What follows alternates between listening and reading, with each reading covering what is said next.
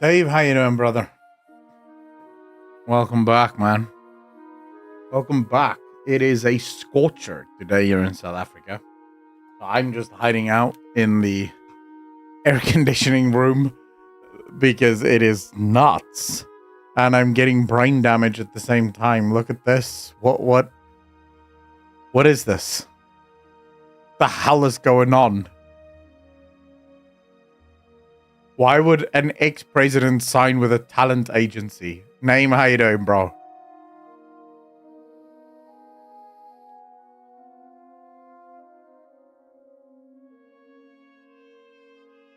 Am I just...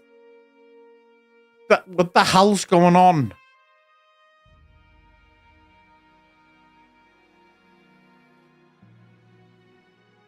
Dude, I feel like the whole world's going insane.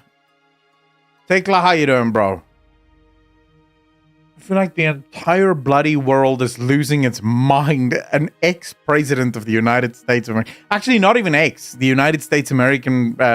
the American presidents aren't ex. They're... Once you're president for life. A former president of the United States has signed with a Hollywood talent agency. What is this timeline? I don't understand this. What's he gonna play? The senile granddad.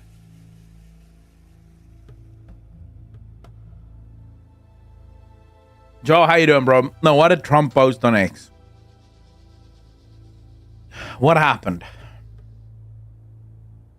Name, you're not wrong. It genuinely feels like it became Clown World about a decade ago.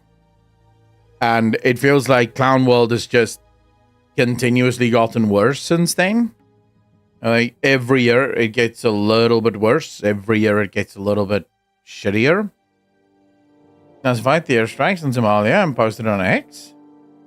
Oh, I know what you mean. I know what you're talking about. Yeah, didn't he direct airstrikes to like senior terrorist leaders and stuff of that nature? I remember seeing something about that.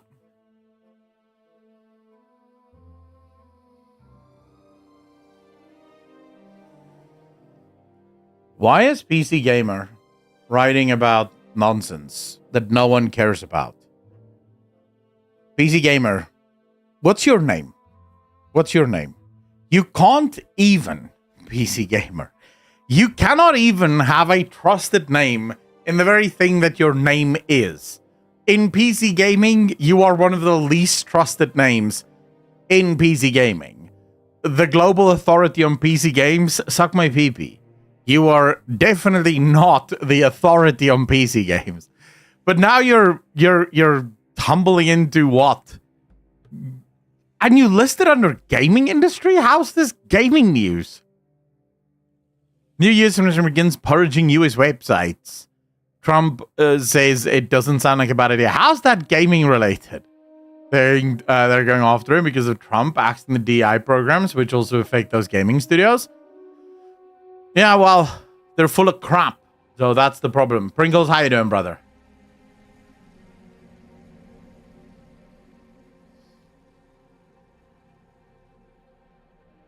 With resources including US aid, foreign assistance, health data, good jobs, and children in adversity. There is reported that this follows various of President Trump's executive orders targeting diversity, equity, and inclusion policies and a memo circulated to government departments last Wednesday ordering federal agencies to take down all outward-facing media, websites, social media accounts, etc. that inculcate or promote gender ideology. A deadline has been set for 5 p.m. ET last Friday, January 31, for removal of this material. Asked if government websites would be closed while such action was taken, President Trump told reporters, I don't know. It doesn't sound like a bad idea to me. I think DI is dead. So if they want to scrub the websites, that's okay with me. DI is dead. Thank you, President Trump.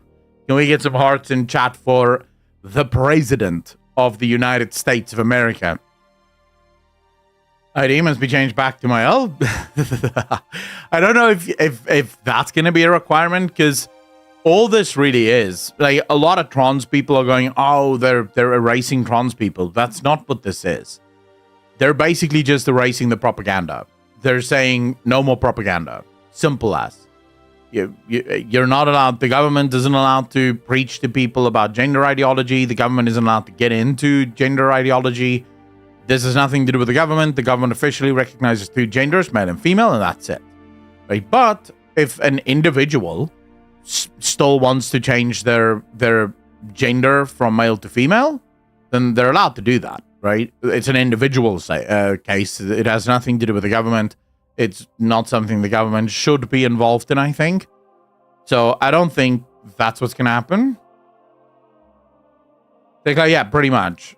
Thundercool, how you doing, bro? It's always been, like, the thing that's always annoyed me about the debate, for example, about gender ideology, but also just the debate around stuff like abortion, has been the fact that not only do liberals want the right to kill their babies en masse, right? They want that right.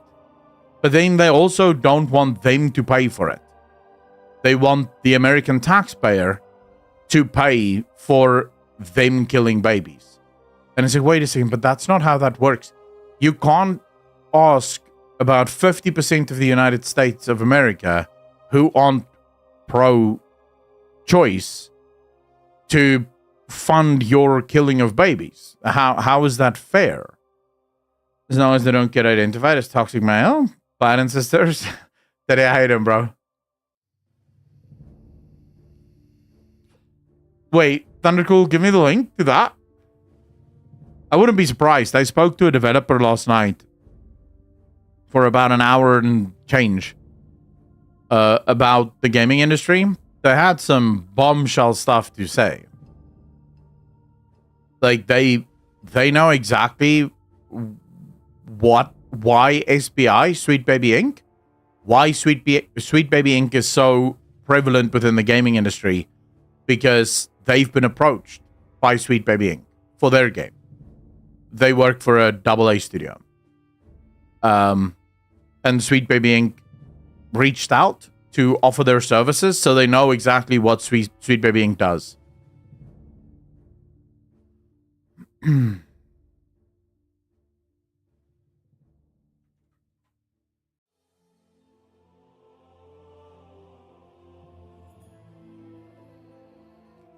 Okay, USAID promotes gender equality and improved health through Half the Sky movement mobile games. Today, United States Agency for International Development launched 3 mobile phone games through its public-private partnership with the Half the Sky movement. As part of the agency's continued support for gender and family issues, the games are designed to increase global awareness, to bring about social change in the areas of health, gender equality, and empowerment. The games tackle key issues related to health and gender equity. The Family Choices game aims to increase the perception of girls' place in and value to families, where they focus on keeping girls in school. 9 minutes introduces players to the key do's and don'ts of having a healthy pregnancy. And in Worm Attack, players work to rid themselves and their communities of intestinal worms. These new mobile games advance 2 of our most important priorities, the promotion of gender equality and the use of science and innovation to accelerate development. We are pleased to partner with the Half the Sky movement in creating innovative, accessible solutions to reach and educate women and girls about critical social, economic, and health issues. The Half the Sky movement is a multi-door multimedia platform based on Nicholas D. Kristof and Cheryl Woodon's best-selling book, Half the Sky, turning oppression into opportunity for women worldwide. Why is the United States government involved in bullshit like this?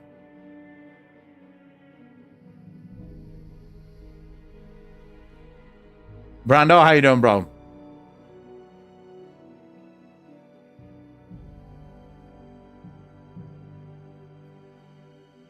Pringles, so one of the reasons SBI is still in the gaming industry and why so many studios are still working with SBI is funding.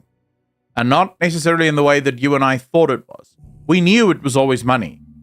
But as it turns out, the main reason you get SBI to help you on your project, SBI has access to massive wealth. They're connected to a lot of investors. And so when you get SBI on board, you make the changes that SPI want you to make, they'll connect you to very deep pockets that will help you pay for your game. That's why so many small studios, even though so many games are dying as a result of SPI involvement, why so many studios continue to work with them, because if they don't work with them, they won't have the money to make the games that they want to make. And each studio is hoping that their game is good enough that it can survive despite the involvement of SPI. The demographic statistics published by Nintendo. No, Tekla, can you give me a link? So pretty much, yeah. Pringles, yeah, it's not even blackmailing. It's more like a carrot, right? It's more like a, hey, we can help you with funding if you make all of these changes. So Sweet Baby Inc. is allowed to tell you what to change where. You can negotiate to some extent about the changes, and maybe you don't want to change one of your characters to a black character, but then you have to add another black character into the story because Sweet Baby Inc. has very specific requirements. And if you meet all of those requirements, Sweet Baby Inc. gets you access to funds. And then you get to make money. But the problem is, because Sweet Baby Inc. is the one getting you the funds, you can also not get rid of Sweet Baby Inc. Like, once you've taken their work, once you've taken their offer, they're now part of your project right until the end.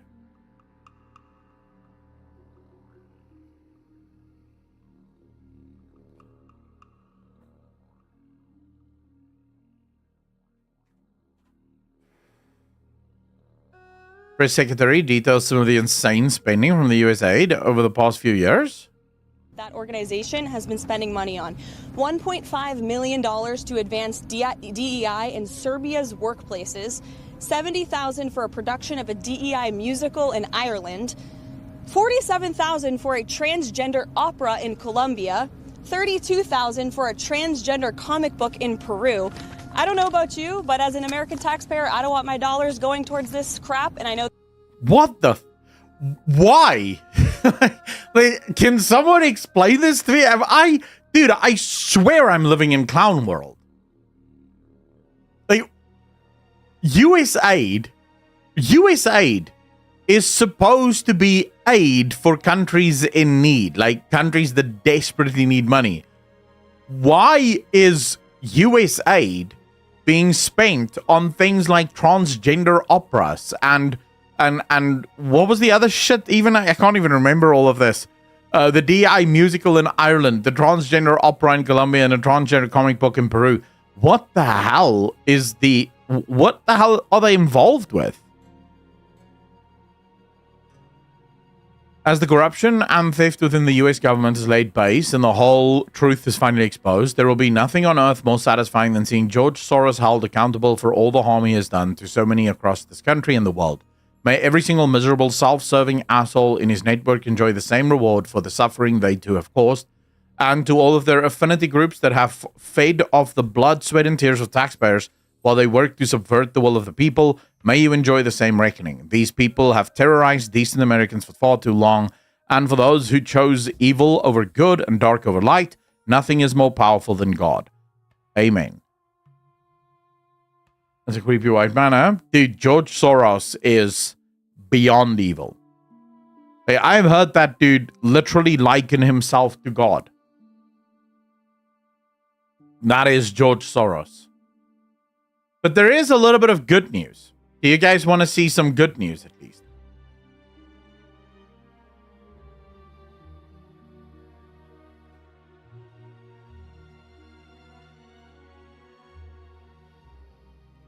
What is this? Yasuke wasn't a samurai, you idiot. It's been debunked. Shut the F up, you racist little... All you do is jerk off to your South Korean superiority complex while screeching like a useless, pathetic worm. Yasuke's history isn't for your dumbass to rewrite just because your fragile ego can't handle it. Calm down, woman. That's all you got? Pathetic. You're out here spewing the same brain-dead nonsense while thinking you're making a point. Keep trying, clown. Your stupidity is showing. Wow. She seems angry. Oh, man. John, how you doing, bro? John, well, good luck with whatever you need good luck with. I do have some good news, by the way. Just let me know if you guys want to see some good news or if you just want to continue to wallow in the negativity. I'm happy to do either, quite frankly. Detail, but there's someone in our broader universe whose immigration status is not yet at the point that they are trying to get it to. And we said, you know what, let's have her live at our house above our garage. And good luck to the feds coming in to try to get her. We're talking about, I don't want to get into too much detail. I'm pretty sure the feds are allowed to go in there and get it, right?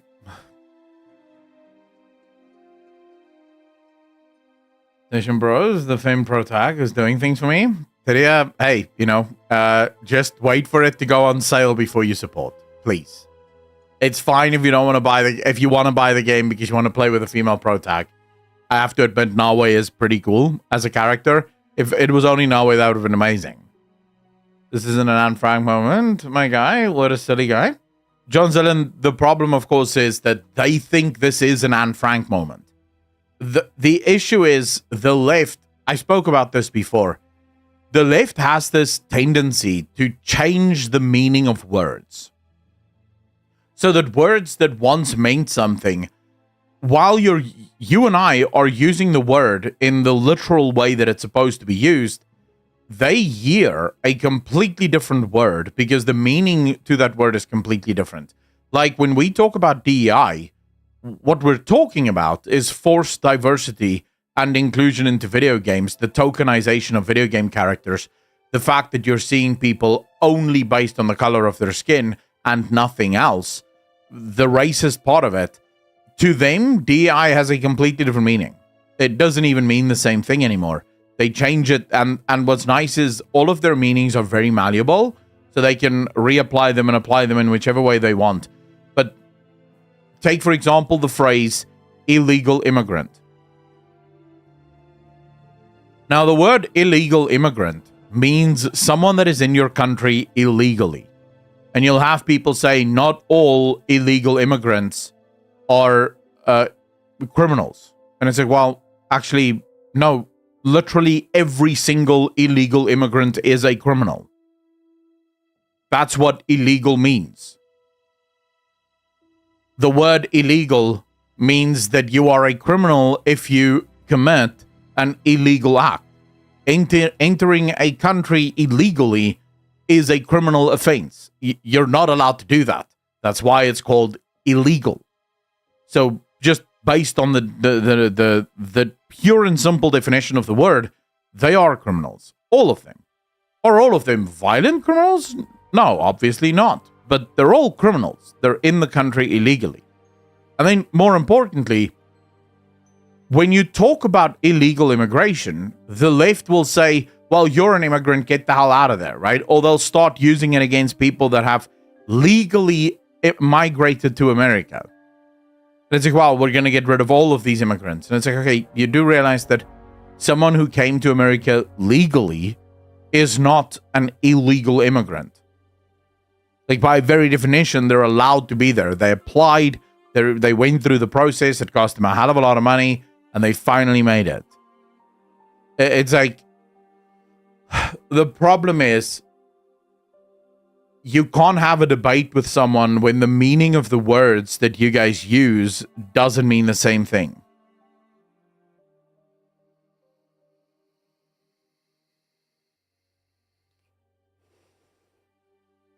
Yeah, it is very annoying.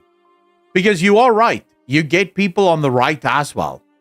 The other day, I saw someone from South Africa under one of these, when Trump started talking about South Africa, there was a guy from South Africa that said, I'm currently applying for immigration to America. I hope I get it so I can get out of this hellhole. Obviously, they're from South Africa. And then you get a bunch of conservatives commenting under it, we don't want any more immigrants. Go back to your home. This is not your home. It's like, bro, you do realize they're applying legally to come into your country, which has always been fine. People have always been allowed to do that. Not even Trump is against that, right?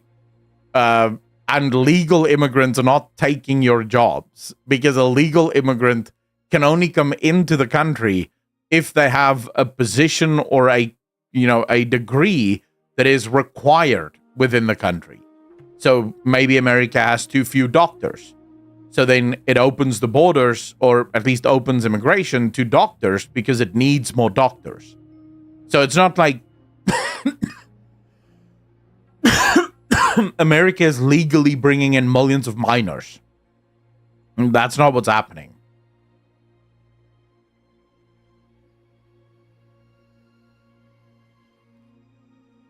Pangarala, how you doing? Pangarala, the problem is, so often, women's empathy puts them in danger. So very often, women's empathy puts them in danger. So, a few years ago, you had this almost epidemic of women getting hijacked. And what they would do is they would have a small child look very poor and very sort of beaten down, beg for money. And the second the woman rolled down her window to give the child money, they would pounce, right? Stick their guns through the window and basically get the woman out and steal her car. They did this with women because they know men look at that and immediately feel a little suspect. There'll be, this is sus as hell. There were even reports of like children walking with men who pretend to be blind and then do the exact same thing. So women's empathy can get them into a lot of trouble, including that.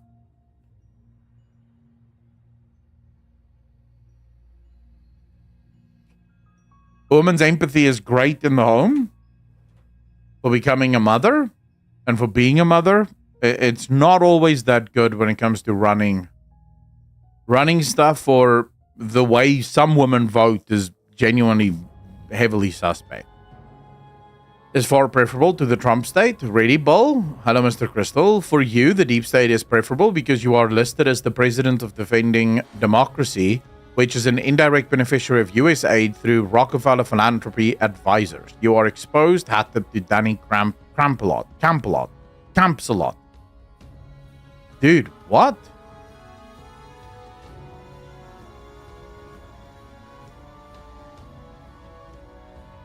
Dude, they're all being exposed. Bye, Ark. How you doing, bro? Everyone is being exposed? Do you have any idea how cool that is? I'm following Daughter Republican right now. How's things, mate? So you're playing Ixion a bit yesterday. If you had to draw parallels with a different game, what would you say? Benji, how you doing, bro?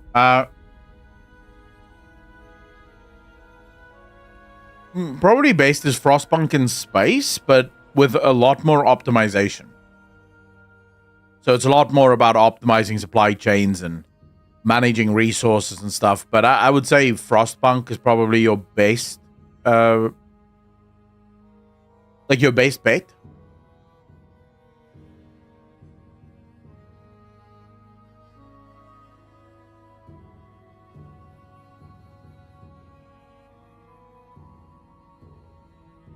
John, yeah, I mean, all of that nonsense has, I think, mainly been rejected now. Sounds cool. We'll add it to my list. Benji, I think you're going to love it, bro. I know this might be a bit off topic, but did you hear about the Battlefield news, Akko? I saw the little trailer of Battlefield, and I thought it looked pretty much like old school Battlefield. You know, it looked good. I won't lie. It looked good. I've never been a huge Battlefield player, but I know a bunch of my friends are super hyped for it because it looks like it's sort of harkening back to the glory days of Battlefield. If you're talking about any other news about it, I don't really follow Battlefield, so I know very little in terms of like news around the game. But if there is any sort of big news, I don't know about it. Because it's not really my type of game. Pact, how you doing?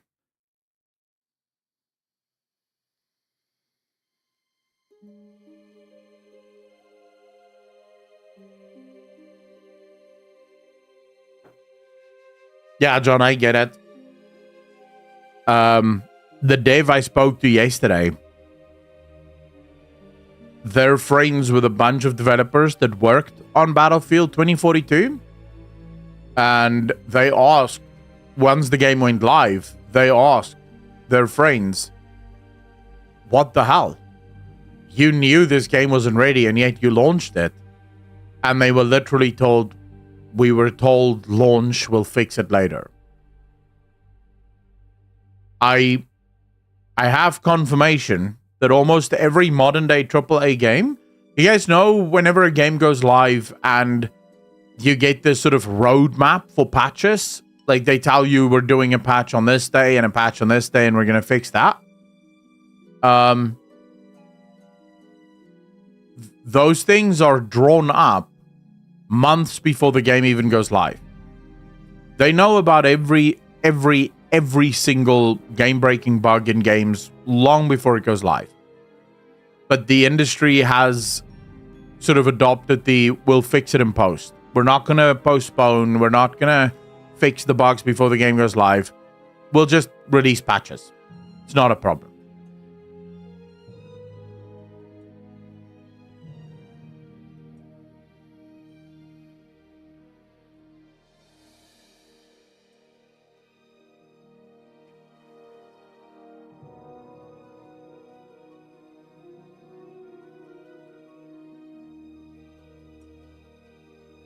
Oh yeah, I saw this. Yeah, Canada just immediately crumbled. What did I tell you guys? How was Trump going to use his tariffs? Did I not tell you this is exactly how Trump was going to use tariffs? Everyone was freaking out, and I told you. Trump was going to use tariffs instead of war. Because in the past, if the United States wanted stuff like this done, they would have to play tit-for-tat games. Either they would have to threaten war, so if you don't do what we say, we'll just threaten you with war, or they would have to play this game of, okay, we'll give you this if you give us that. Trump instead now just goes 50% tariffs. And countries immediately cave. Why? Because every single country in the world wants access to the United States market. It is super important to get access to the United States market because it's a very big, very rich market. So it's not fun to lose money. John Zelen, no. I had the interview off record. I asked him, am I allowed to use your name? Am I allowed to say who you are? And they basically told me, look, if I want to speak on the record, we're going to have to get my HR involved. They're going to want to see all of the questions that you ask me. They're going to want to know exactly what we're going to be talking about. And more importantly, there will be some things that I just can't say. Because effectively, the way it works in the industry, if you're seen as a leaker, if you're seen as someone that speaks negatively, you will never work in the industry again. Ever. Once they think that you're a problematic developer, your life is over. Even if you were just telling the truth, even if you were just revealing the truth, no studio will hire you. So the entire conversation had to be off the record, but I know for a fact what game they worked on. I know for a fact what studio they work for. I was synced all of the information. So unlike the previous source where the best I could do was vet the information that was given to me and make sure that it was original information so it didn't come from anywhere and it doesn't look like it was doctored. In this case, I know exactly who they work for. I've seen pictures, I've seen everything. So I know exactly where they work and what game they worked on.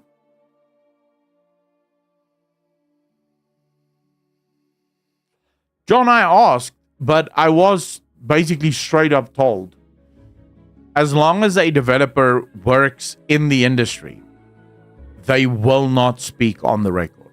Ever. Because the studio, even the studio that they work for, doesn't want a developer working for them bad-mouthing other studios. Even if those developers at the studio don't really like the other studios, they won't openly say it, because you never know when, there's some kind of movement. And if a studio gets blacklisted within the industry, that can be really bad, because it can happen where the industry blacklists an entire studio, which means if you worked at that studio, you're not getting work, not anywhere else. Basically the whole studio is tainted. So yeah, I could only if I wanted cool information, I had to speak off the record. And I realize a lot of people don't like that. I don't like that. I would prefer to speak on the record. Now, to be fair, the conversation wasn't big bombshells. It wasn't like, oh, I have the scoop of who gets fired where. Their studio is a AA studio. They have friends all over the AAA industry, and they're on Discords and Discord servers with a bunch of developers that work around the world. But their studio is fairly drama-free. Their studio doesn't get into drama. They don't involve themselves in politics or anything like that. In fact, at their studio, there's a very strict no politics policy. They don't discuss politics. They don't they don't bicker about politics. People get there, they do their job, they make their games, and they leave. Yeah, this one I did see Thundercool. This one, the one about South Africa. I saw the South Africa stuff. What you guys need to understand about South Africa and why none of this matters is my country is run by a very, very stupid government. None of this matters.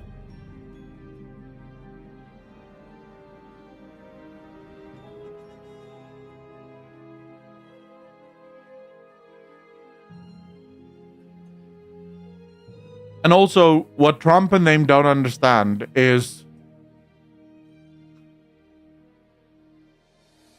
the killing of white farmers isn't being done by government forces, at least not people that are obviously linked to the government. So every single time there's accusations that the government is allowing white farmers to be murdered, my government can literally just turn around and say, look, we're investigating these crimes, we're prosecuting these criminals, what do you want from us? There's nothing we can do about it, these are just criminals. And then people will point to the murder rate of South Africa. And yes, the murder rate of South Africa is incredible. But can you guys take a guess? What is, by number of deaths per capita, the most dangerous job in the world? If you go number of deaths per capita. And the reason this went under the radar for so long is it's not included in any official lists. It's once journalists started to look at the actual number of deaths. And most of those deaths are mostly sort of guesstimates because the police doesn't collect data based on race. So when you see there was a murder in a specific community, it doesn't say that it was a white man murdered by a black man or anything like that. It just says that this person was murdered and that person was murdered. Right? So it doesn't give, and murders happen all over the country all the time. South Africa has a very high murder rate. But the most dangerous job by deaths per capita is a farmer in South Africa. If you're a farmer in South Africa, it's more dangerous than being a police officer in New York City and also being a police officer in Mexico. More dangerous than that. So, you know.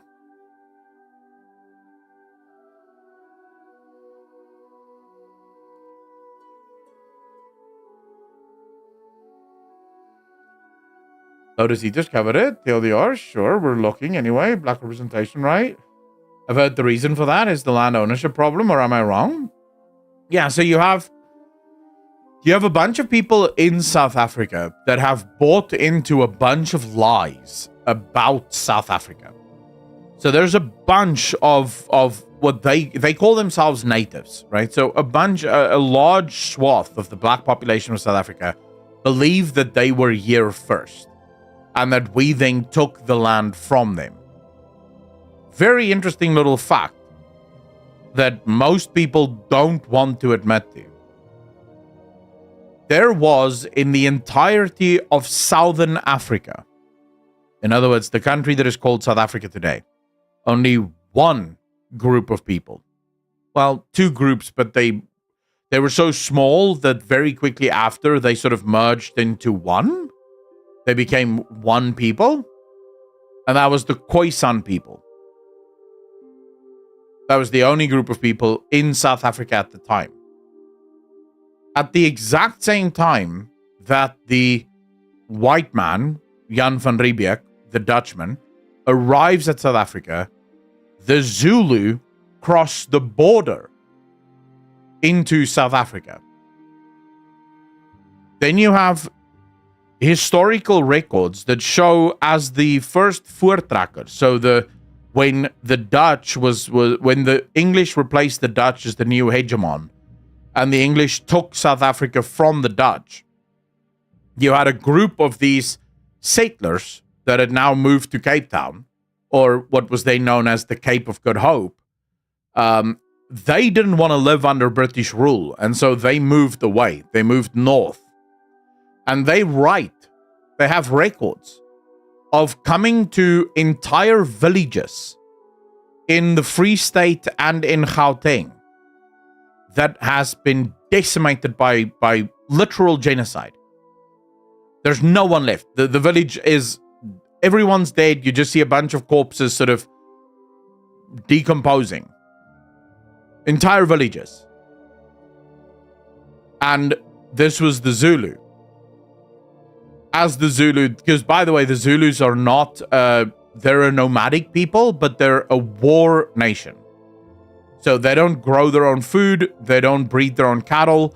What they do, and they have a bloody history from the middle of Africa all the way down to the south.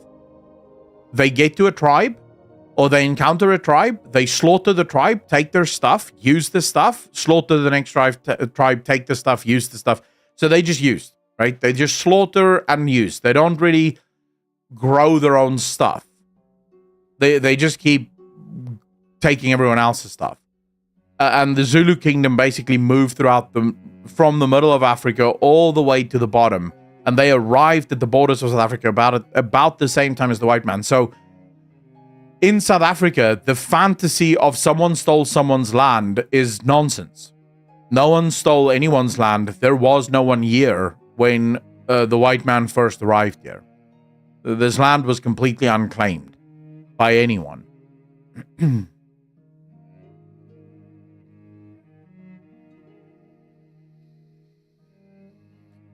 But of course, most people don't believe that. Most people think that the white man arrived and just stole land. John, you're welcome. This is the kind of stuff that the historians that are willing to talk about it tend to be silenced because it obviously doesn't fit the narrative, right? The narrative should be white man bad. So when there's historians that wants to talk about like the actual truth of the stuff that happened, that stuff's shut down very quickly.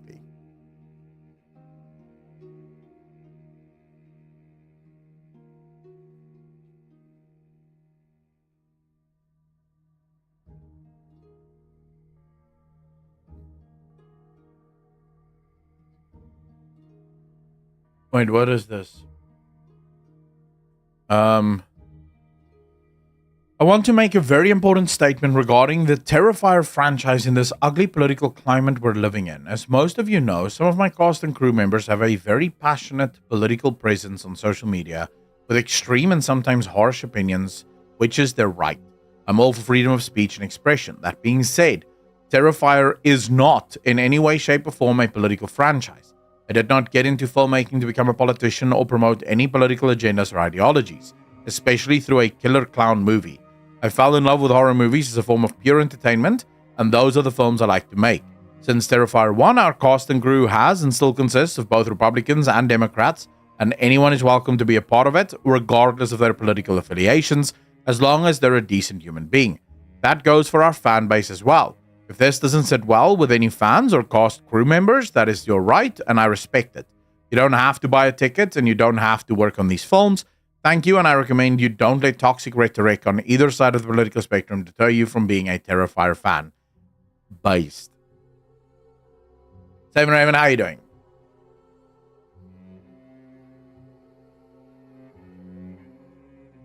Dude, this is based. It's like, yeah, some of our actors are going to be very extremely left-wing, but please know, we don't give a shit about that. That's not our job. We don't care about politics. We're just making films. I don't mind that. I don't mind that.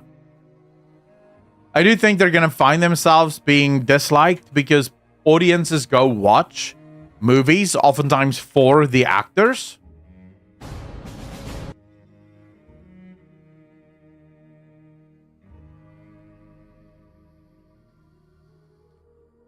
Yeah, I'll watch this at some point. It's in my history now, but I'll save it anyways. Just to watch later.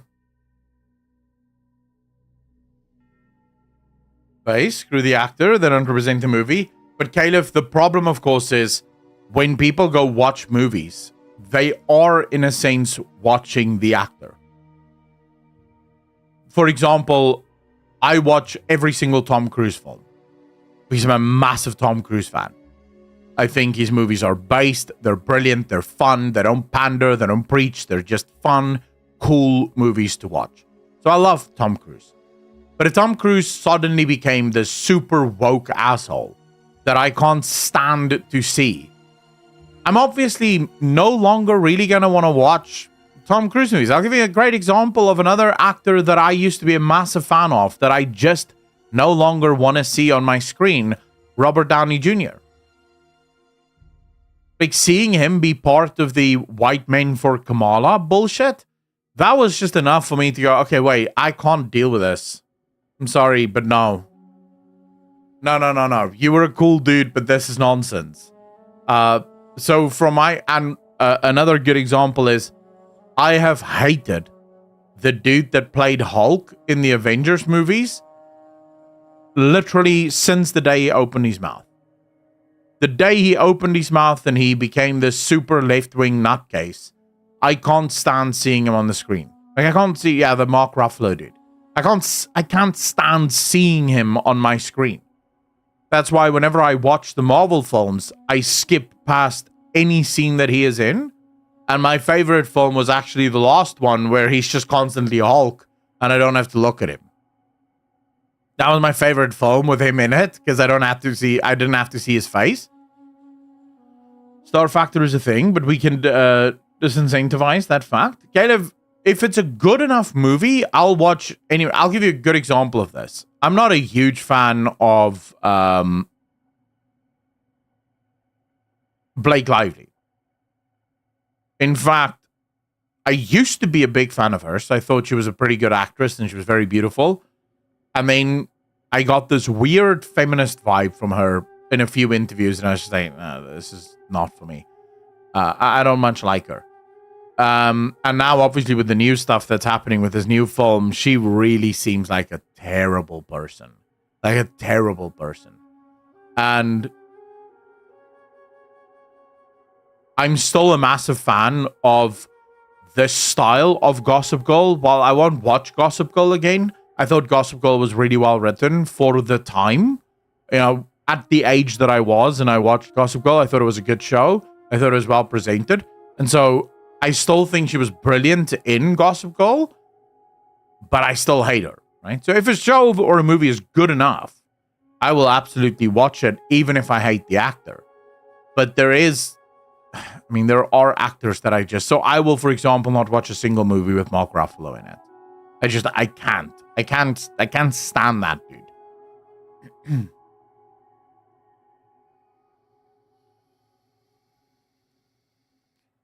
Please take a post the link.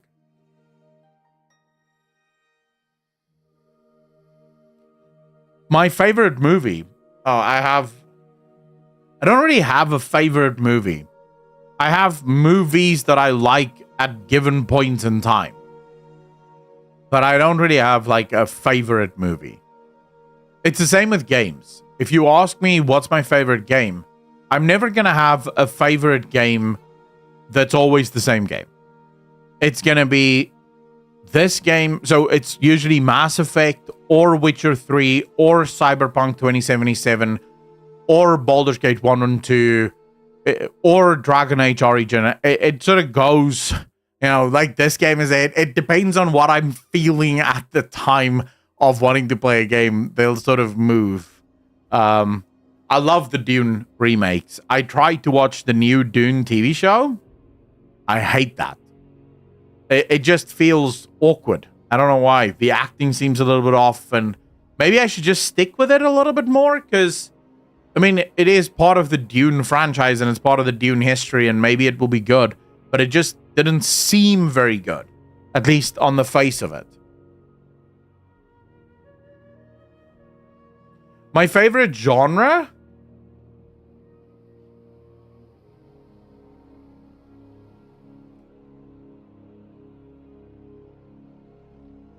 Psychological thrillers, huge fan. Action movies, huge fan. Mainly because you can switch your brain off and just watch. I like that. Rom-coms, huge fan. I'm a massive rom-com fan. I like me a nice romantic comedy. But mainly stuff like Wedding Crashers, a little bit more on the comedy, less on the romance. But I'm not sort of against watching something like, for example, The Notebook. I watched it when I was younger and it was a good film. It wasn't bad. Will I watch it again? No. Do I think it's one of the greatest movies ever? No, but it was fun at the time. So I'm sort of all over the place. I'm not really someone that just, but I also have some terrible movie tastes. For example, I thought Pacific Rim was a phenomenal movie. I like the Godzilla movies. Yes, I know they're stupid and they're overblown and they don't matter. And it's just nonsense, really. But I like it. It's fine, I can just switch off my brain and I can just watch a big monster destroy shit. Who gives a crap, right? It's just fun.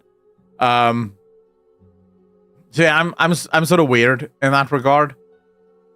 I loved it too. That's what it's about. One movie in that genre called Mindhunter, and not too many people like that. Isn't Mindhunter a series though? Is there a movie called Mindhunter? Bro, how you doing, bro?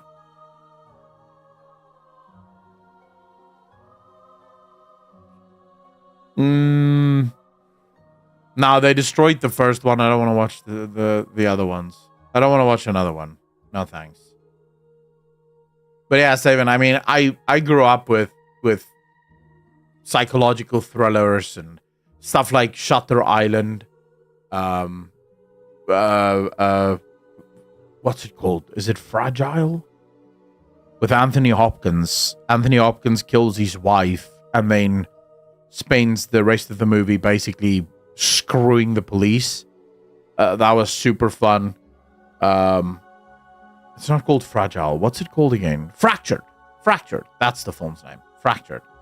I'm basically a huge fan of anything Al Pacino, Anthony Hopkins. If those two dudes, if they're in a film, bet your ass I'm probably watching it.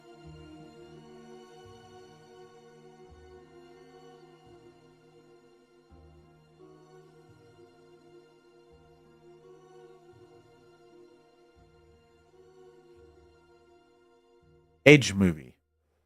Oh, and then I'm also a huge sci-fi fan. Fantasy and sci-fi, bread and butter. I mean, I watch the original 6 Star Wars films pretty much once a year. I watch the original Lord of the Rings plus the Hobbit movies at least once a year. Huge Harry Potter fan. Actually, yes, I can give you my favorite movie. Not favorite movie, but movies. It'll be Lord of the Rings, The Hobbit, Star Wars, Harry Potter. Yeah. Yeah. Interstellar was good. I don't think I ever watched Contact. Is that good? Oh, and Star Trek. Saban, thank you. Star Trek. The 3 newest films. They were amazing. Like, I loved those films.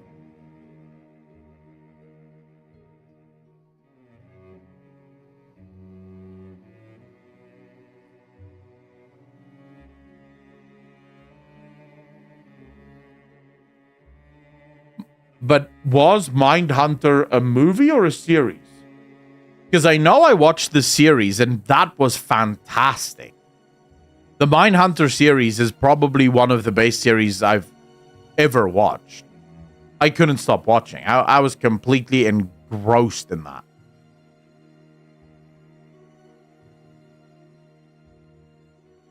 Home Alone is a good Christmas film.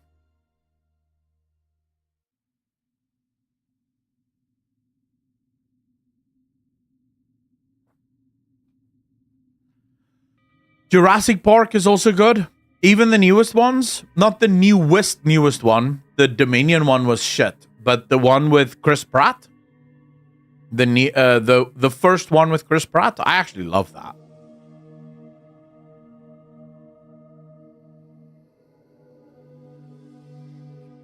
I didn't know that there was a movie called Mindhunters. I know about this series, Mindhunters. I think it's on Netflix. I didn't know there was a movie about it.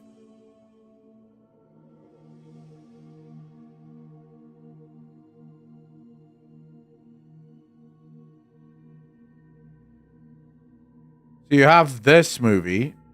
So this is the season. This is the series, Mindhunter. This is really good. I'm assuming you guys are talking about this movie. Mindhunters 2004.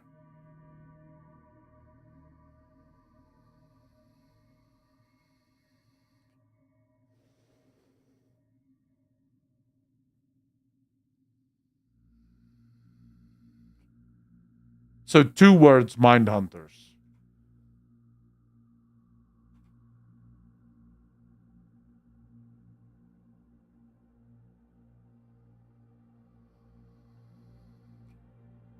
I mean, it's not showing up. This one.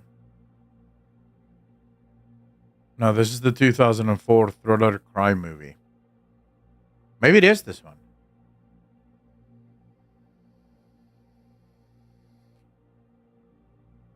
Oh, Christian Slater. I'll probably watch it. I like shit like this.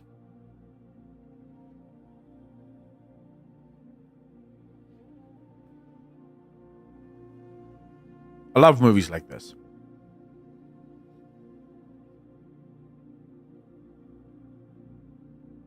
6.7 out of 10. That's not bad. That's above average. That's good. Yeah, but John, a lot of people sort of read ratings wrong. So a lot of people see 6 out of 10 and they think, wow, that must be a shit film. But 6 out of 10 isn't bad. 6 out of 10 is that's good. That's above average. Dude, if Death Stranding ever gets a TV series, wait, aren't they working on that? If that ever gets a TV series, let's go. I would watch 100%. That game is still one of my favorite games. That game was so good. So good. Definitely no woke crap. Hideo Kojima will not do woke crap.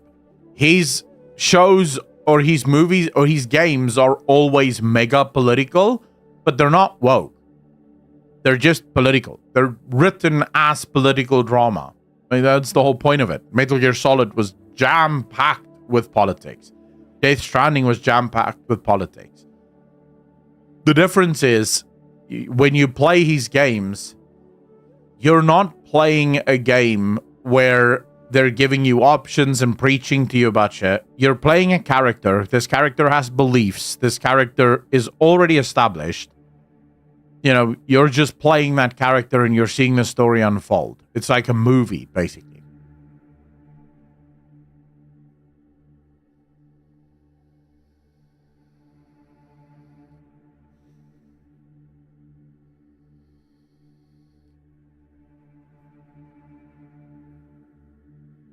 Yeah, no, he's too busy being weird.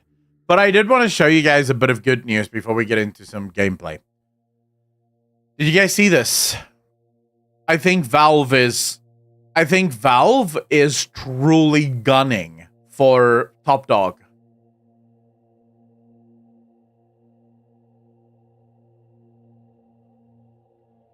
So, late last year, rumors surfaced. Wheels, thank you very much for the following. Really appreciate you, sir. Thank you, thank you, thank you. Late last year, rumors surfaced regarding a developing Steam-based console being built by Valve.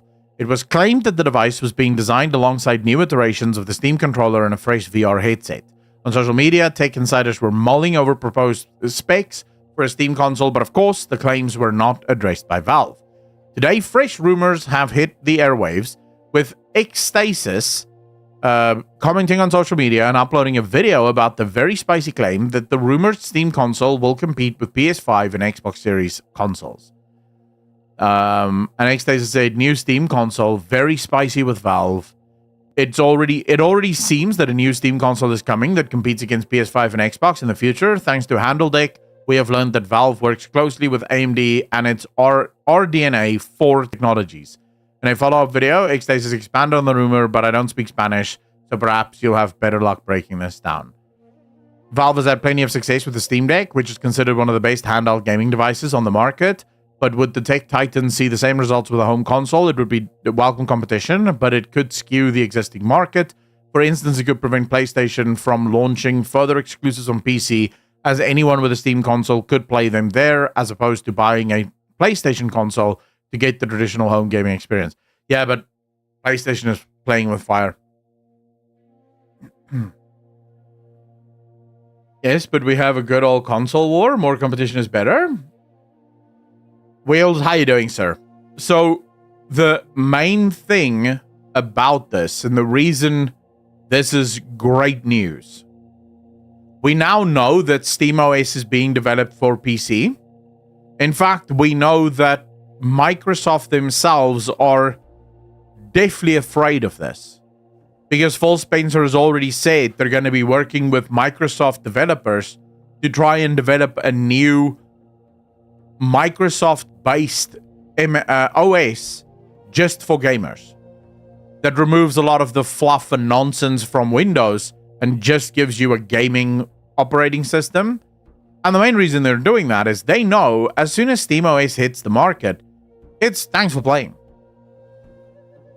Most gamers will just switch to SteamOS, because why would I use Microsoft Windows when SteamOS does so many more and so many better things? So that is definitely coming. Now, Steam is going, hey, let's get into the console war. I think Steam's going to blow open the console war. I think they're going to blow it up. Once they enter the market, it's going to be... I mean, how do you compete? Like, genuinely, how do you compete if you're Microsoft and PlayStation? All Valve needs now is a literal subscription service, and it's over.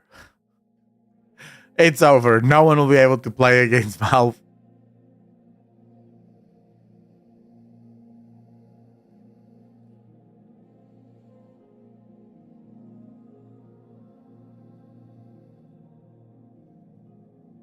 John, I think it would be, because Steam crossplay... I mean, Rurikon was telling me how amazing Steam Mobile is.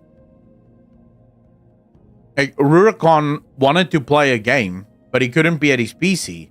And it's literally the click of a button, and your phone links to your Steam on your PC. And as long as your PC is on, you're playing the game on your PC, but through your phone.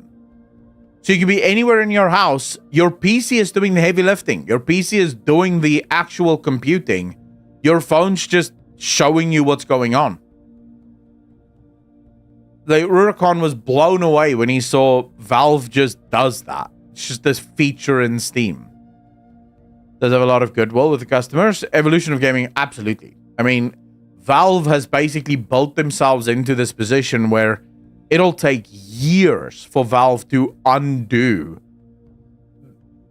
their good reputation. And the reason for it is Valve doesn't get involved in the nonsense. Like, just look at this. Valve does not respond to rumors ever. whenever rumors come out, Valve doesn't come out and say, how dare you guys say this? We're not doing this, or yes, we're doing this. Valve just keeps quiet. They just do things. You know, they seem to do things with very little funfare. It's like, oh, we're going to do this, done. You know, now we're doing it. Thanks. It's like, oh, well, I guess that's a new controller. Or I guess that's a new, you know, portable PC or whatever. And if I'm the gaming industry, I'm worried because Valve seems to know what they're doing. Every single time they release a product, that product is good. At least in recent years. We'll exclude the Steam controller because that wasn't good.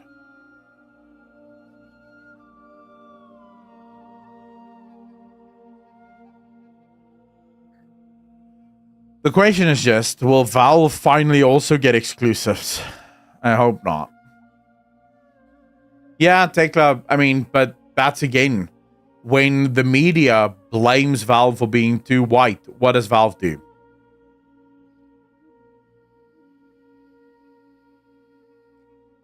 Nothing.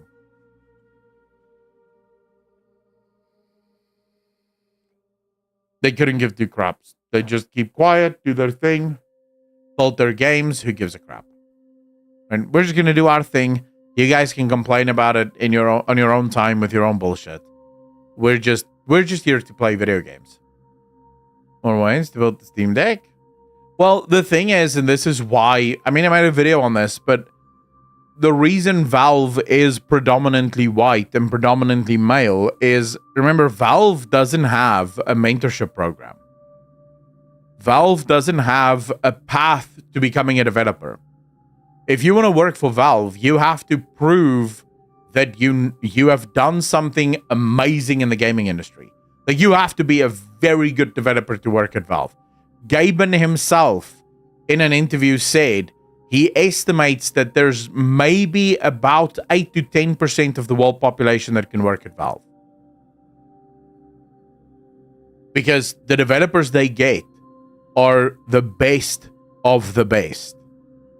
They don't work with any developers that aren't considered almost genius level developers. So the people that work for Valve, it's very difficult to get in there. And just as a basis of them being situated in the West, it is going to mean that most of those developers are going to be white. Most of those developers are going to be male. And Valve doesn't give a crap. They hire based on skill, based on prowess, based on what you did. Was bad because it felt loosely put together and because no D-pad is a no-no for anyone who isn't a 3D only brain rot zoomer. What's a D-pad?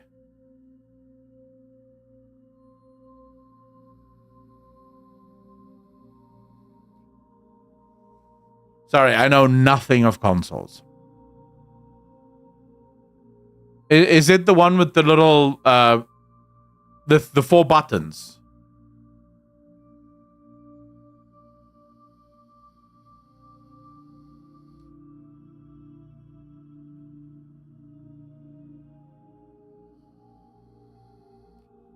Oh, okay. I get what it is now. Okay. Why is it called? It's called the D-pad because it's the directional pad. Okay, I know what it is now. Yeah. Sorry, guys. I am not a console gamer. I don't own a controller. The one controller I owned, I used for a grand total of 1 hour, and then I threw it away. I have no interest in controllers. I don't know anything about what makes a good or a bad controller. I prefer mouse and keyboard.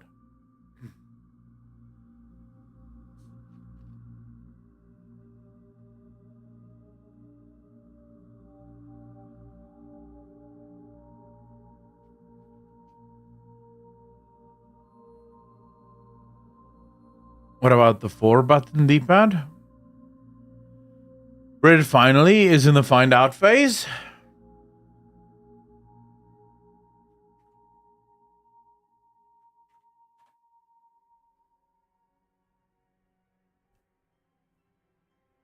Yeah, but I don't know what this means. I mean, Reddit, they would have had to have done something super racist for this to happen, because Reddit actually historically doesn't get involved in moderation at all.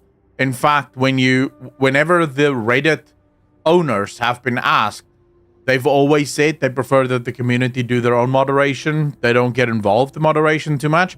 So these guys had to have done something seriously bad.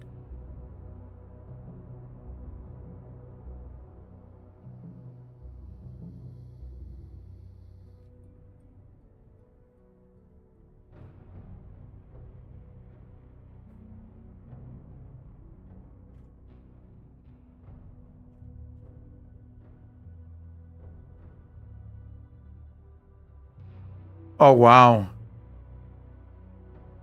Okay, I see what you mean. Okay, so I can't even show this actually on stream. What the hell? Okay, so they were actually like making death threats and actually celebrating the death of people. Avedon, how you doing, bro? I think it was game overing people. Some people take free speech too far. Evolution. So my personal opinion has always been that I don't think there is a way to take free speech too far.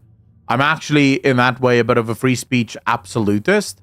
I think people should be allowed to say whatever they want, including calling for the death of individuals.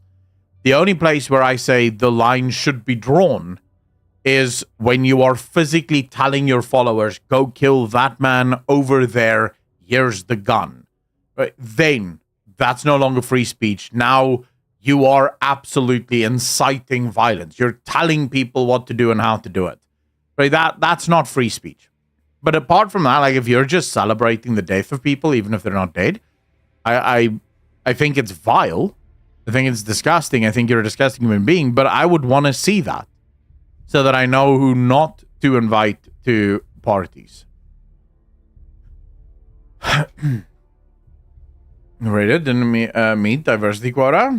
Not bad, not bad. Nice. Happy to hear that, Avedon.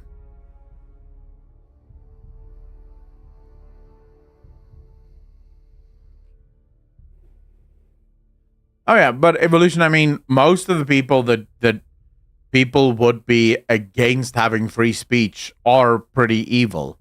The thing is, just from my perspective, I'd rather know who are the evil people so that I can avoid them.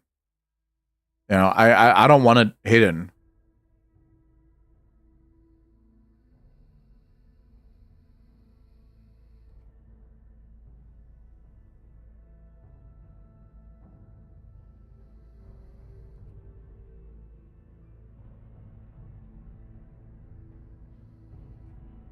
John, yeah, do I think Destiny should get in trouble for saying that? No. Why should he? Should there be consequences in terms of people stopping watching him, people not supporting him, people attacking him for it? Absolutely. Look, you want to say some bullshit, you need to be prepared to get some shit back, right? Just because you are able to say things doesn't mean you're immune to the clapback from it. But should Destiny be locked up for saying things like that? No. Why? He's not the one that pulled the trigger, right? So what are you supposed to do?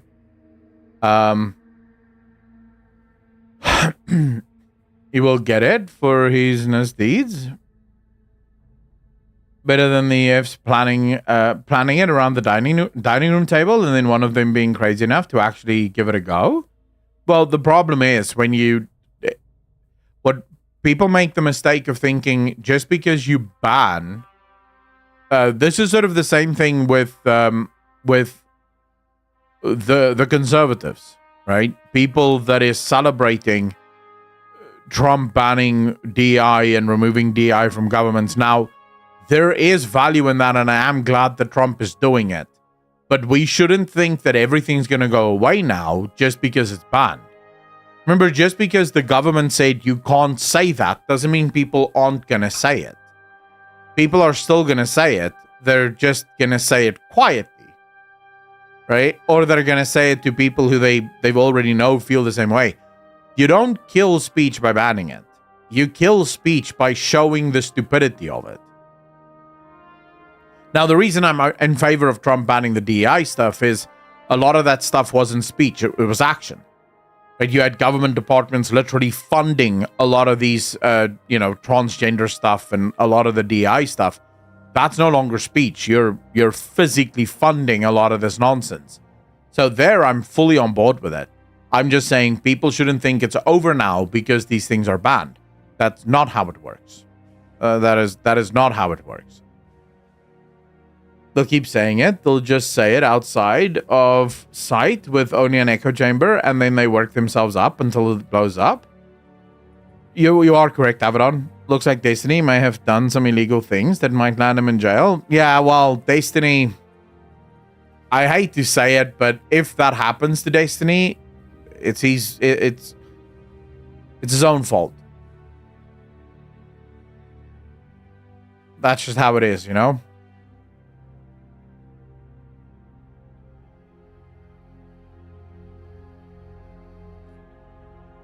Thundercool, I think no. Because again, no one gives you the right to reveal someone else's location, right? That's not free speech. You're not just saying something. And here, I think the spirit of the law is as important as the letter of the law itself. When someone doxes someone else, why are they doing it? No one is giving someone else's address out just because funsies, right? If you're telling people where someone lives, you're doing it because you want someone to go attack them. You want someone to take this too far. So I would say that would not be protected under free speech. The primary Axiom, how you doing, bro? I just watched your Korean Bush video. Man, I do not feel sorry for any of these Western AAA studios. It's amazing how they did this to themselves. You are not wrong. You are not wrong. I do feel sorry for a lot of the developers. After speaking to the developer last night, there are so many brilliant developers in the industry that just... they can't get out. Right? They can't leave the studios where they work because there just isn't enough AA studios and indie studios hiring, because AA studios don't need that many people. Like a AA studio can get most things done with like a quarter of the developers that a AAA studio can do it in. So they just don't need these developers, even though they're super good developers. Mental Life Law, great discussion, by the way. Evolution Gaming, thank you very much. Really appreciate that, sir. That's a very good compliment. I really appreciate that.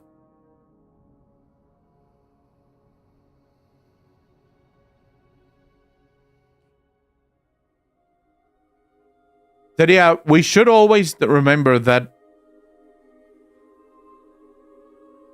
even though some free speech can be seen as indoctrination, it's still free speech.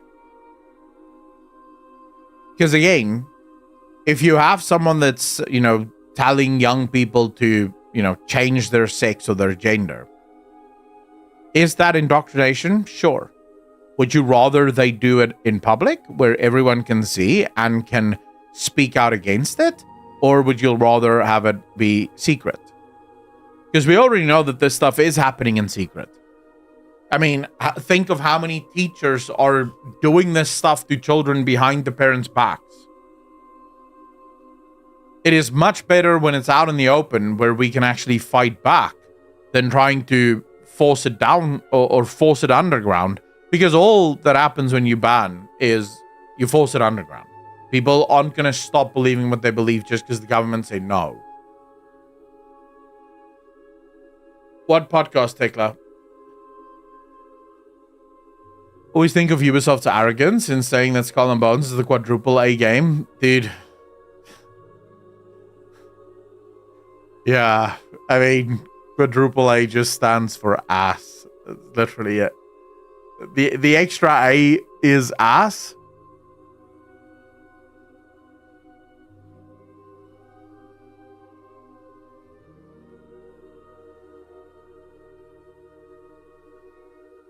Titanborn, how you doing, bro?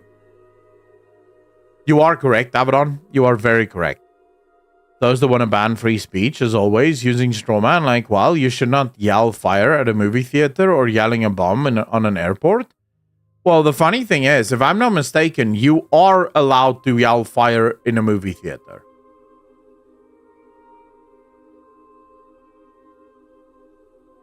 If I'm not mistaken, that is perfectly legal. If I'm not mistaken, it was the Supreme Court that said that that is perfectly legal. You are allowed to yell fire in a movie theater.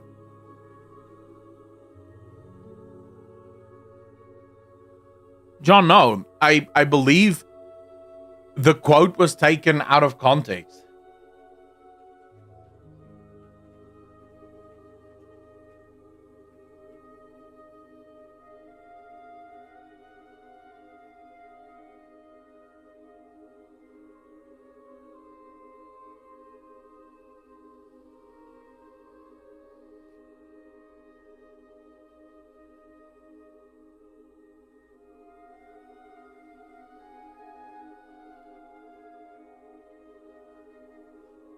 Okay, so legal myth-busting series, yelling fire in a crowded theater. You can't yell fire in a crowded theater. I'm sure you've heard somebody say that before when discussing free speech and limitations on free speech in the First Amendment. Well, it's actually one of the most widely misunderstood quotes in American law. It's routinely parroted as the status of why there can be or are limitations on free speech, but it is a big fat myth. I will explain here in just a moment, so stick around. Happy Friday, everyone. Talking this week about the crowded theater. So where did that come from? It actually came from a case way back when, in I believe it was 1917, Schenck versus United States in the case. I'll put the citation down here so you can actually look it up. And it was a quote from Supreme Court Justice Oliver Wendell Holmes. And the interesting thing about it is that Schenck case wasn't about fires. It wasn't about theaters. It kind of wasn't even about free speech. It was in a way, but it was really about a guy that was being charged with violations of the Espionage Act because he was a member of the Socialist Party and he was speaking out against the draft. And the other bizarre thing about this quote gets attributed to why it's okay to limit free speech is the Schenck case, which has now actually been overturned and has been for like 60 years, actually stood for the exact opposite. The Schenck case was applying a pretty large degree of censorship on free speech. That's why it was overturned is because it was actually found to be completely contrary toward what the First Amendment stood for. So, in essence, you are absolutely allowed to yell fire in a crowded theater under free speech.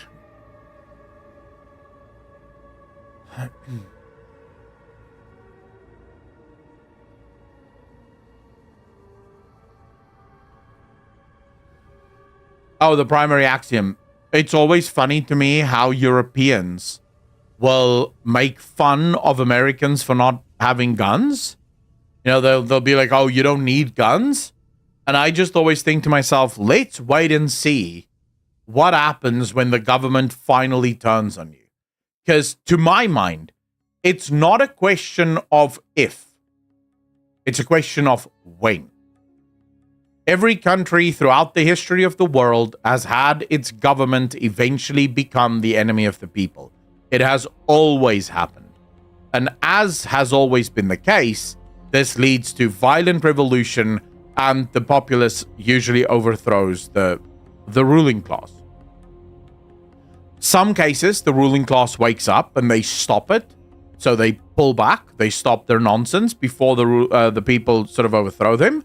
But in a lot of cases, they don't. So the idea that your government is just always going to be on your side isn't backed by history. Now, people like to use the thing, oh, you with your little AR-15 is going to fight the government and their tanks. And my mind is, well, would I rather have an AR-15 or a spatula? I don't know about you, but I feel like at least with the AR-15, I have a chance. I don't know what I would do with the spatula. You know, so from my perspective, I don't understand the argument.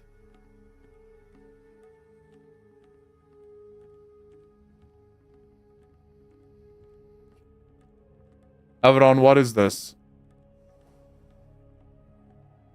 What am I looking at?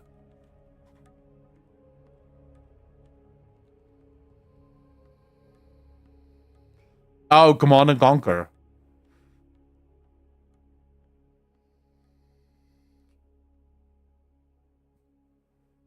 Generals, that not wrong. The Angry Mob with AK-47s. Tekla, so the thing is, remember, not everyone in the military is going to go along with the government.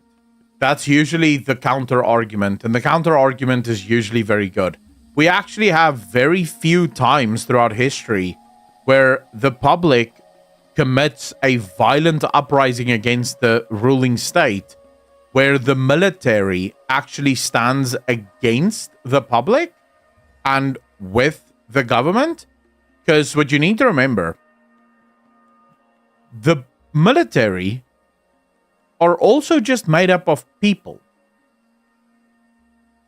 And they're also people that suffer the same way that the people suffer. So it's actually super rare. The only countries that manage to do it are usually countries that have this sort of favorable thing with their militaries, where the military, for example, North Korea. If you serve in the military of North Korea, you get more food than the general population. You get taken care of a little bit better than the general population. Not much better, but a little bit better. And so there, the military has a vested interest in standing for the government. But in almost every other nation, the military, remember, the people that are upset and angry are their family members. It's their mother, their father, their brother, their sister, their wives, their children. Do you really see a soldier fighting the American public rising up against their own family or against their own friends? Of course not. That'd be mega stupid.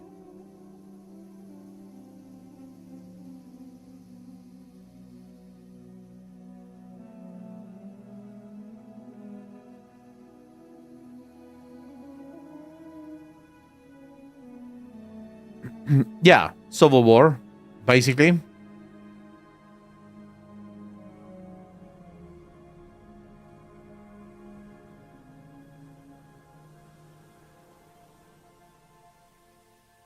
Will they go back in time to the Civil War in Civil Warring Ankh-Morpork? I don't know what the hell those words are, Abaddon, but I'll take your word for it.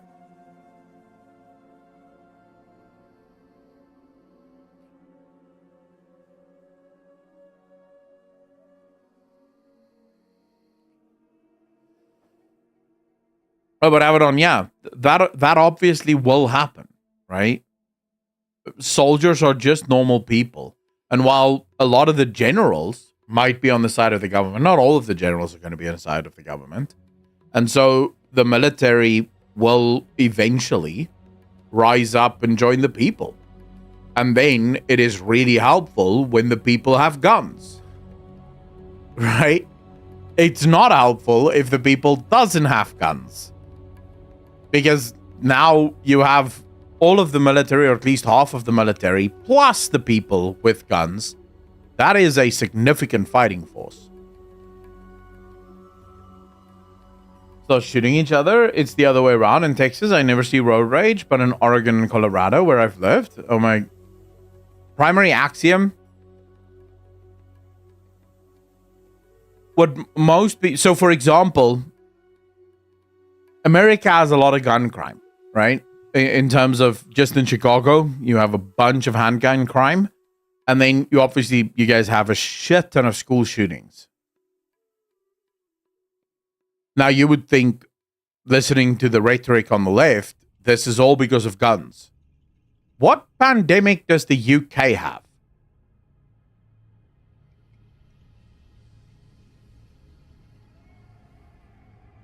Wheels, so this is called...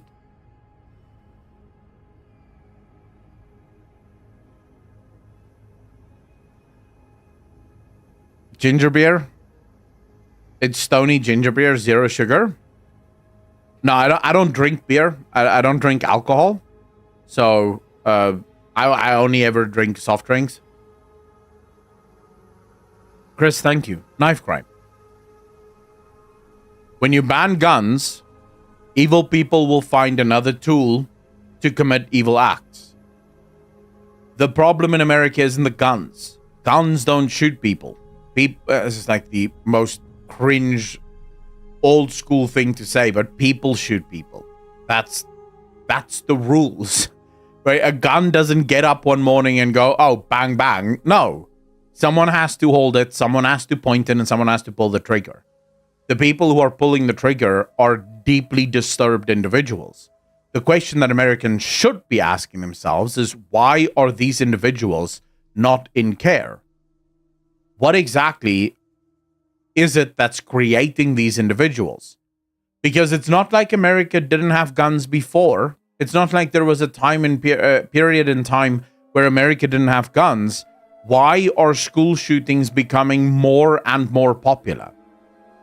It's not because there's more guns than ever. There's been a lot of guns in America pretty much since the beginning. So why is it now a problem, but it wasn't that big of a problem 50 years ago? Clearly, there's something wrong in American society. And unless that something wrong is addressed, if you ban guns, people will just get knives. If you ban the knives, people will get something else.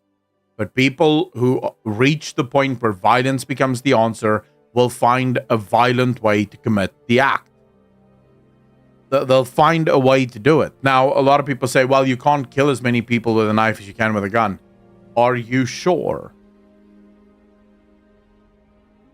Because I'm actually willing to bet if my goal is to kill very many people, I can kill a lot of people with a knife before we even get close to anyone knowing. Remember, what does a gun do when you pull the trigger? It goes bang, and it goes bang loudly. A knife doesn't go bang. If you watch a couple of videos, you learn exactly where to stab. You can take someone's throat and voice box out in a single slice. And then what? They're not making a noise. If you're really, really focused on it, you could take out an entire classroom without a single person even realizing, or by the time they realize, it's way too late. So the idea that, it's going to be okay, and knives don't kill as many people, it all depends on who you're dealing with and how dedicated they are to actually taking out people.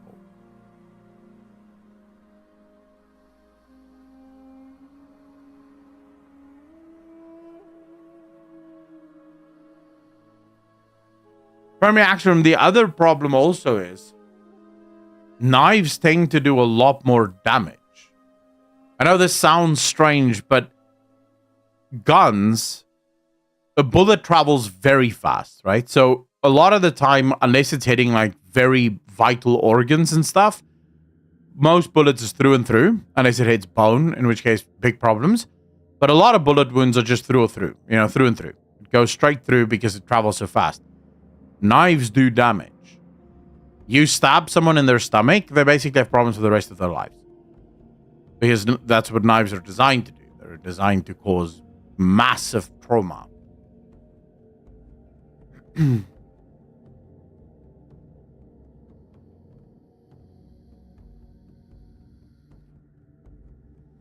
Yeah, the reason I know this is my dad. He used to, when he did his, what do they call it? Like articles, but it's not called articles. It's called, in South Africa, it's called the Zuma years. But when you have to work in the hospital for 2 years before you can get your, degree to go practice on your own, my dad said they would deal with gunshot wounds, not often, but often enough. And those were usually pretty simple. A lot of the time, it was genuinely just stitches. That's it. You just give them what are you supposed to do, right? There's a hole through them. You just plug it on the one side, plug it on the other side, and move on. It'll regrow. It'll be fine. Knives are almost always surgery. You can't just stitch it back up. Because of how large the blade is, because of the way it angles in, because of the way it's pulled out, it usually rips stuff up and really does a lot of damage. So it almost always laid, all of the knife wounds he dealt with, they basically stabilize the patient and then they prep the patient for surgery.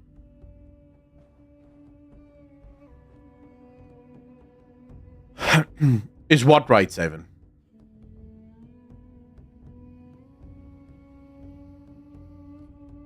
Futurelink, that's the perfect gamer way of explaining it. Guns have a very high crit chance, right? And very high weak spot damage. Like super high weak spot damage. Knives, on the other hand, doesn't have as much crit damage, but its damage over time is lethal.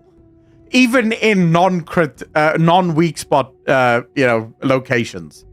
It can cause a lot of damage. That's why triangular bayonets got banned in war. There is guns and knives all over the world. Is the culture that creates the problem? True. When doctors are monitored, better letting them loose? Yeah, well, I'm not sure. You're working in the hospital and you're working under other doctors. I think residency is the right word. In South Africa, it's called Yozuma years. It's 2 years that you work in the hospital and you're working under like a senior. One of the wildest stories my dad ever told me was a woman who gave birth at 8:30 in the evening. And something went horribly wrong. She had some condition, some like pregnancy specific condition where she would not stop bleeding. Like one of the major arteries got nicked. So my dad and his friend, that were the only two residents on call, spent the entire night with their finger inside this woman's vagina, holding their finger literally on the vein to stop the bleeding. And as one gets a little bit tired, they'd switch so this guy can sleep for about 2 hours. Then he gets up and he steps in. Then the other guy sleeps in the room. They just, the whole night, because they couldn't get hold of the surgeon that needed to fix her. I just thought, oh, that is wild, dude. Holy shit. Hey, Struth, how you doing, brother?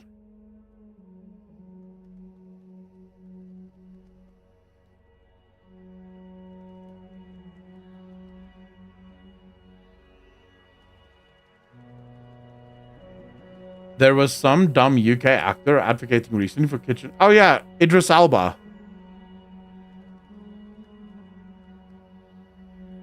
Yeah, he said kitchen knives shouldn't have stabby points. Like it shouldn't have the stabby angle at the front. And I just thought to myself, what are you talking about? Like, good job, bro. Good job. Well done treating the symptom rather than the disease. Oh, sir, you appear to not have a leg. Here's a stick. Well, shit. Why does this guy not have a leg? Oh, there's a violent parasite feasting on his leg. But never mind that. He has a stick now. He'll be fine. Oh, well, maybe we should cure the parasite, but what do I know? I'm no doctor. Or at least, this man is an actor, so obviously he knows what he's talking about. Mega D Blaster, how you doing, bro? South Africa has some of the best trauma surgeons in the world due to the amount of violent crime. Mega T, so according to my dad, who's worked with doctors from around the world quite a bit, in hospitals and also just, pretty much get into contact with them. General practitioners and trauma surgeons and specifically trauma nurses in South Africa are among the best in the world. General surgeons, it's America. America has the best general surgeons in the world. South Africa isn't far behind, but if you have general surgery that needs doing, America is the place to be. Brain surgery, also America.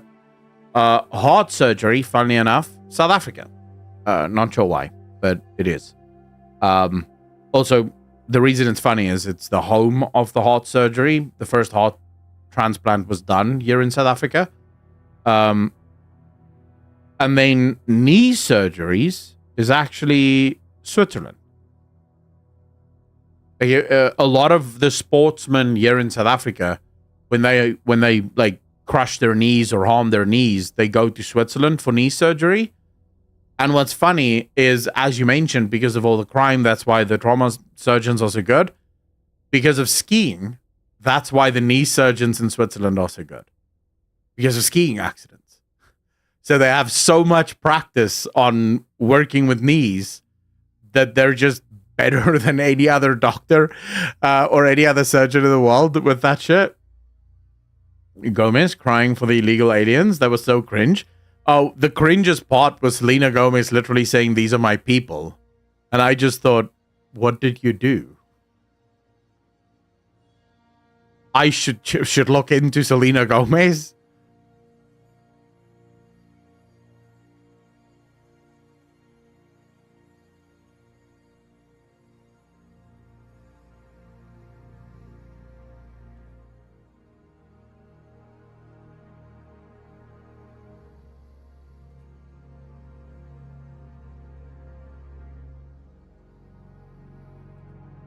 No, those hair transplant surgeries.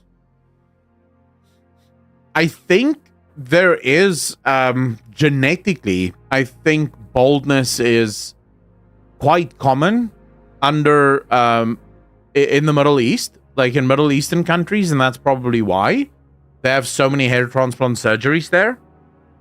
Because obviously you can imagine, right? If the country that you live in, the stuff that they deal with most often is going to be the thing that they're based with. It's going to be the thing that they deal with best. Z Vengeance, what's wrong with Twitch?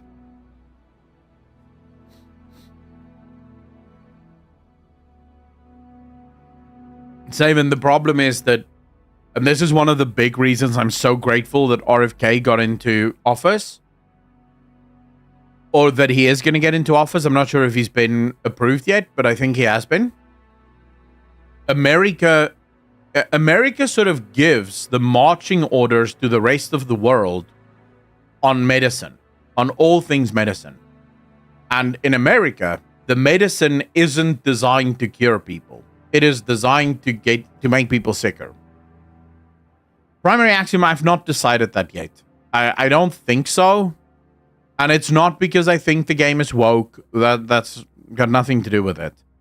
It's his demeanor and his behavior since all of this happened.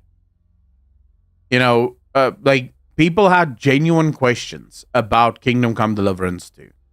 Like, there were legitimate questions. And the way he dealt with it was just so childish. Calling out the YouTubers, calling them all grifters. Anyone who even dared to ask the question was just mercilessly attacked by Daniel Vavra. And I don't, that left a very bad taste in my mouth. Very bad.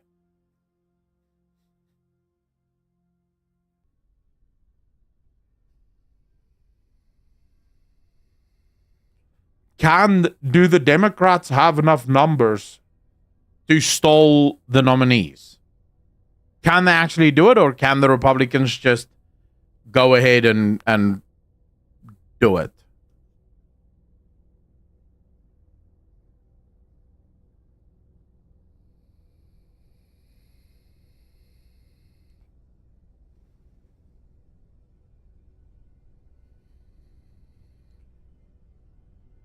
Tulsi gets voted too? Oh yeah. I so far, I love all of the people that Donald Trump wants to get into office. All of the people.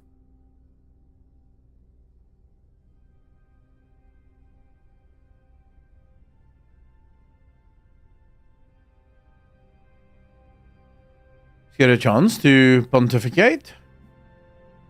It's still going to look like a circus. Well, yeah, of course. I don't think the demos can do anything. Oh, the Democrats. His handling of the situation was awful, absolutely awful. I agree. Well, that's the only thing that annoys me about it, is the fact that he acted like a little child. And it's like, bro, People had legitimate questions. The way you deal with those legitimate questions is by meeting them and saying, "Hey guys, here's the truth. Here's how things have changed. We're not hiding anything. We're not trying to pull a fast one. These are just the changes that we're gonna make." You know, and the dude owned himself. I don't know if you even saw this. Let me see if I can find this. I did comment on it, so I'll quickly see if I can find it.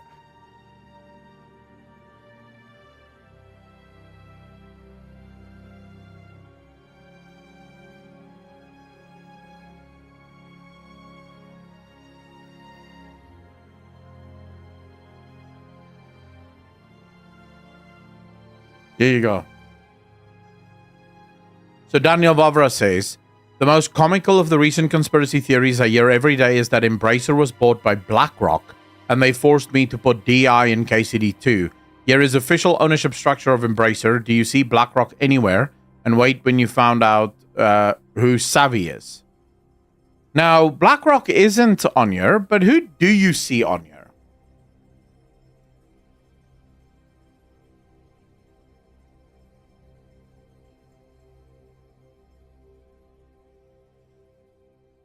Yep. Vanguard. It's like, well done, bro.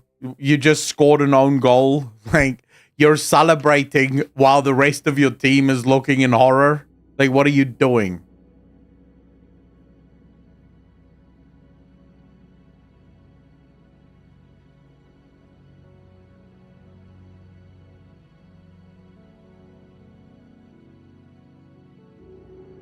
There's no way for me to not cover one. The one at the bottom is called SEB, Investment Management. Now, I still have to go through all of these. I haven't gone through all of them. I've looked at Savvy Gaming Group. They're basically the Middle Eastern company that buys up... they invest in pretty much every gaming studio. They're from the Middle East. I've not looked at any of these others, so I still have to look at all of the others. But Vanguard is on here.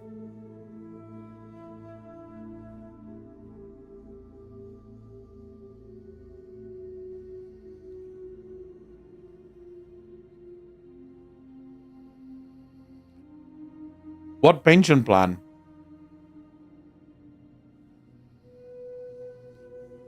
Wait, Canada Pension Plan Investment Board.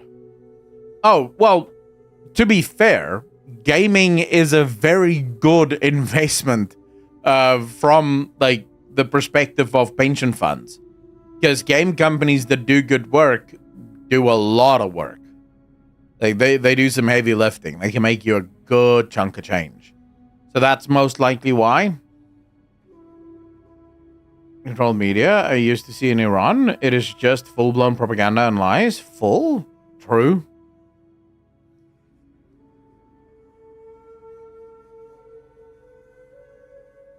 Islam owns BBC? I wouldn't be surprised if Islam does. Yeah, but they refuse to let me retire with good pension if my profession is gamer. Well, yeah, dude, because your profession cannot be gamer. Like, what are you contributing as a gamer? Did you see the creator of Concord moved over to Halo? I did. Yeah, I mean, this is literally the man celebrating while the rest of his team is going, dude, you scored an own goal. What are you doing? Why are you celebrating this? And then, of course, when people started to point out, bro, Vanguard is on this list. He goes, oh, but it's only 2%. Yeah. Vanguard never owns more than 7% of a company. BlackRock and Vanguard only ever owns up to and including 7% of a company.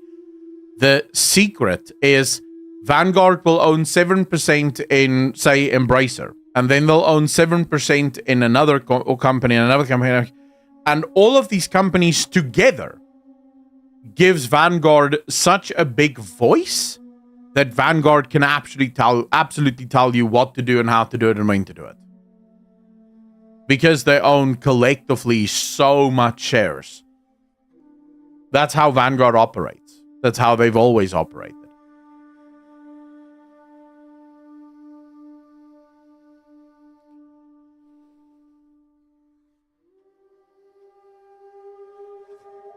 And there is a reason for it. remember, Vanguard doesn't want to be left holding the bag, right? Because that's the problem. If you hold more than 7%, if that company starts causing nonsense, you're the one left holding the bag. If something goes wrong, you're the one you're the one taking the loss. Can you make a video about his tweet? I will, yes. I will, absolutely. Probably tomorrow. Boys, I'm gonna... Oh, you guys are gonna hate me so much.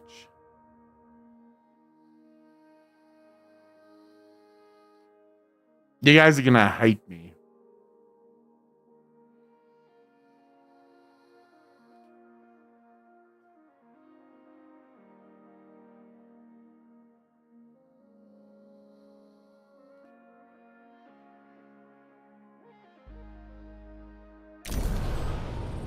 Tomago, how you doing, sir? I'm gonna restart. I have to. I've screwed up so royally that I don't think what I did was fixable. So I'm gonna have to restart this chapter. which sucks. But I know now at least where I'm working towards. Like, I know what I'm working towards now. Plus, it'll go faster because we don't have to read through everything. And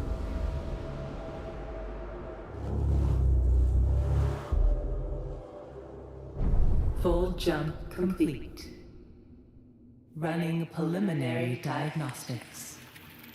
Expected irreversible damage to the Tycoon detected. Sean, how you doing, bro? Calculations indicate the system's pulsar is dormant. Sensors have located the Piranesi, currently powered down. You must find a way to retrieve the Remus coordinates from it. Act with extreme caution, Administrator.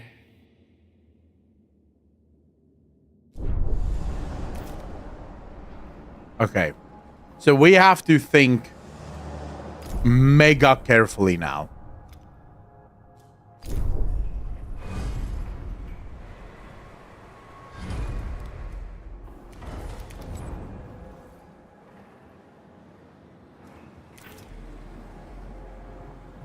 Of course, they stop DI now? I hope they will.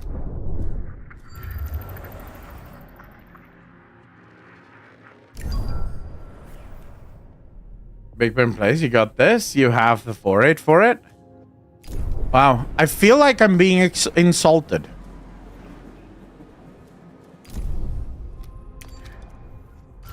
A science ship has arrived at its destination. But I kind of know now what I need to do. And I'm not gonna screw it up royally again.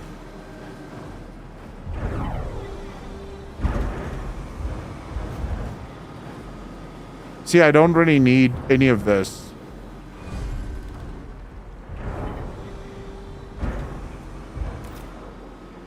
I don't think I need hydrogen.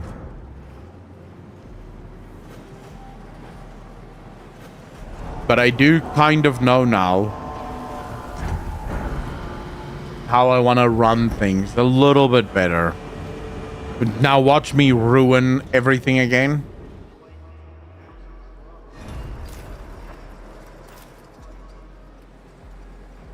Is Sweet Daddy Inc. gone for good? No. Sweet Baby Inc. will continue to exist. No, Sweet Baby Inc. will absolutely continue to exist.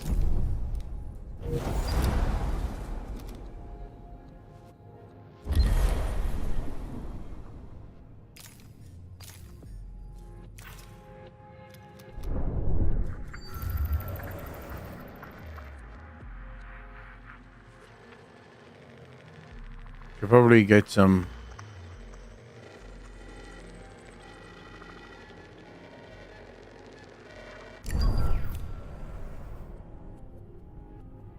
This game is called Ixion. And I'm trying to solve a bunch of problems here that aren't that easily solved, but I think I know how to solve it now. Like, this is space, so this does belong in this sector. But things, for example, like this, doesn't belong in this sector. Like the cryonic center. There's no reason for the cryonic center to exist here.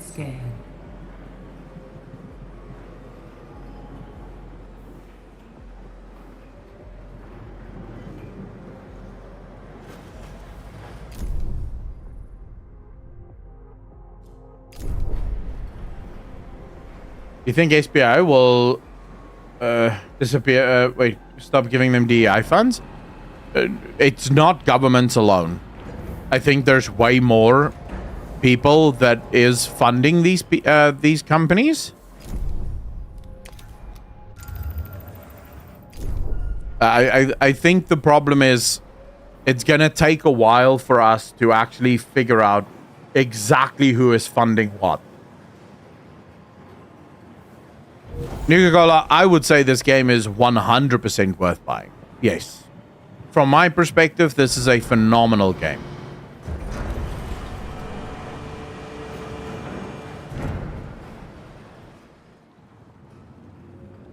See, the technicality here is...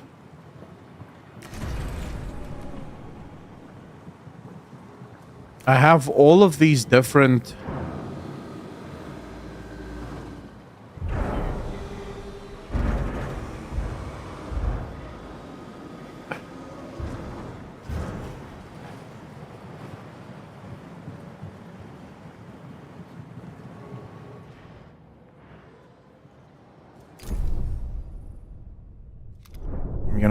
I'll figure it out in a sec. Let's just get some...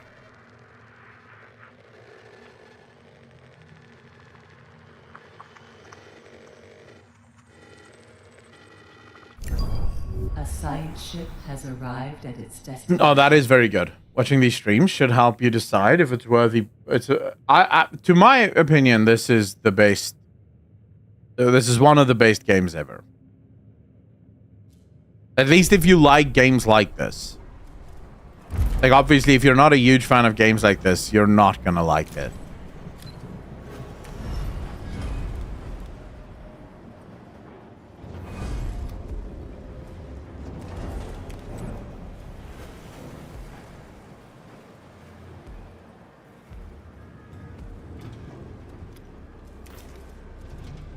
Okay, we have the Razorback.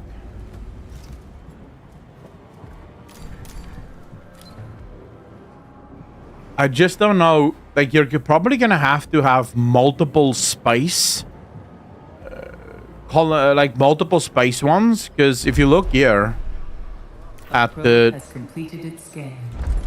so my tier 1, this is space.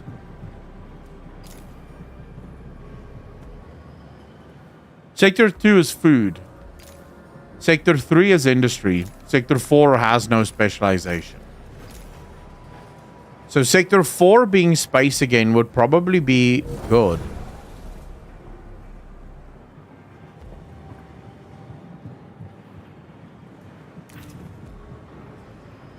But since this is space, it's almost...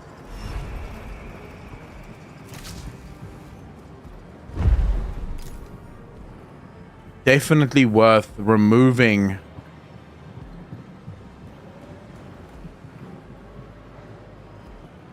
a lot of the extra buildings that seems to be here.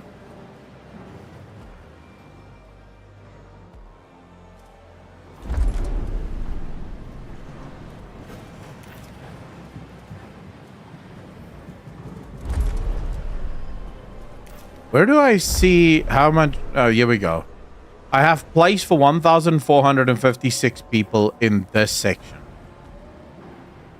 I have place for... I need one place to put my home people.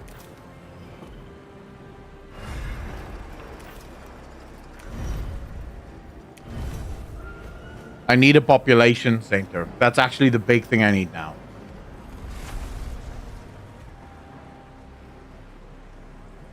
I am looking forward to Civ 7, but nowadays I'm sort of thinking maybe it's not worth. You know, maybe it isn't worth playing. It kind of annoys me, but hey.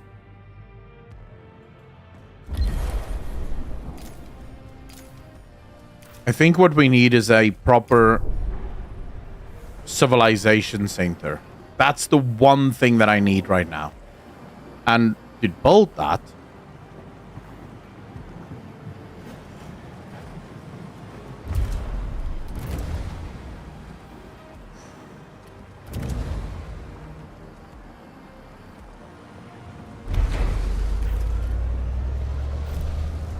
I'm probably gonna have to open this. Your team has completed a task.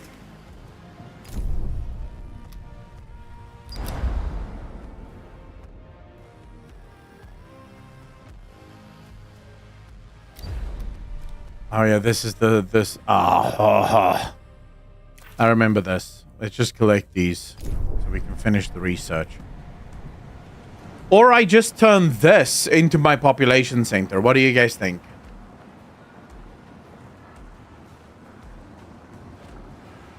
No, you can't really reward them, Saven. Nor do I want to reward them. Screw them, is what I say.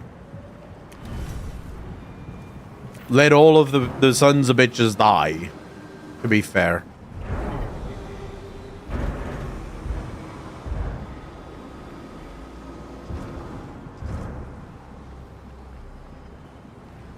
This is going to be such a ball ache to run. Changing an existing center into a housing sector. It's going to be a nightmare.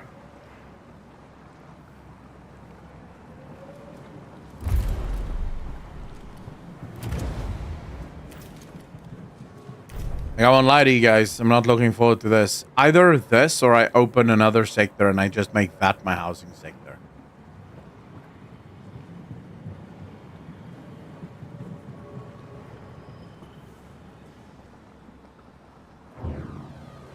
Seven, yeah.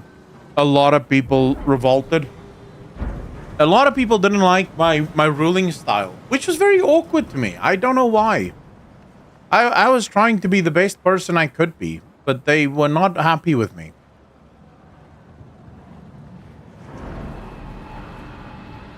See, another option would be to take this sector that is currently food, make this sector a population center. Let's just quickly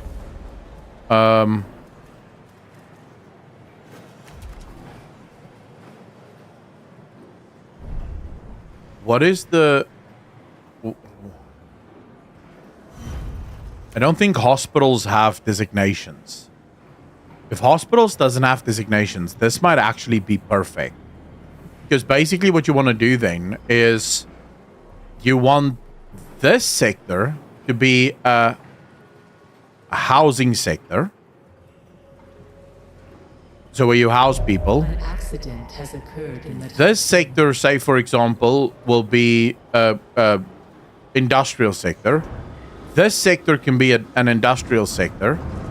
And then this sector is another housing sector. Because you can build...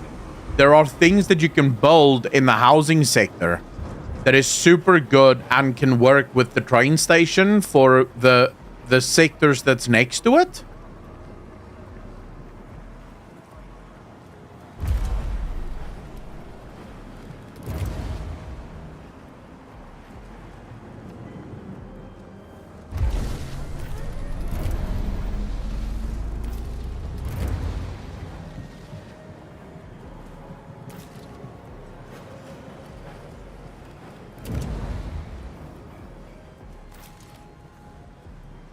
Grafal, I'm gonna try because I need efficiency. The thing is, I now know what the final stage requires of me, and the final stage requires some very heavy lifting. It's not gonna work if I just go apeshit.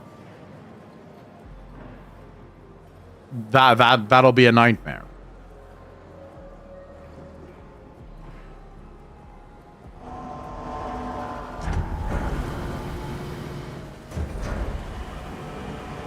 Yeah, but I hate the fact that I have to hyper focus so much on efficiency.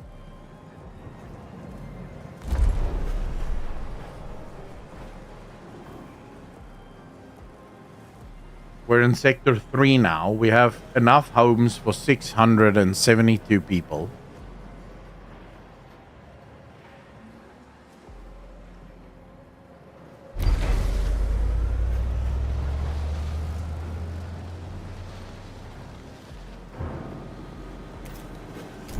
Dude, I'm trying. I am trying, but I should probably not forget to do other things as well.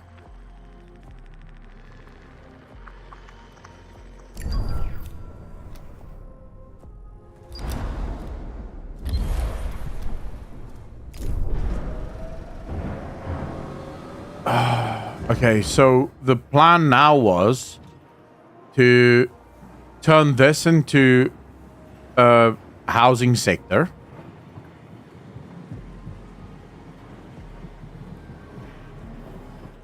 This into a...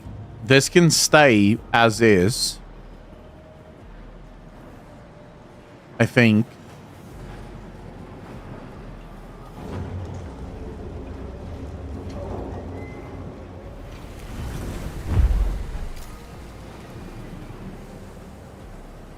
Another hot take. Which next game company will go like the Verge of Rep? Digit, I don't know. Jogran, how you doing, bro?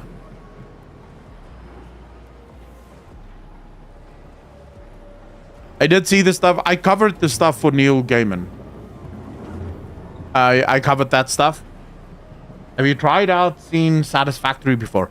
I've tried it out before, but I wasn't as hyped about it. But I have tried it before, and I will admit that it was fun for a few streams, and then I got bored. I can't remember why I got bored with it, but I did get bored with it. I think I want to keep this a farm, and then rather turn this into a housing sector.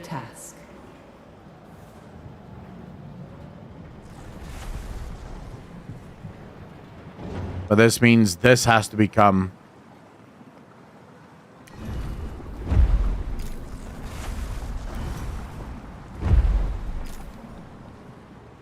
It's going to be so difficult. A science ship team has completed a task.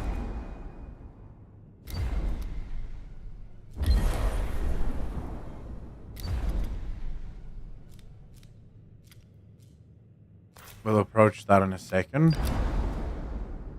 Okay, so people have become...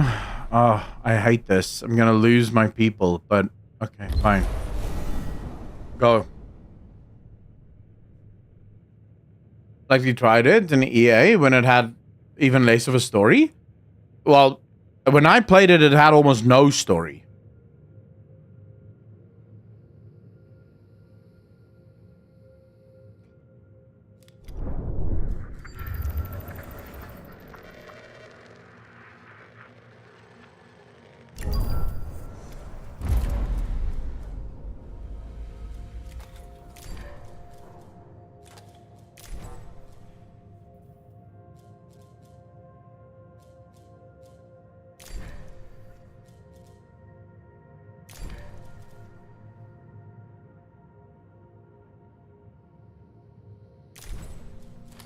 I don't know what I'm bringing in.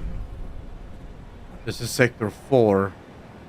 Oh, it's fine. It can handle it for now. Okay, so this... Chat, work with me now.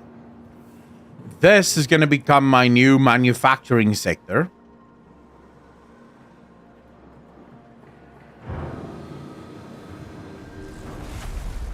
Right? Yes, I'm going to manufacture in this sector.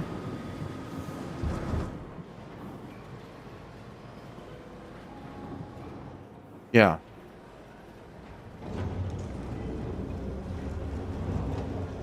An accident has occurred in the typhoon. Is it better to do...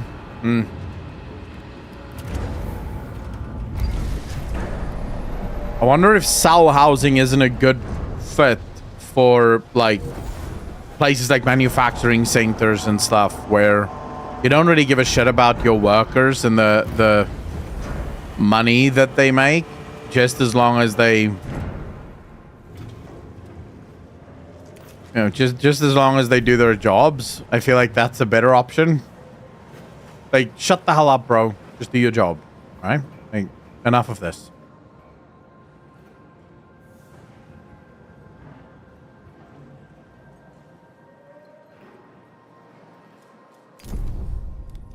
But I think the next one to go belly up will be the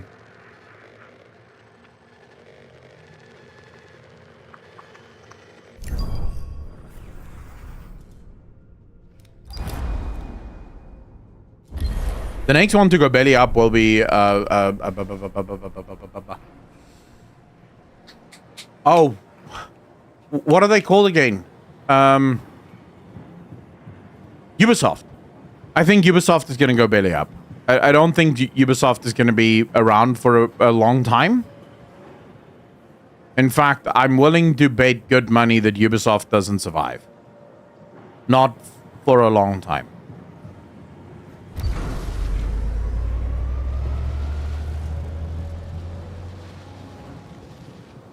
A science ship team has completed a task.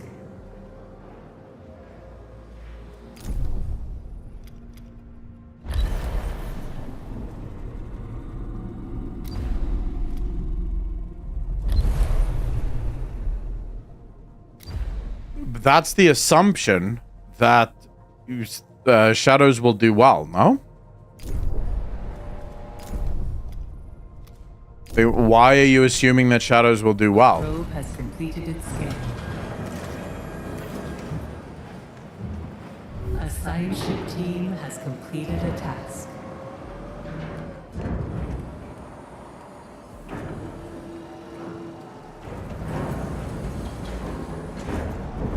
I'm so in, dude. Oh yeah, Dino Crisis is being remastered. You're right. You're absolutely correct.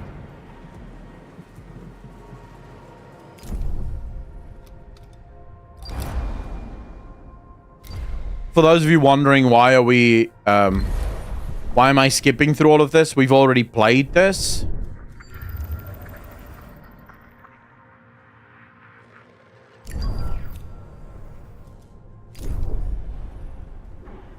That's why I'm just sort of skipping through it. So since this is going to be the space station,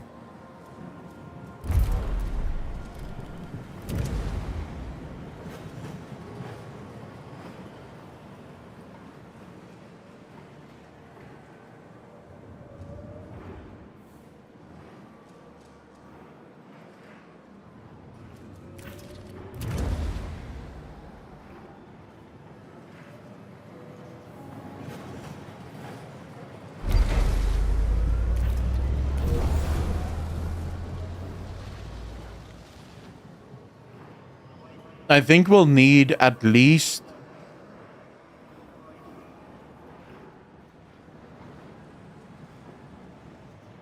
what happens if I turn this off?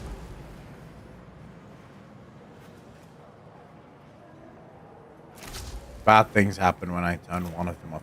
Wait, how much repair does it do actually?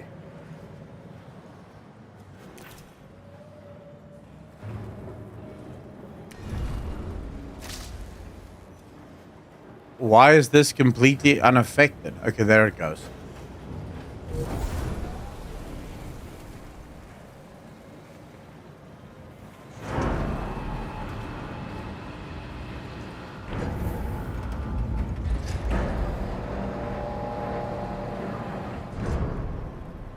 So I can undo this if I wanted to.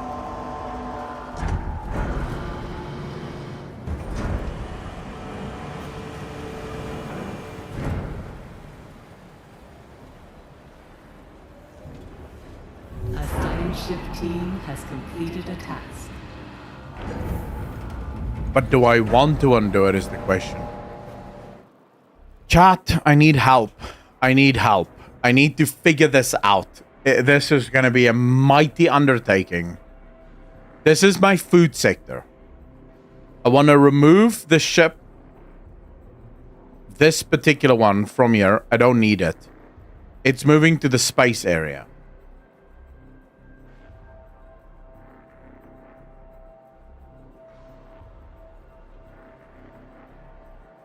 I've not tried hitting it with a hammer yet. I could. Maybe. Does that help?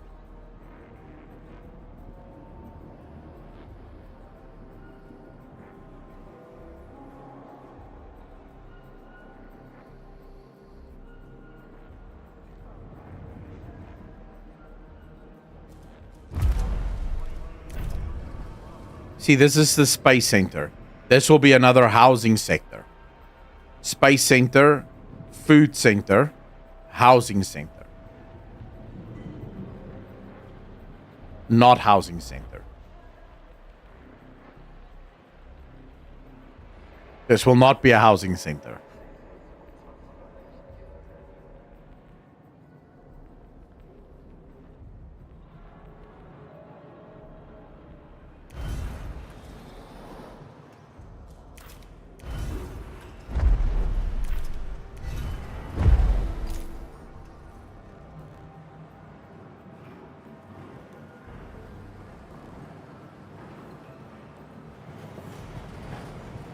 See, because the housing center is where I'm going to be building hospitals and observatories and all the rest of it.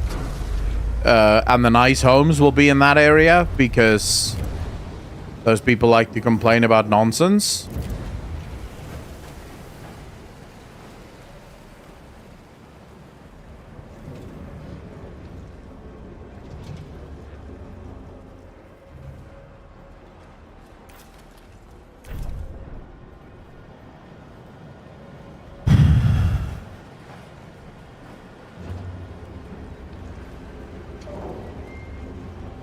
I'm starving to death, Mr. Dictator Man. May I have some delicious algae?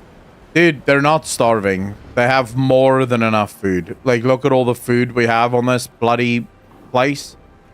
They don't... I don't need them to complain anymore. They've complained enough.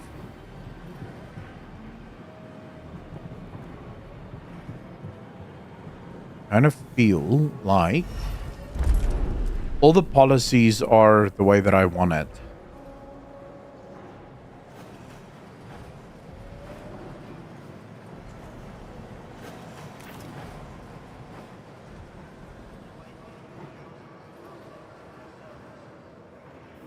Could technically end another one of these farms because it's not really required.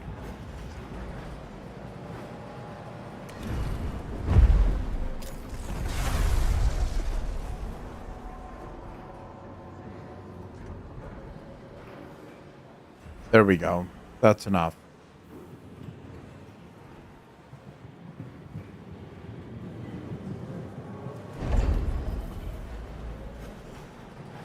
Cell housing.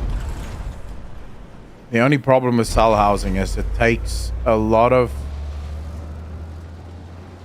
space.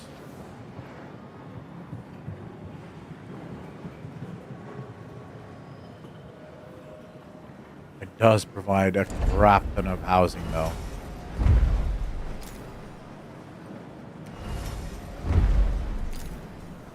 And it can provide even more.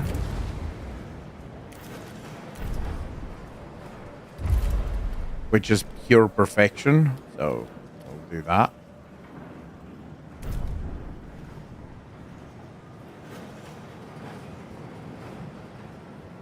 I don't even really need that many homes if I've got like everything built the way that I want it. It should be good.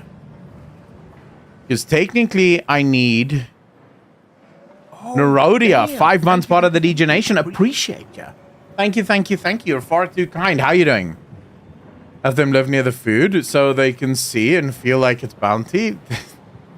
It was so funny watching that person say, I don't think bio is on my side. Oh, yeah. Shame, man.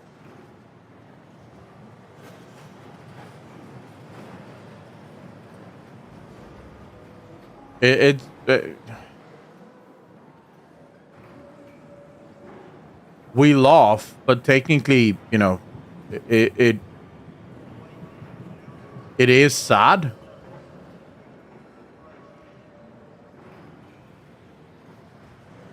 The fact that people live so heavily in their own little bubbles without the ability to understand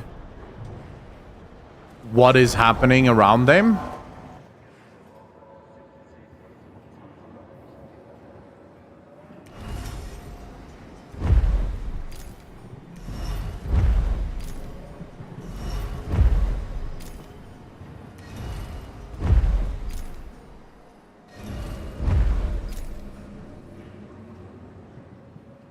No, I don't have enough metal space anywhere for this.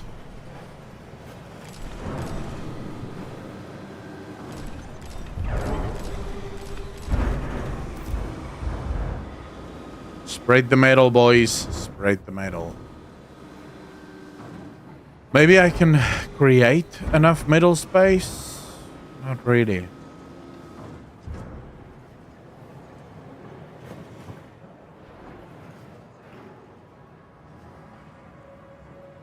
I'm seeing some really good gamer reviews for Kingdom Come 2. Well, yeah. I don't think Kingdom Come 2 is a bad game at all. I want to be super clear about that. I do not believe that Kingdom Come 2 is going to be a bad game. I think it's going to be a really good game. I think my problem with Kingdom Come 2, as I said before, is how he acted is my issue. I don't mind in any way, shape, or form the fact that he said the things that he did, the fact that, you know, they made changes to the game. It's their game. They can do whatever they want. I hate his reactions to it. The way he handled gamers having a problem. That was annoying to me.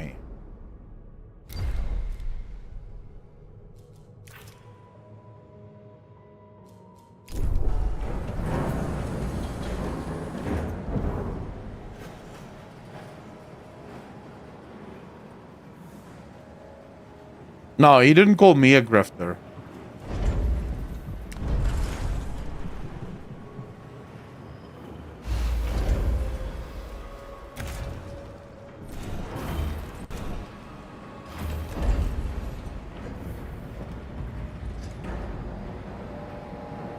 No, I mean, if we want to be, like, if we want to be super technical, then yeah, technically he did call me a grifter, I guess.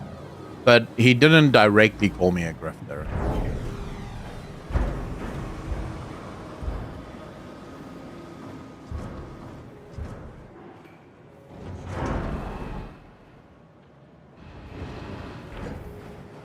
And I don't even mind that. Like, dude, you want to call me a grifter? Go for it. Like, please, I couldn't care less. But let's be honest about what is actually happening, right? Let's be honest. Let's not... An accident has occurred in the Let's not sit here lying to each other about stuff.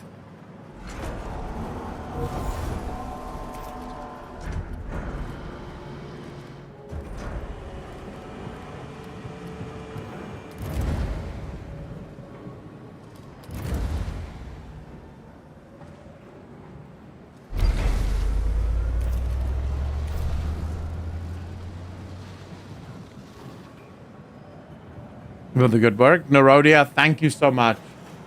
I really appreciate you from the bottom of my heart. It's really appreciated. I'm very, very grateful for the love that you guys show.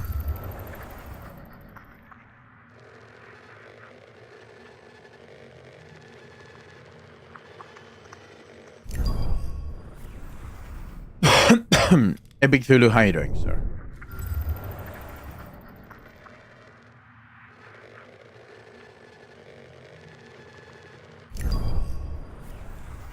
Like, all of the support is always so amazing. A probe has completed its scan.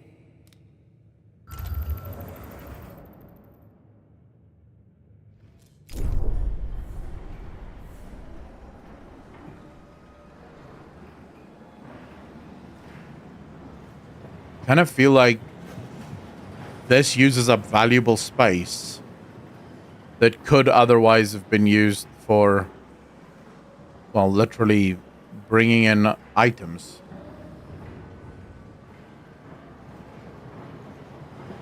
But I think I just need... I think I need about... If I have 2 of these, the big boys, right? And I have 2 of these, that should be fine, no? Because this is all related to space.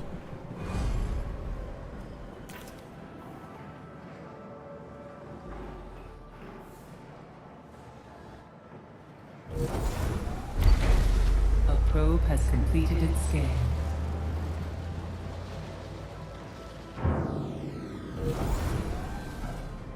I bought KCD2 because I pirated a lot of things and wanted to support these guys because I live in the Czech Republic and these guys over there are not known for being good at PR spin. Tongarella, as I said, I have no problem with people supporting the games and for people supporting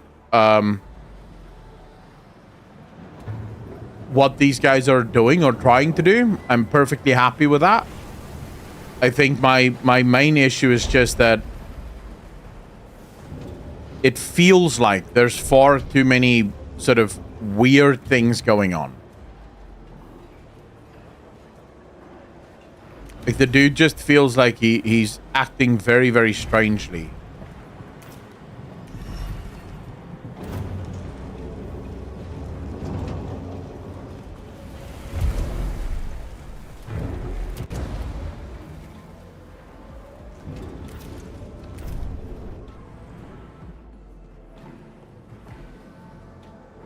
Well, that did take care of most of my housing problems. 162 housing, easy. A probe has completed its scan. If I can set up the population center, all of my problems go away. Where did I say I wanted to set up my population center? In here, right? Yeah.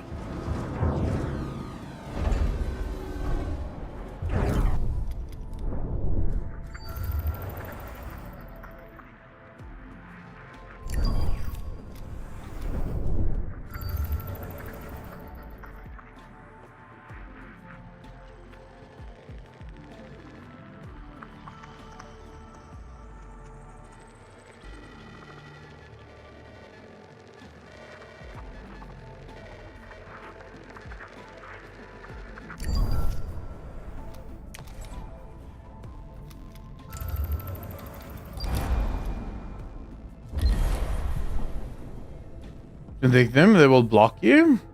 I'm playing Ixion with you as we speak, Gregory. And what's your thoughts on the game?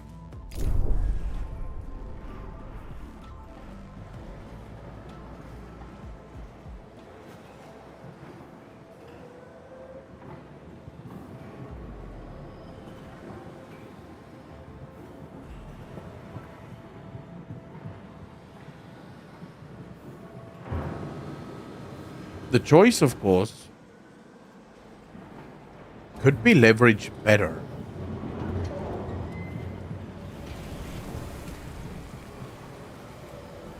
Instead of trying to literally produce everything in one sector, is it not better to produce sort of... A science ship has arrived at its destination.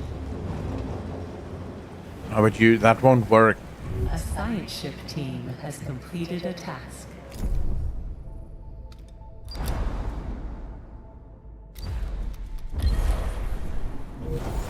That won't work. Damn it! I was thinking maybe if you produce one thing per sector, that can work. So you focus every industrial sector on just one thing. But how's that gonna work? That won't work. Oh yeah, this is the one where there's lava and shit, no? Yeah, this is the one where you don't want to waste too much time.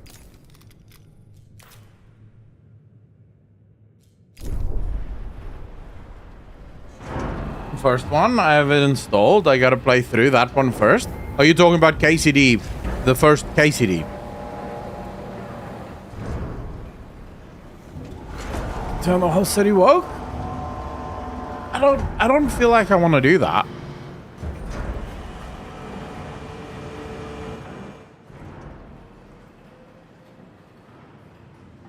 Okay, these are gonna be my farms now. So we're gonna do food, factories, fusion station.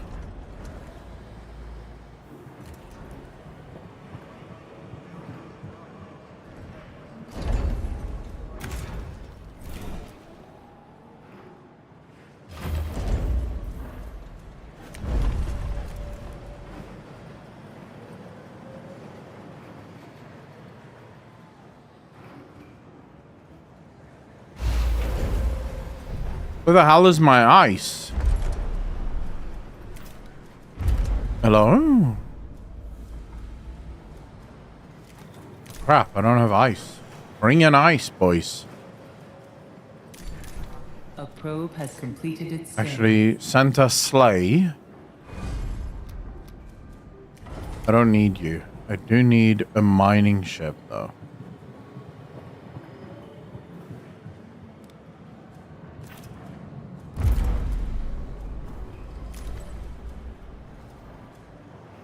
Great. I almost ran out of ice. That would have been devastating.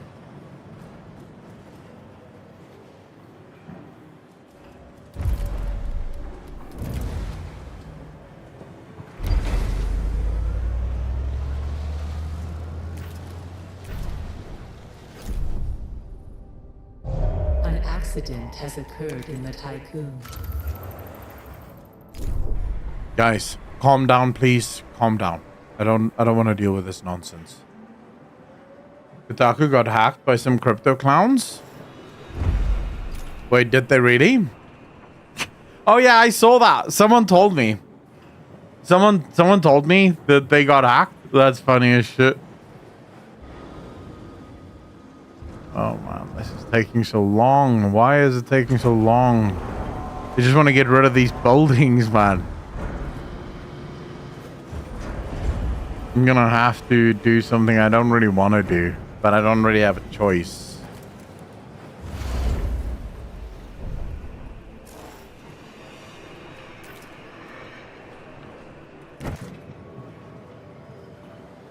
My space.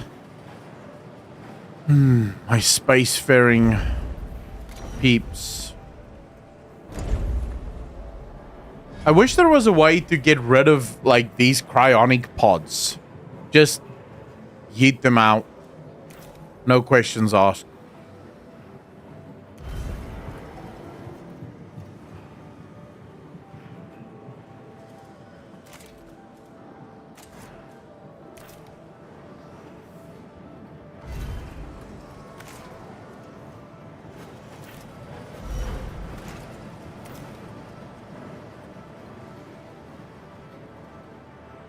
Sector 2 population, Sector 3 and 4 is space, Sector 5 food, and Sector 6 recycle.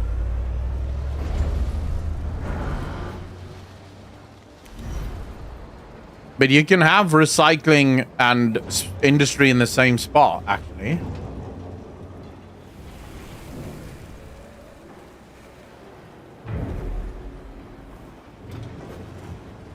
But I see what you did. That's actually smart. Has completed a task. Amu, how you doing, bro?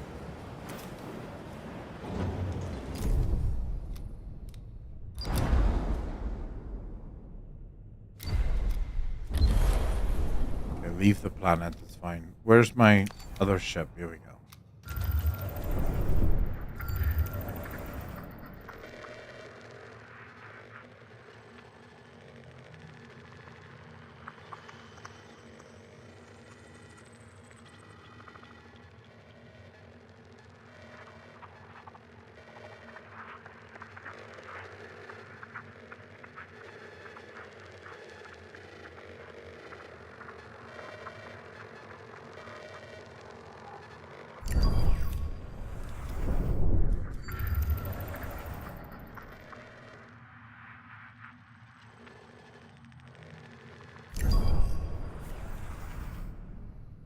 The ship is doing all right.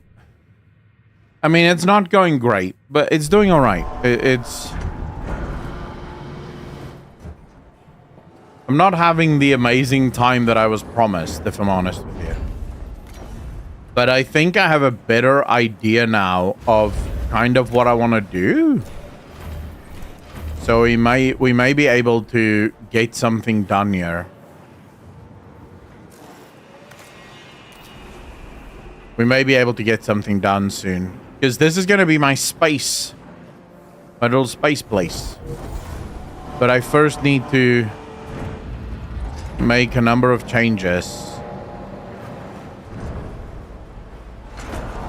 to these different sectors.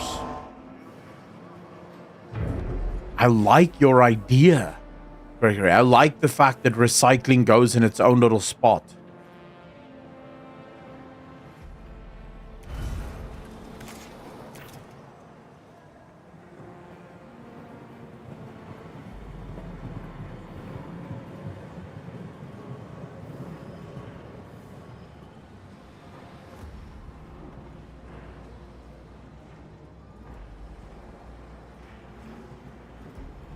Like, I could probably very easily set this up to be manufacturing.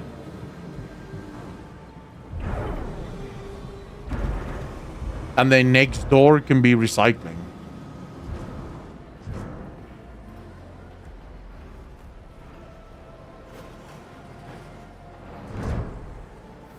A science ship has arrived at its destination. Now let it go. Let it do things.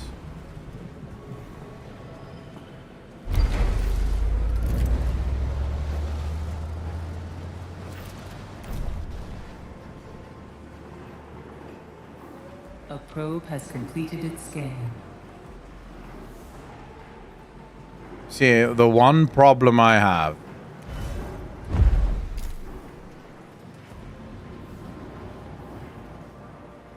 over everything here is just that I am so desperately short on space for all of these resources, which is truly triggering to me.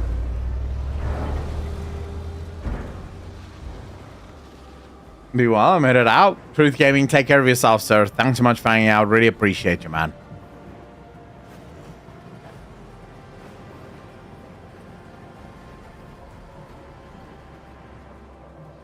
Truly be good.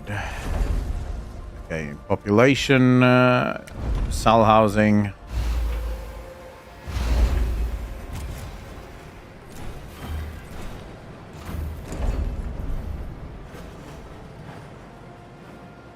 Two of these cell houses isn't gonna cut it, but it will help a little.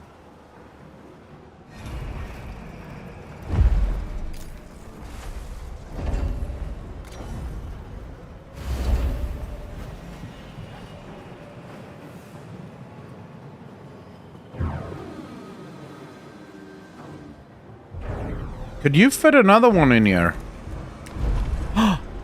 Wait, it'll go. No? Yeah, that'll go.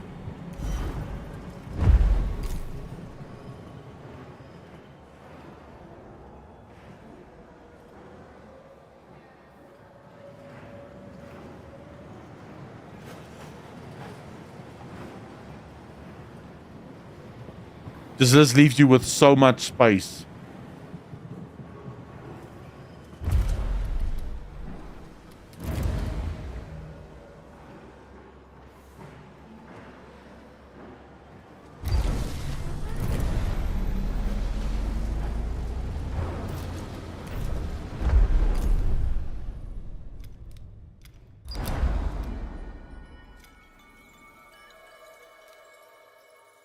I don't think we ever did that way.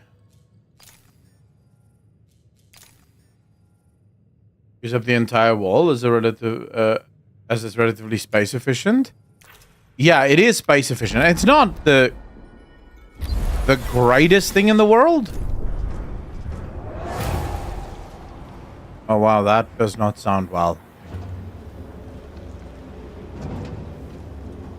Like, it's not good in terms of your people being super happy with you, but it's not bad from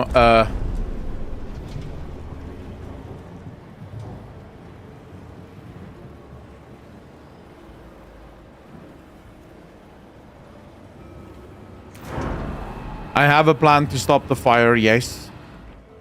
I will be stopping the fires. You don't have to worry about that.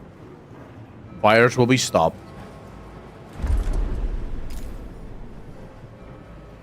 This is my food port. You can see they're producing lots and lots of food. An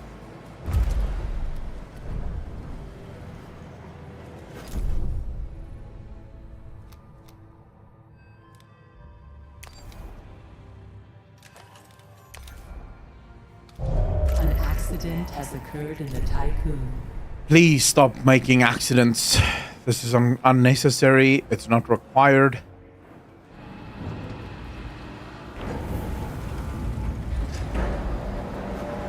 Yes, the whole point of everything we're doing now is to stop that shit.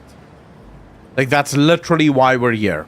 That's everything we're doing here is to stop that from happening again.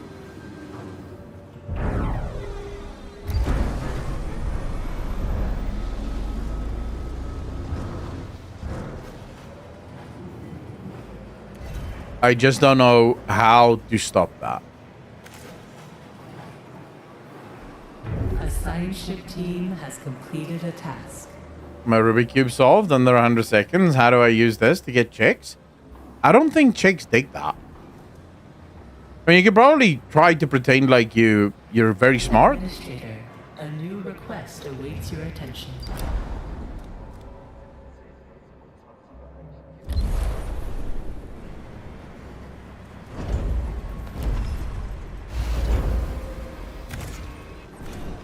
I'm not entirely sure if that'll work for you, but hey, you know, you could definitely use it as a...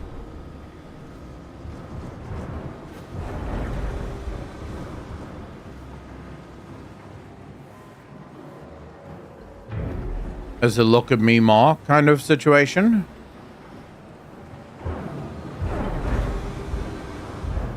Righto. You see, this is now where we get into the significant issues. That is building in this bloody space.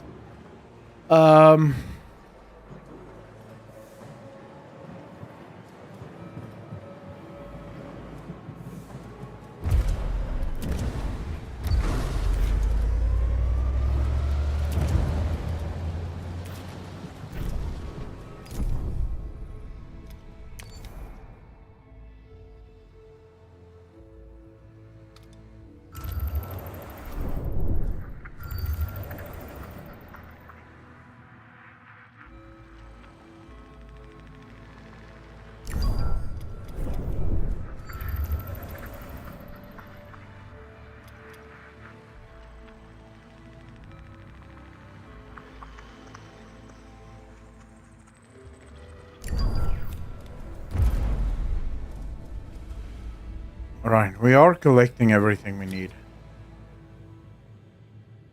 Jugger, and I'm not cool. I don't even know what the hell I'm doing here. Oh.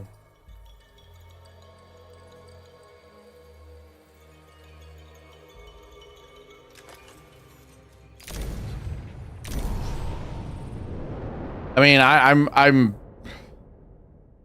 I'm so annoyed at myself. This I should just start the game over, to be honest with you.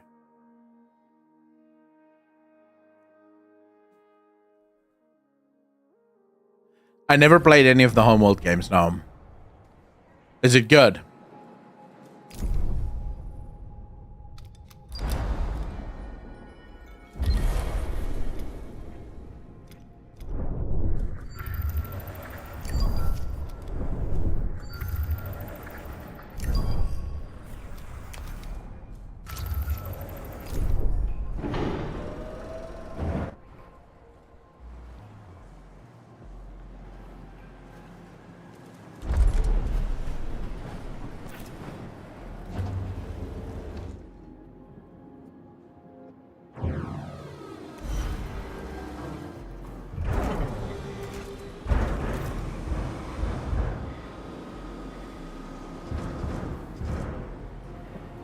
I wish there was a way to destroy things.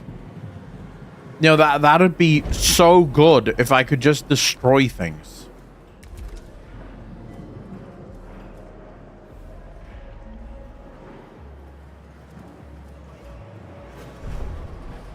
But there's no way to destroy things. Somewhat like RTS, kinda, in 3D, but you build space fleets. First two were. What happened with the third one? Why was the third one not that good?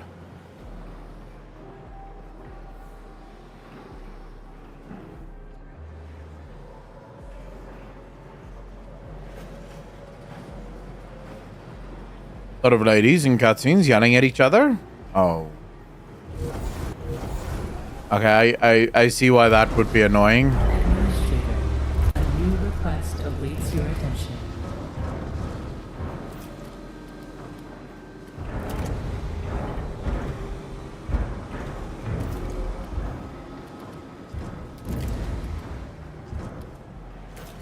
A science ship team has completed a task.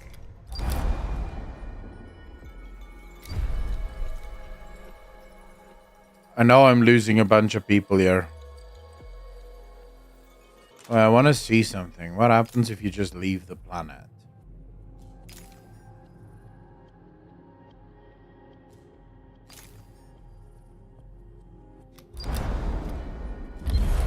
Oh, nothing. I thought this was some big brain play. I'm smarter than them. I'm just gonna leave the planet and then I get a whole bunch of shit. Nope. You don't get anything.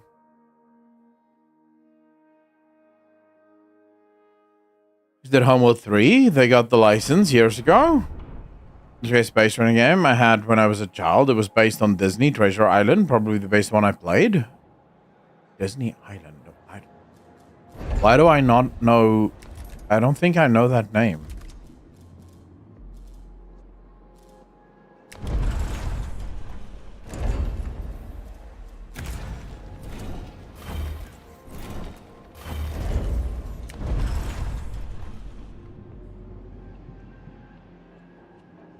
How many people am I gonna need working space docks? I feel like if this is gonna be my space center, I don't even need that many people in here. Now I'll figure it out in a second. Let's go over to here.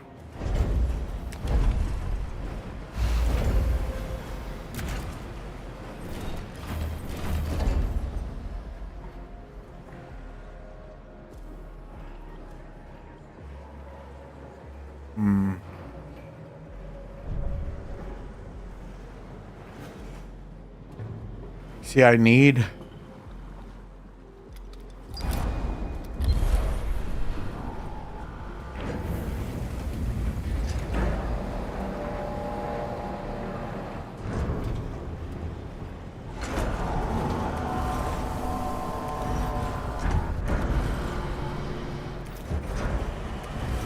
$30, $50, $60 people.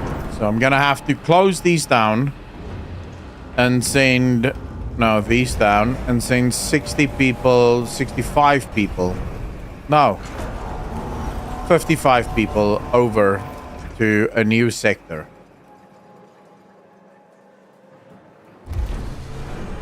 If this is going to be my housing sector.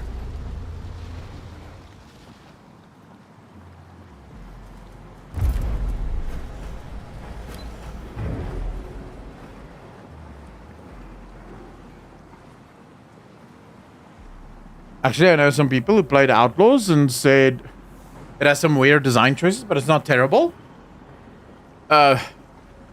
My personal opinion would be that it is yet another example of a game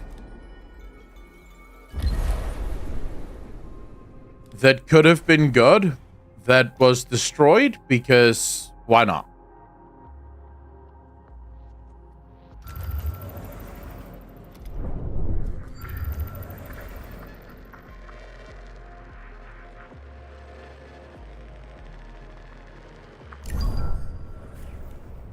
Because basically developers wanted to do their own shit rather than actually just make a good game. That's it. That is sort of the problem of the modern day gaming industry, and it doesn't seem like there's anything we can do about that. It appears like that is just the game, and that's how they want to play the game.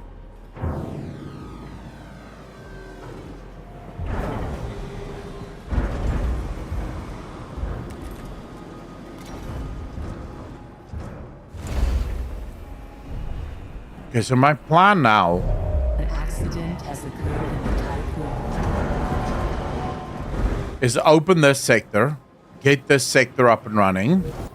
This sector is going to be my manufacturing center. Here we go. So this sector is going to be full manufacturing. No recycling, just manufacturing.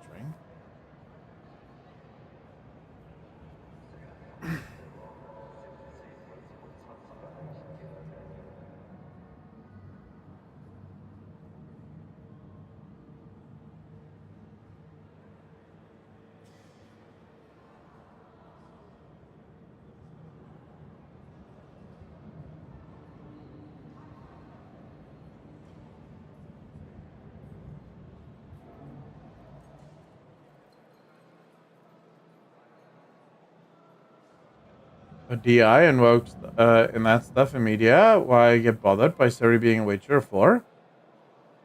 I don't think it's wrong to be bothered by Siri being a Witcher. I think it's perfectly understandable.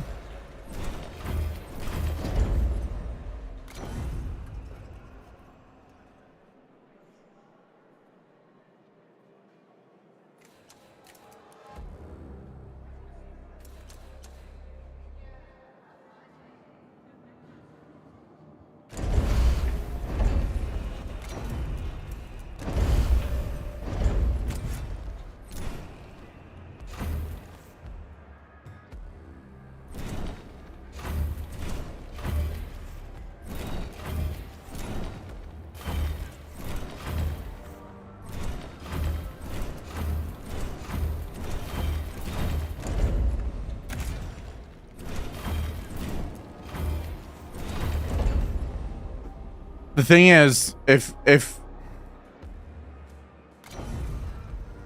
I'll move all of this around in a minute.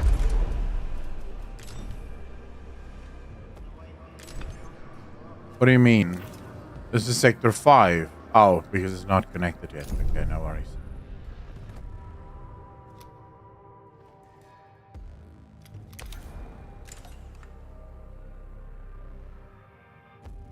A science ship has arrived at its destination.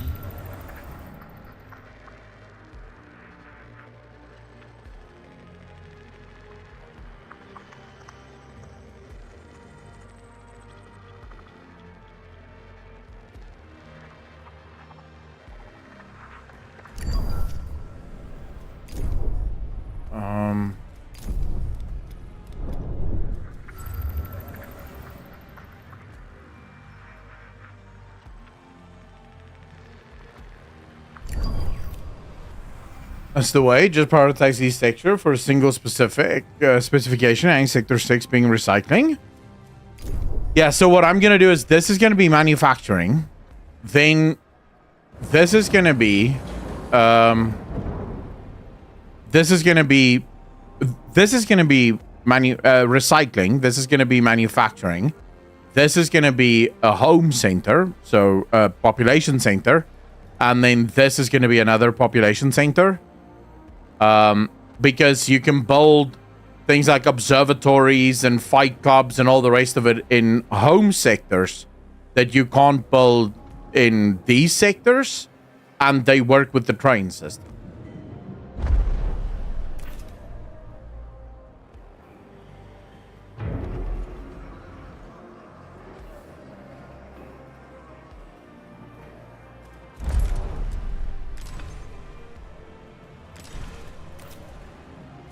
A probe has completed its scan. A science ship team has completed a task.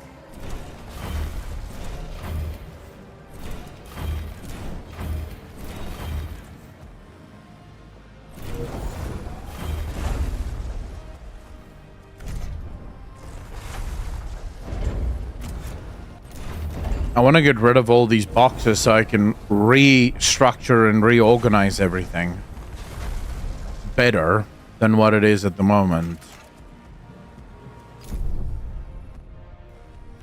Tycoon death toll now stands at over 100 under the current administration.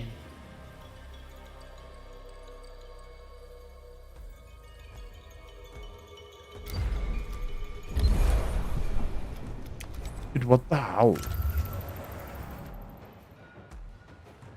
I'm assuming I'm just gonna keep sending him to all of the PSR planets and see how it plays out, because he seems to be alive the whole time. It's our friend. Oh, this is Mathilda Wiseman. Then who's working on this one? Ibrahim Assel. Damn. I think I already screwed up.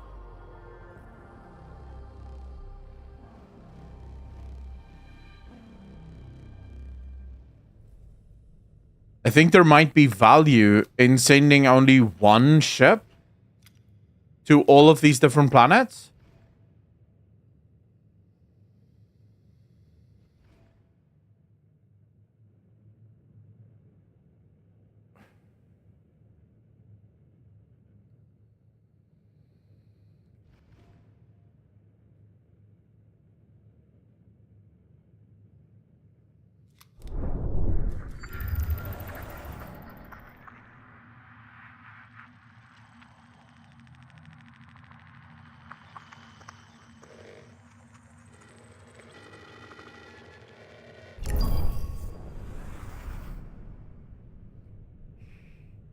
Chat, are we gonna have to start over again?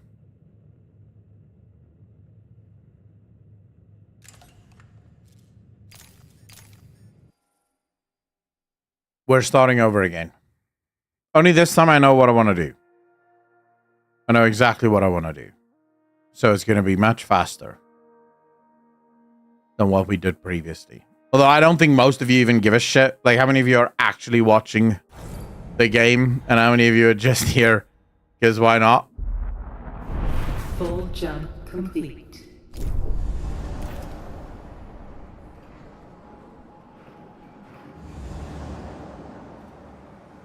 Okay, before I start making major changes anywhere here,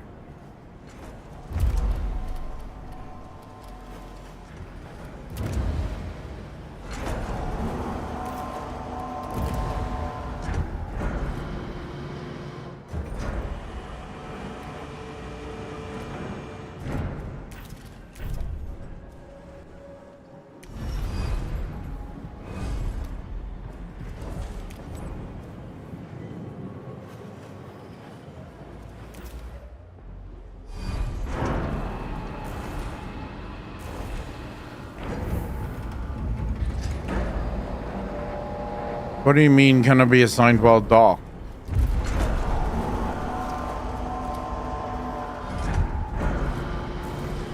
Spaceship can't be unassigned while docked. What? Oh, never mind.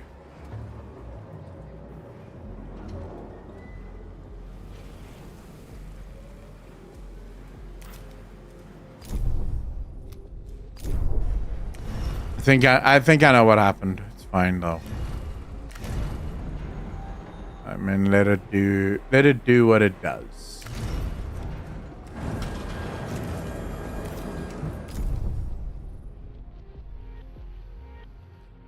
New Vegas, dude. I'm just not a huge fan A science ship has arrived at its destination.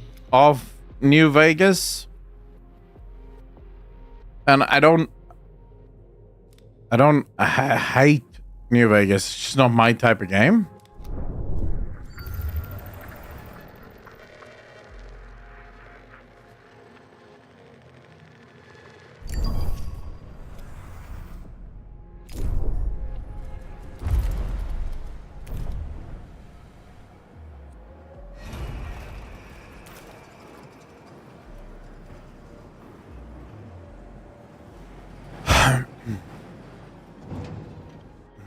Okay.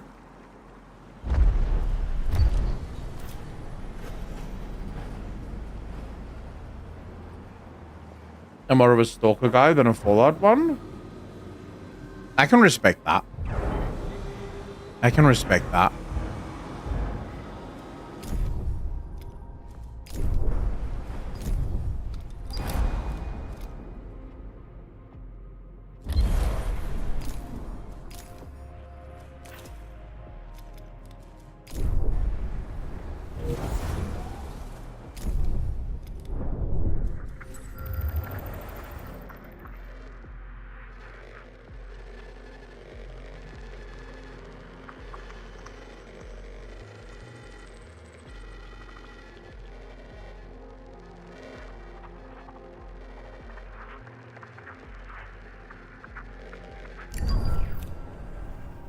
I do need to get my probes up as well. But we're already starting much stronger than before, which makes me mega happy. Don't bring any metal into 4. I've got an abundance of metal. Thank you.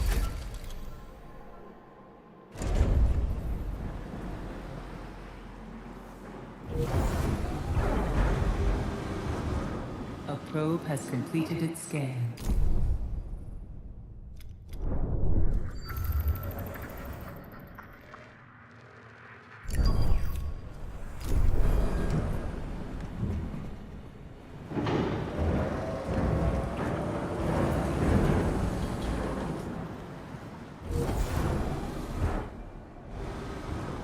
WRPG, Western writing doesn't appeal to me very much.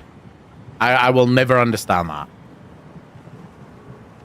That mindset will never make sense to me. I'm the exact opposite. You see, from my perspective, I don't understand how people can play. I don't understand how people can play.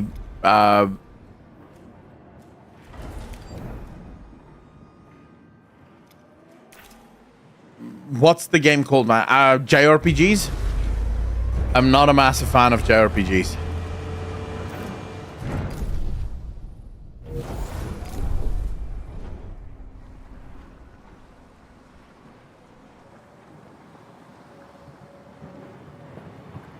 In fact, I find JRPGs very, very boring.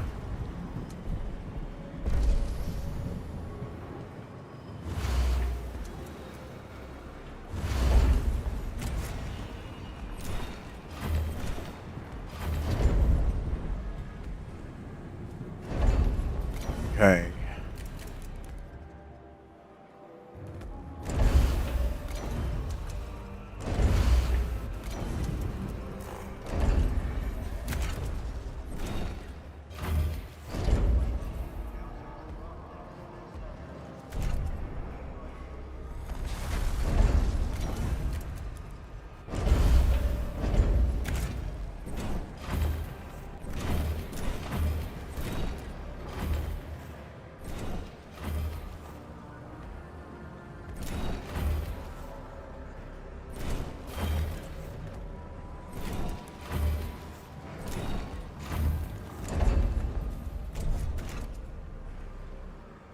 RDR? Are you asking me or are you asking...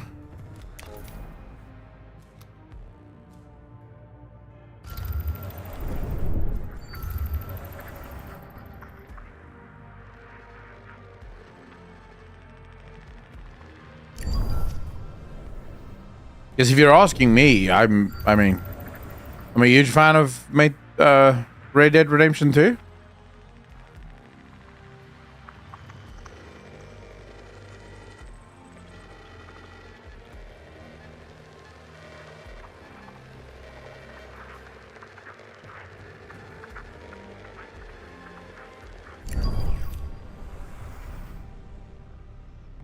It's unlimited to RPGs only. My bad.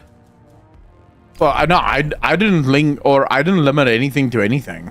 I'm okay with like whatever answer. right?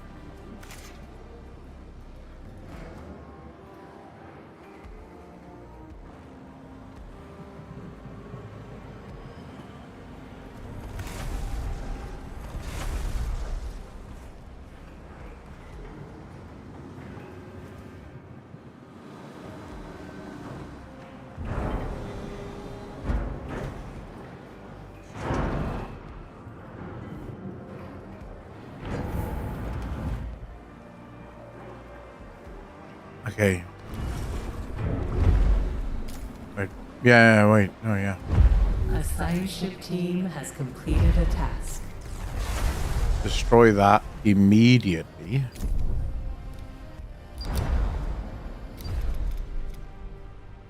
Let's locate Ibrahim Asal. Before we do that, first collect your shit.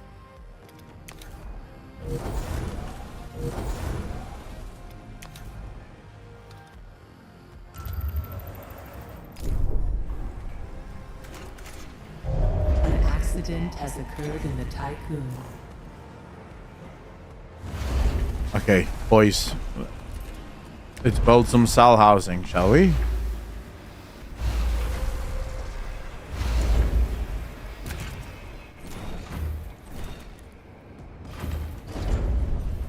Let's build some houses.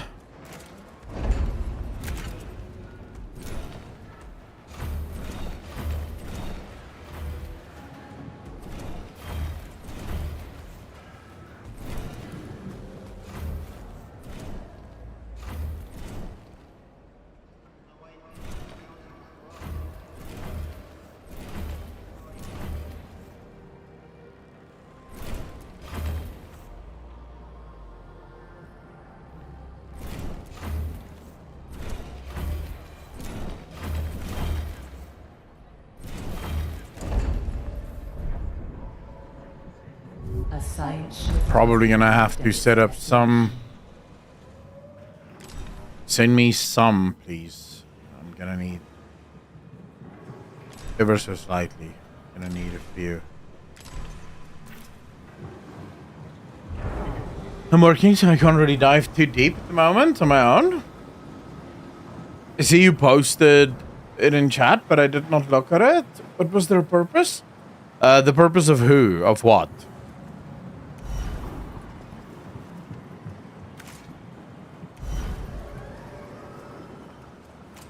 A probe has completed its scan.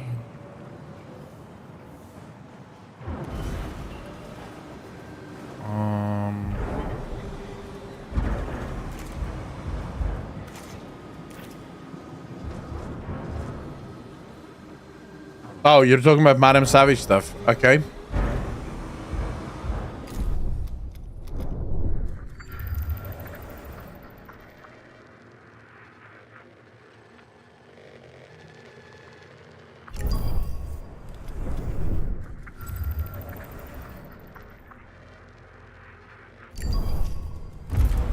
Okay, let's go.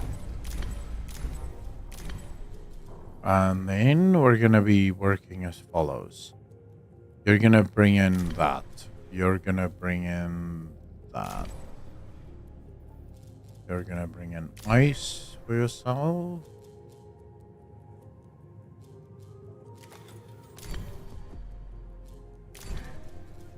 I have one extra ship that I don't basically need. For now, at least, I don't need that ship.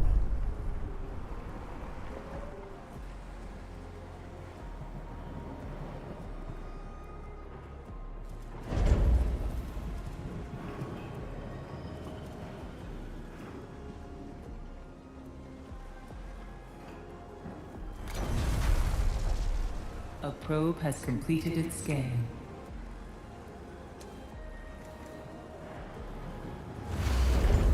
The never-ending story? How? What are we talking about?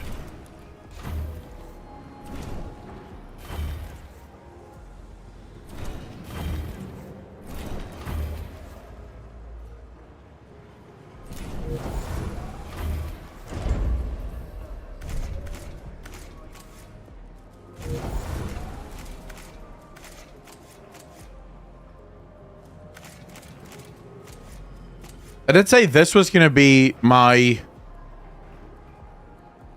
What did I say I was going to build here? Manufacturing, right? This was going to be my manufacturing wing.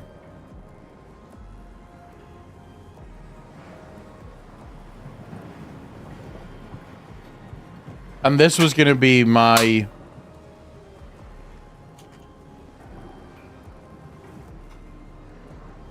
recycling wing. Basically, all recycling makes its way to this area.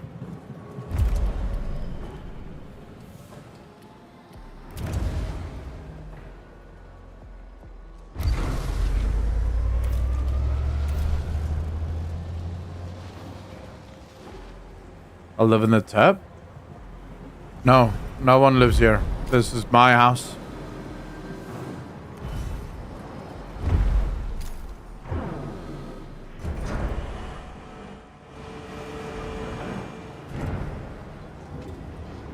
Once I have all of that set up, I can start breaking all of this down and turn it into an actual population center. When this is a population center, I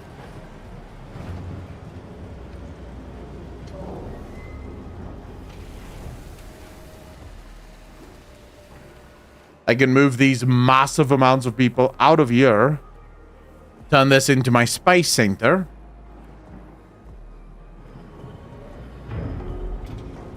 Yeah, my penis is mine. No one else is allowed.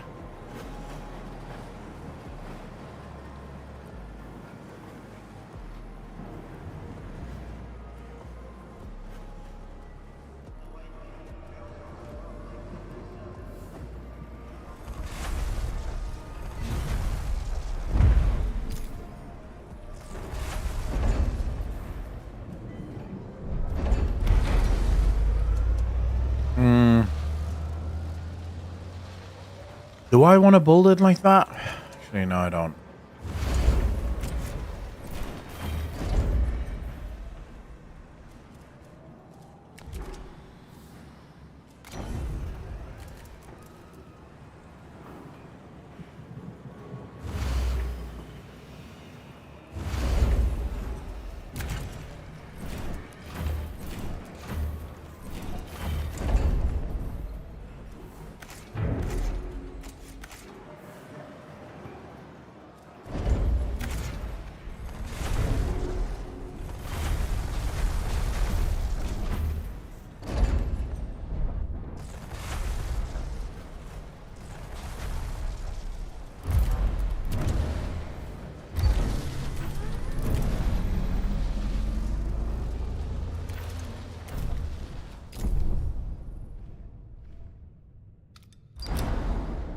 Wait, am I with the right ship now?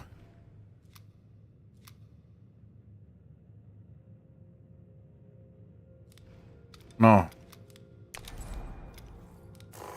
Oh, come you bitch. An accident has occurred in the Tycoon.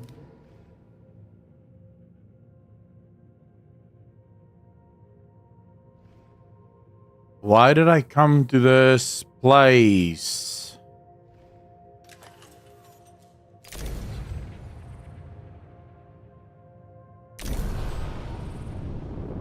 Somebody used to take the offense personally when I told her the dragon in Neverending Story just looked like a dog high on coke.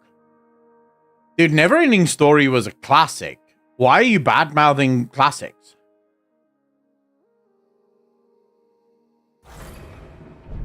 Genders, I don't know. What's the average age of my audience? How old are you guys? Like citizens of the world unite.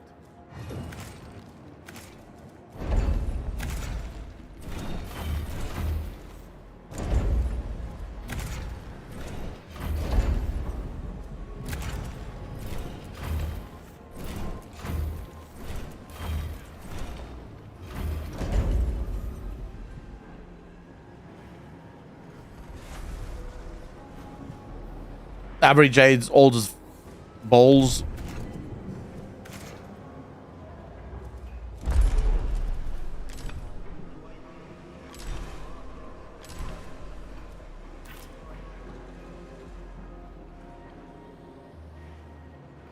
You have to do math. Dude, how do you not know how old you are? What?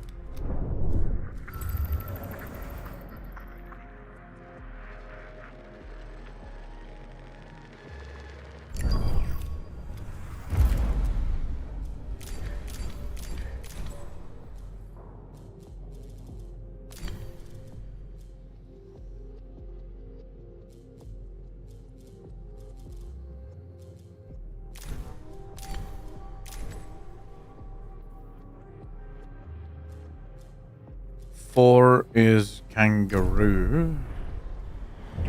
But I don't need four.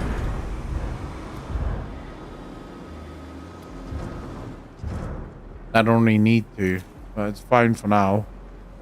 I'm gonna be destroying all of them in a second.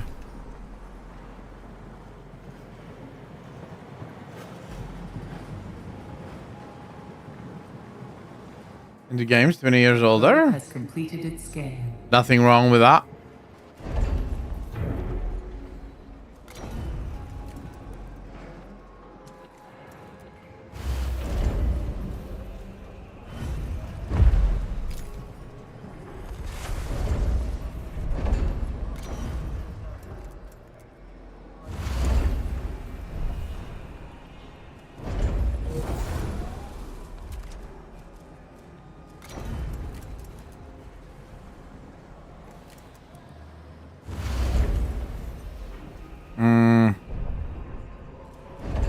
See, now would be the time.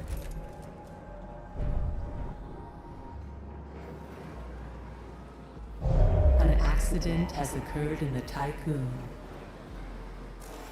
We can just pause that one for now. Having two buildings is probably fine for now, at least.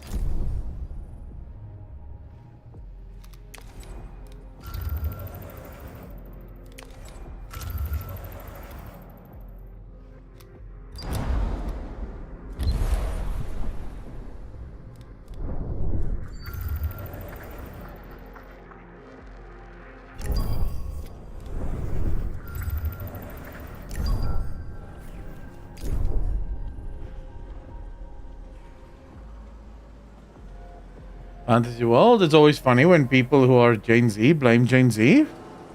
Yeah, but screw Gen Z, bro. No one likes them. Everyone knows all of the world's failures, their fault.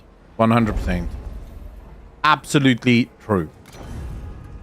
Fact check, true.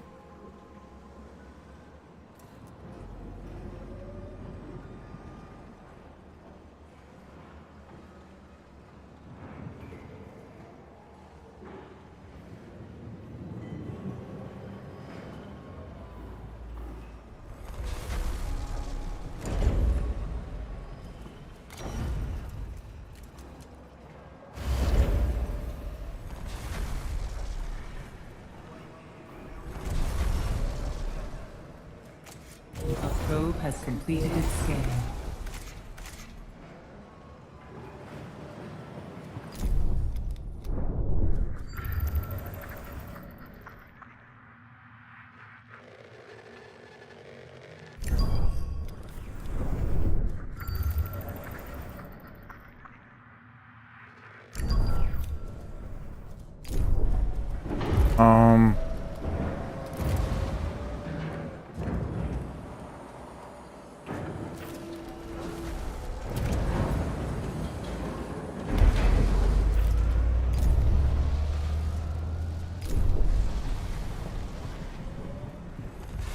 Gen Z doesn't want to work again, I think, true.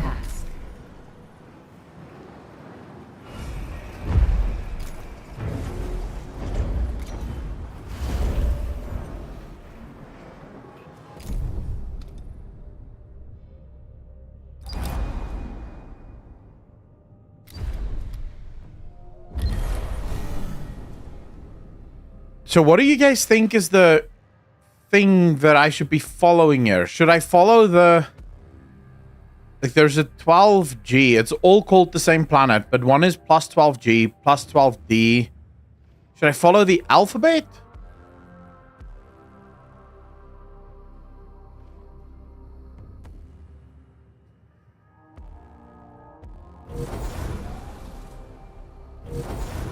Are they offer jobs or do they slack at work watching streamers as we do now? Something happens to you on each of these planets, Vengeance, but one of your people is consistently kept alive.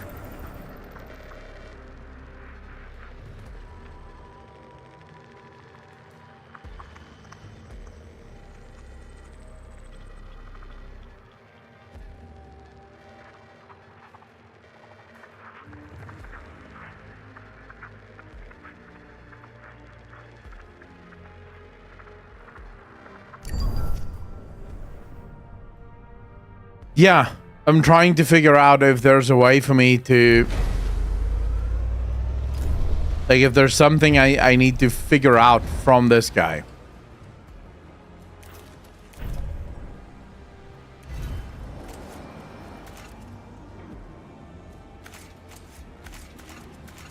So I'm gonna do all of those missions with one dude and one dude only. And see if it changes things. A probe has completed its scan.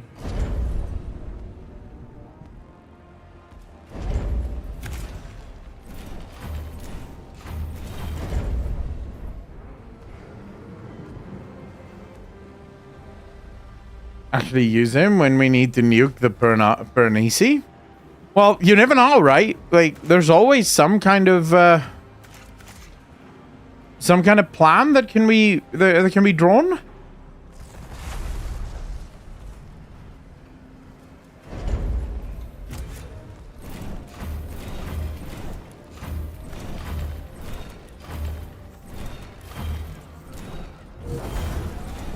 That's my plan at the moment, though.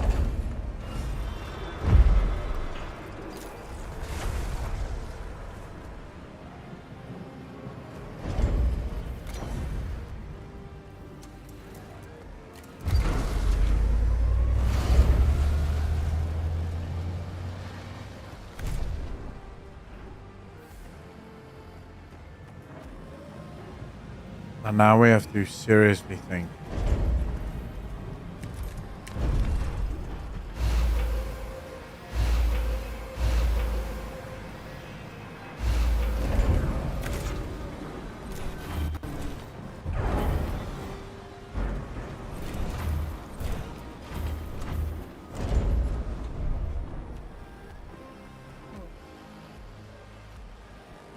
See, this is where...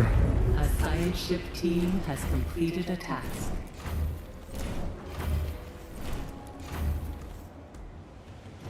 Let's just finish all of these. No, I can't finish all of these. What am I thinking?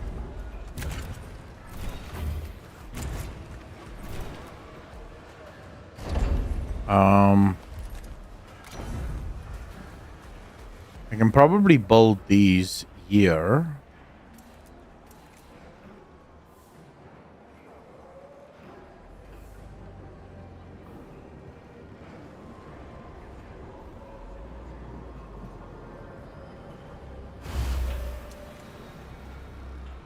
A probe has completed its scan.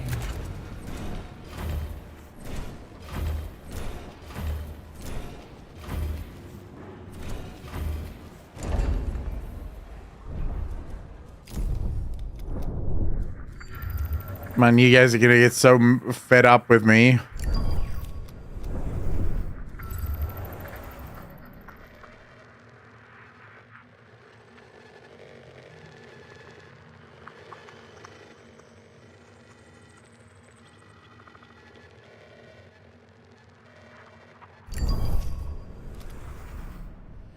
Because I am hellbent on fixing all of this. Death toll now stands at over 100 under the current administration. Here we go. Ibrahim Isel is back, boys. Ibrahim is back. So we've saved Ibrahim. Ibrahim is now alive and kicking inside this little place. But I'm worried because... Shit.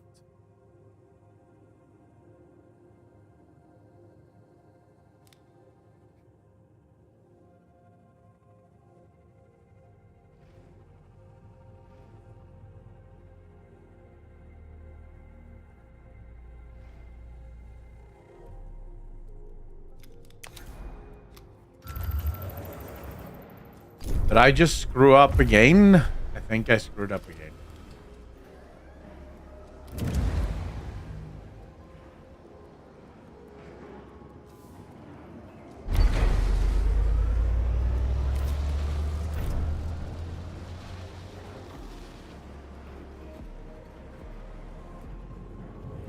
Is it launching in 2 hours? Wow. Okay. Well, good luck to them.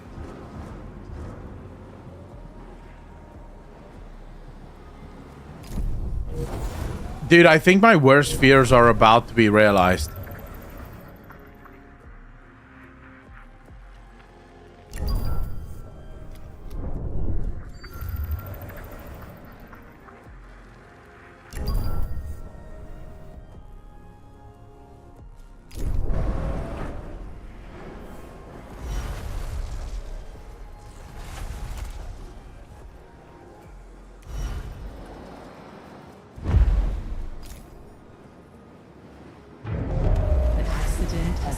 In the tycoon. Of course. Immediately. Warning. A sector is being overworked. You couldn't make this shut up. A probe has completed its scan.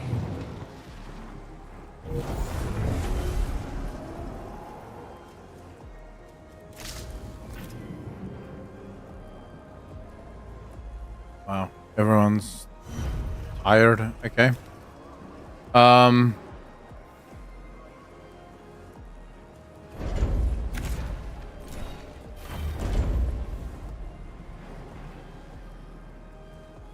We'll get in the White House if he can.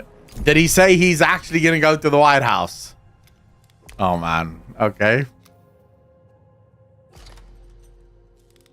Yeah,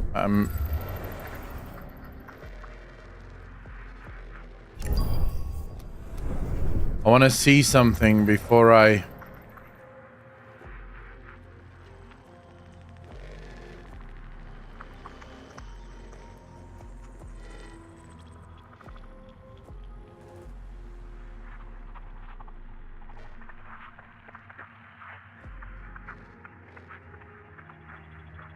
Okay, let's see.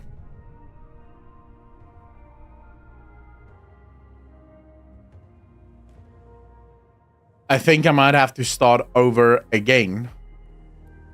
It all depends on what these last 2 planets are called. So that's L.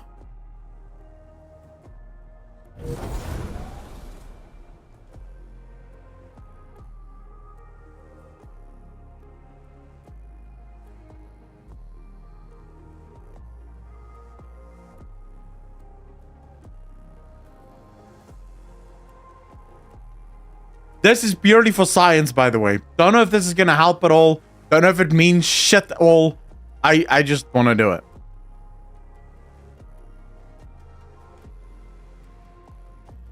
And that's called C. Okay. So here's the thing that we have to do. Before we go to anything, we have to come to C. Then we go D. Then we go E. Where's E again? E is somewhere here. E. Then we go F. I thought I saw F. F. Then G. And then H and J. Is that correct? H, J, and L.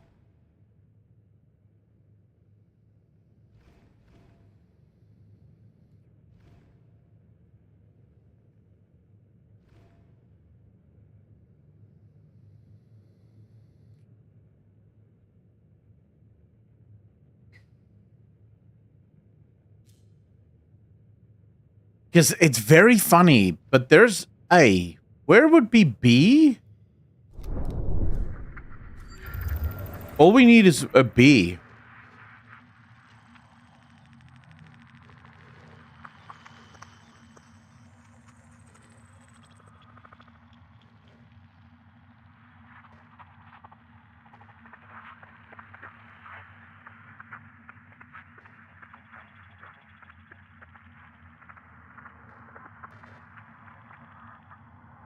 The only thing that would be required here is a B.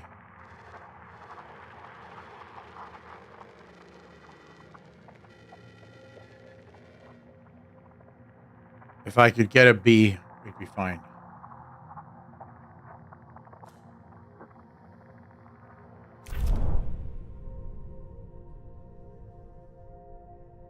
But B doesn't seem to exist.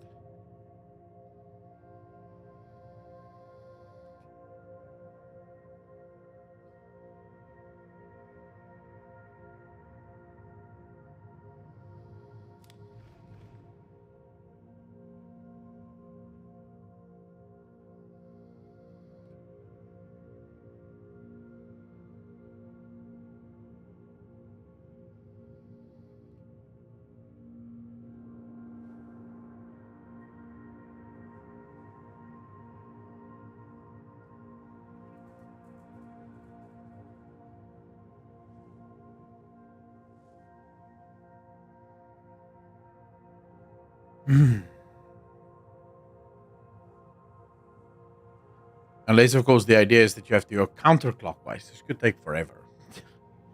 This could take forever.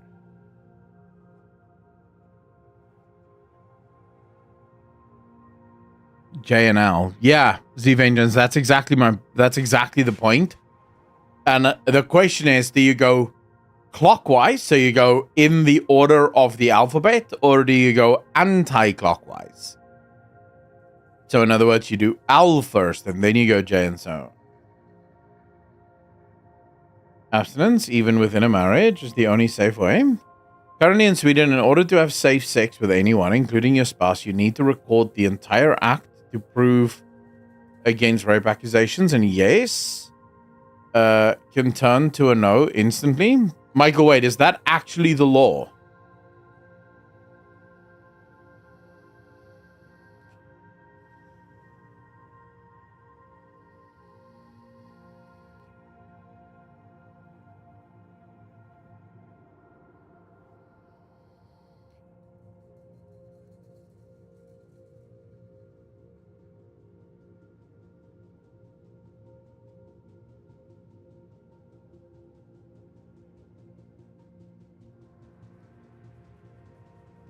Steven, you're not really missing A. A is right here in the middle.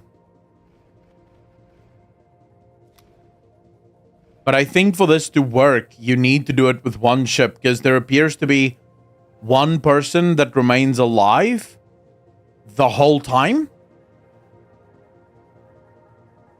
So there's the whole time there's literally just this one dude that remains alive throughout all of it. But I won't subject you guys to this. I'll do it on my own. We'll be on the update. That is the result of the law, not the law itself. So what does the law state exactly, Michael? What is the exact statement of the law?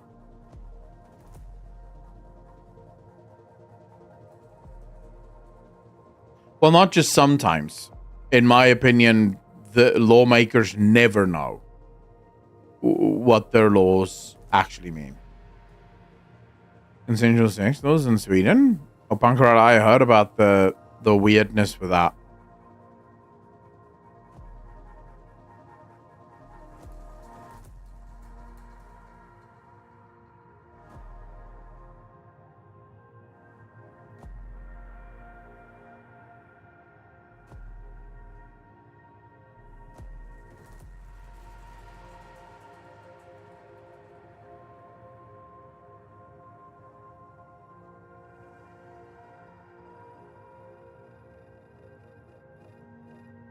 Yeah, I think dude, we live in such a weird time now. We live in such a weird time where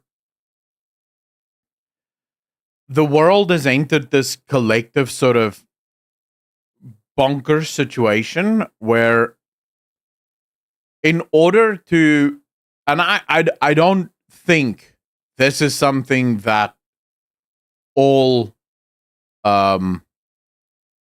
I don't think this is something that all politicians sort of have, but I do think there are some that do this on purpose. There's some that they know exactly what they're doing.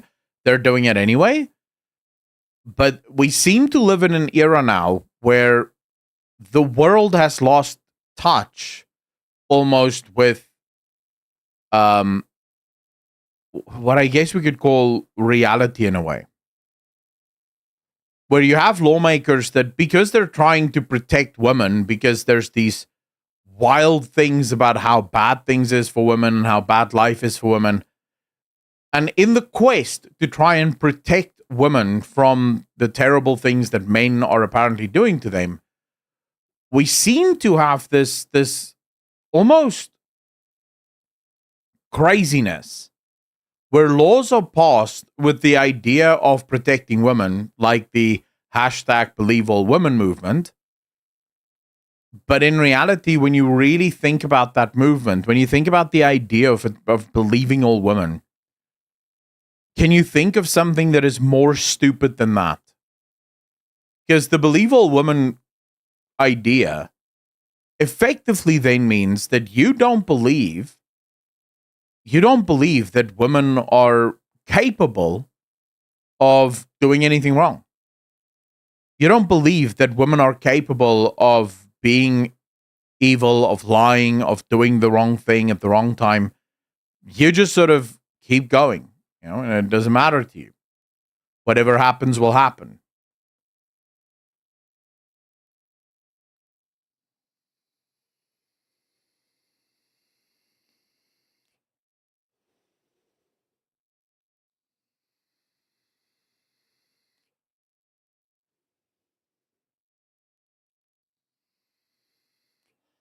Thundercool, it was a big day for men in general. You are right. But if you think about it, it didn't do much. It didn't really change much. That law made very little difference, all things considered. Or that court case. Because all it really did is prove the thing that we should have known all along. I mean, I don't know why this comes as such a massive surprise to people. Oh, women lie. Oh, wow. I could have told you this from the beginning. I didn't need a big court case to prove that. It's sort of obvious that women lie. Like, what the hell are you talking about?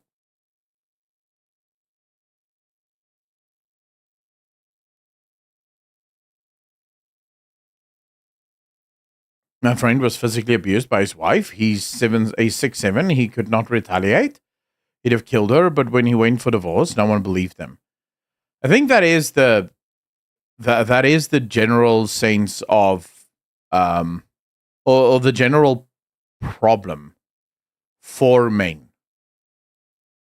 And I'll be honest, I fall into this trap as well. When I hear, for example, of a man being abused by his wife, my immediate reaction is to laugh. Like, that's funny. What do you mean you were abused by your wife? What are you talking about? You don't, because, you see, the thing is, not all abuse is physical. And what women are usually very good at is emotional abuse. Emotional abuse, psychological abuse. They're very good at that because they're far more equipped at that. And that's usually the tool that they use against men. I mean, eventually it will set into physical abuse, but there's actual reasons why that ends up happening. It's very awkward. Rallying cry can sound stupid if you take it literally, but to say that the point of believe all women was to propose that women are incapable of lying is far-fetched. Epic Thulu, that's not what I said.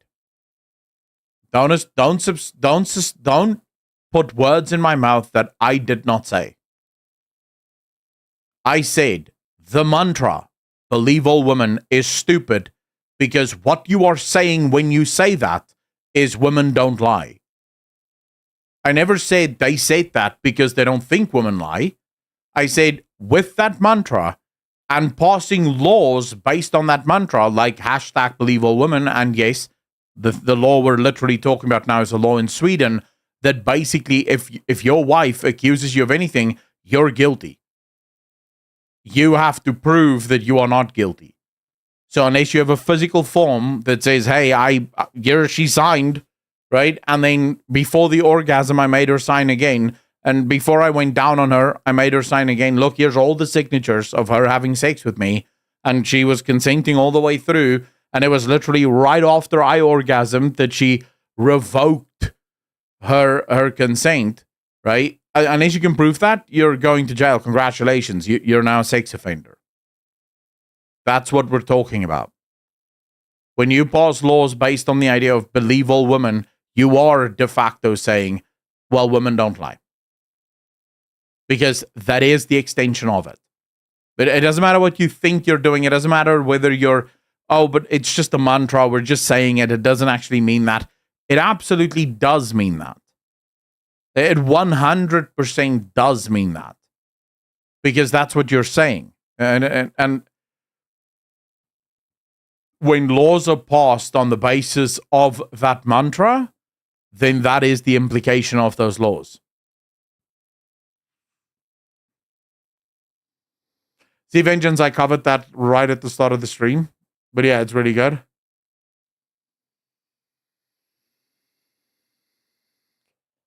Thundercool, I won't pick that, not right now. But yeah, I don't know. I mean, it genuinely feels like there is and again, let me say, I am not suggesting that every single person that champions laws like this or that tries to champion the idea of, believe all women or whatever, right? I'm not saying any of these champions for women. I'm not saying all of them are doing this or doing this for this purpose, but I'm willing to bet that there are quite a few who are doing this specifically to try and start a race, not a race war, a sex war, a gender war. They're desperately trying to remove or to create this sort of rift between men and women. And I just don't see how that is a healthy place to be at all. I don't see how that's healthy. Gender specific thing, everyone does, regardless of how good we try to be. It happens. Nixie, that is true. How you doing, by the way? No more serious than pretty much any other conversation, I think, on the channel. Why birth rates are going down. Relationships are a judicial minefield now. I don't think it's just the legal framework around marriage that is the problem with birth rates. I also think, C says, how you doing, bro? What's funny to me is when people say, well, life is too expensive now. That's why people aren't having children. Because it, again, is completely devoid of following the facts. You're ignoring all of the facts and making a statement. Is life too expensive? Yes, absolutely. Are people struggling to make ends meet? Absolutely. But the people that are consistently having more children are poor people. In fact, the upper middle class and the rich are almost having zero children. The people that are in a position to afford children are the ones not having children. So clearly, the idea that life is too expensive is not an explanation for why people are not having children. Otherwise, we would see a reverse of this. We would see lower middle class, sort of middle class, and the poor having the fewest children. And we would see rich and upper middle class having tons of children because they can afford it. That is the opposite of what we see. Emotional, but hi, guys. I'm doing very well. Thanks for asking. I'm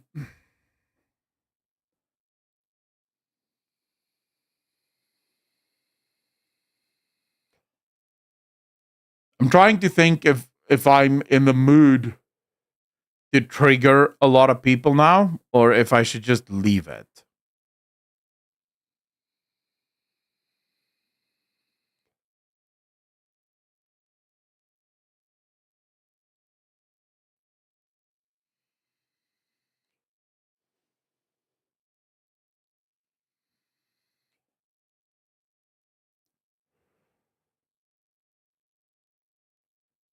I'm always triggered. One of the big problems with society is that every single thing is too convenient. The slightest inconvenient thing, we just don't do. Rampage, how you doing, brother? Emperor Palpatine say do it. Rampage, yeah. Okay.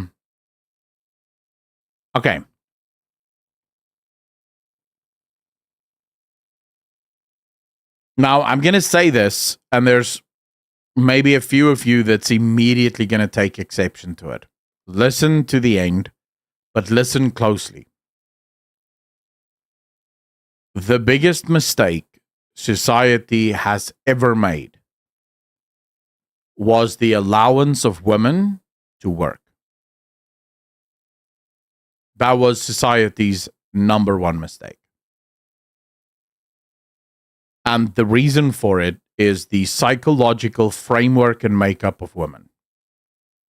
You see, there's a strange difference between men and women that we cannot explain for. We cannot explain it. We don't understand why it is. No matter how much they try to teach women not to do it, there is no way to change it. Women marry across and up. They never marry down. Women do not marry men that are not either equal to them in social standing or higher to them in social standing. They do not marry down. Men, on the other hand, marry across and down. So what used to happen 100 years ago, because women couldn't work, almost every man was above her in terms of social standing. Because on her own, she couldn't afford a house, she couldn't afford a car, she couldn't afford to live.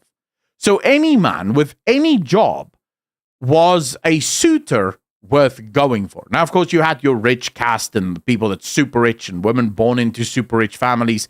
They would obviously still marry into their specific sort of, class. But even there, what you would see is if your father was a millionaire, they would marry you to a billionaire son, right? So you'd still marry up, or you'd marry someone that has $2 million instead of $1 million. So you'd still marry up, but fundamentally, women would marry across and up. They would never marry down. Exceptions exist, but exceptions are literally that. They're exceptions to the rule. They do not prove the rule. So the exceptions are insignificant enough statistically that they bear no worth in talking about. So fundamentally, what ended up happening is, because we allowed women to work, what happened was women started to make their own money. Now, this immediately excluded a bunch of men from the dating pool for any working woman. So a man that was a mechanic, and this woman, went to school, she got a law degree, she became a paralegal. She wasn't going to marry the mechanic. Why the hell would she marry the mechanic? She is class-wise far higher than he is. So that mechanic his chances of finding a wife is now far lower than what it has ever been. And then humanity made its next big mistake.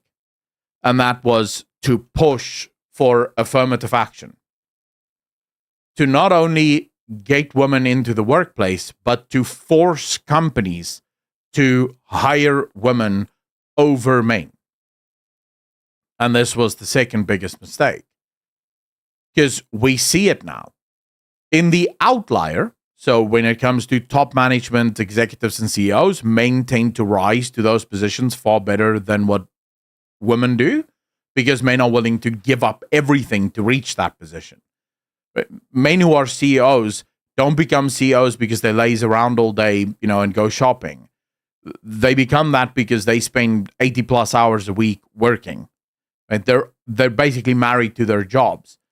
Very few women are willing to do that, and so women will tend to be overrepresented in upper management, but not in top level management.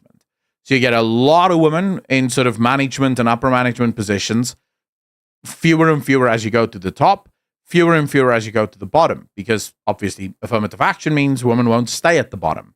So what ends up happening is you have a ton of men at the bottom of the totem pole. You have not really equal, but let's say roughly equal in sort of the big middle chunk of the company. And then you have a lot of men at the top.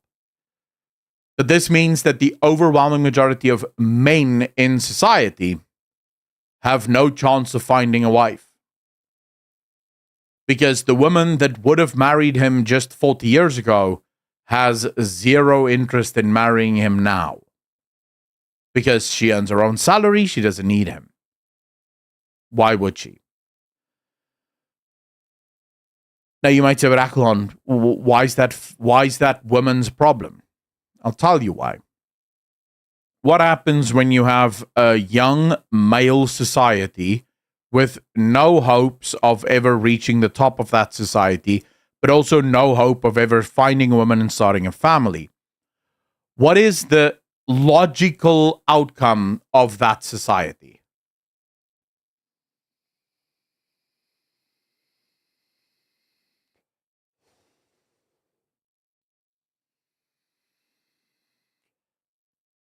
It's war.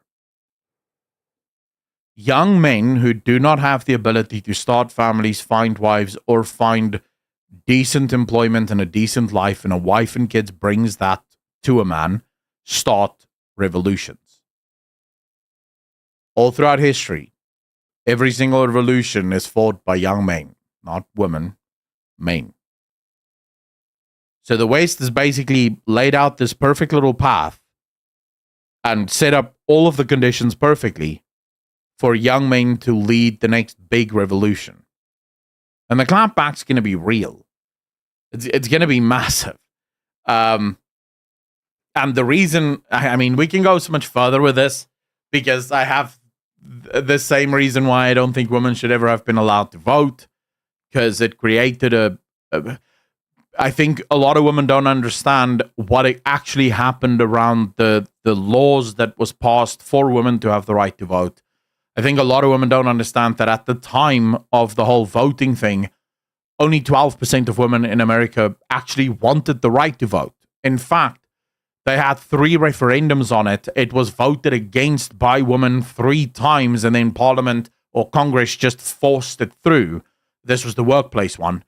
Do you know why Congress forced it through? Lobbying groups. You want to know why the lobbyists wanted it? Lower wages. Women were cheap labor, and they wanted lower wages. So they thought, let's go. Let's get the women into the workplace. It will lower wages for everyone, because now there's twice as many people that can work. So when you get your paycheck at the end of the month and you wonder, what the hell is this? It's because there's too many workers and not enough work. That's why. When it was just men on average were earning between 2.5 and 4 times more than what they're earning now, because companies were fighting to get workers. Now that we have women in the workplace, why would I pay anyone more than I absolutely have to? So that's why families could live, just the man brings in the money, but they lived in a beautiful home in the middle of the suburbs, 4 kids, life's great. They could afford it because the man's salary was between 2.5 and 4 times more than what it is today. So even when you put a husband and a wife's salary together, they're still not earning as much as the man before women was allowed to work. Do you know why women were given the right to vote?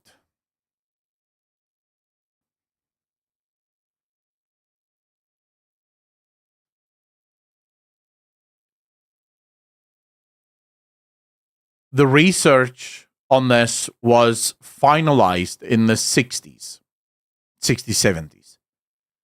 But the theory existed long before that. The research shows that women are much easier to influence through marketing. Marketing influences women far better than what it influences men.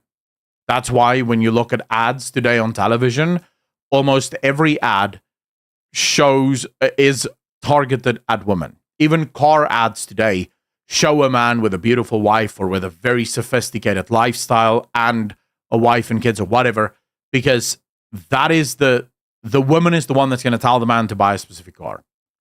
So it's all targeted towards women because they're far easier to manipulate through marketing. It's not to say men don't have the same blind spots in some places, but they're harder to market for. So marketing companies prefer to go for women. That's also, by the way, why female products are so much more expensive than male products. Because men walk in and they just buy whatever is the cheapest because marketing doesn't really work as well on them. For women, if the marketing is done well, she'll pay double for whatever it is because it was marketed well to her. And she believes it. The same is true in politics. You see, politicians could stop caring about the politics that they hold the second women could vote.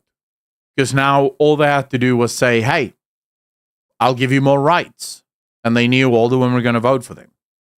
Look at the Democrats. The Democrats have a terrible proposal on pretty much every single policy. The Democrats are terrible in almost every single way imaginable.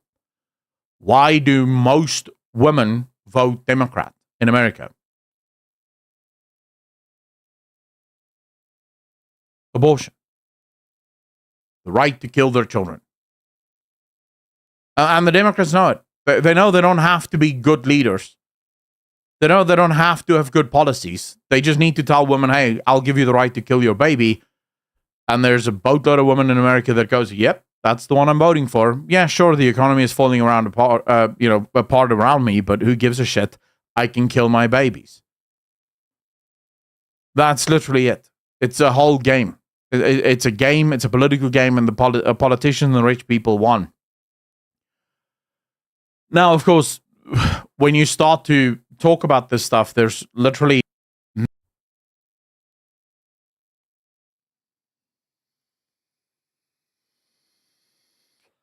Are we back? I think we're back. Yep. All right. Let's hope YouTube reconnected as well and didn't just drop the stream. All right, we're back. It's obviously not a thing that we can just Bloxy, by the way, how are you doing? It's obviously not a thing that we can just put the cat back in the bag, right? We can't just go out and say, all right, all of you women back in the kitchen. Let's go. You're done working. Your days of voting is over. By the way, another reason why women voting is such a good idea is because any policy that you propose that is more empathetic will ultimately appeal to women a lot more. Women will support policies that appear more empathetic.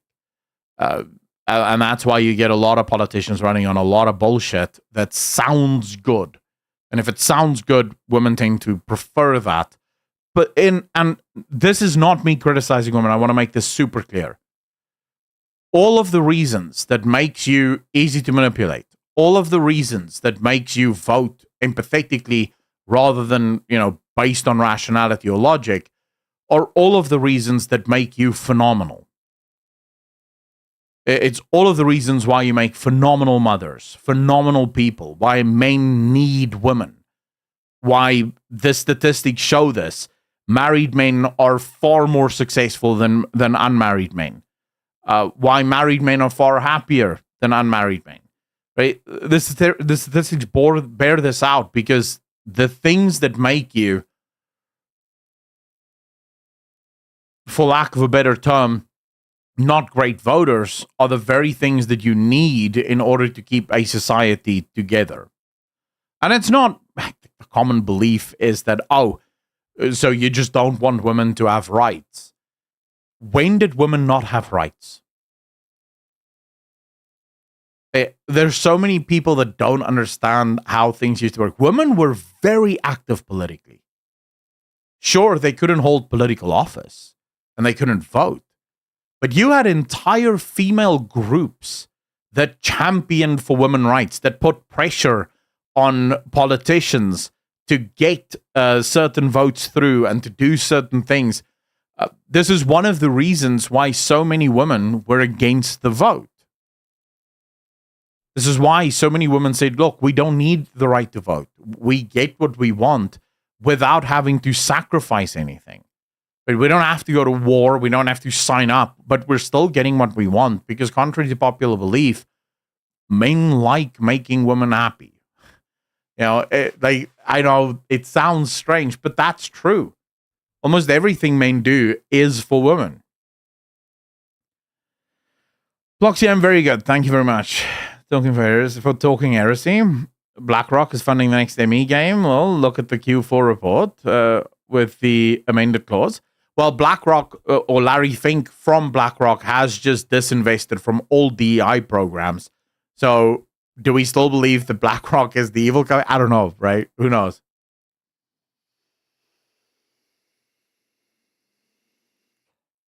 Nixian, you are correct.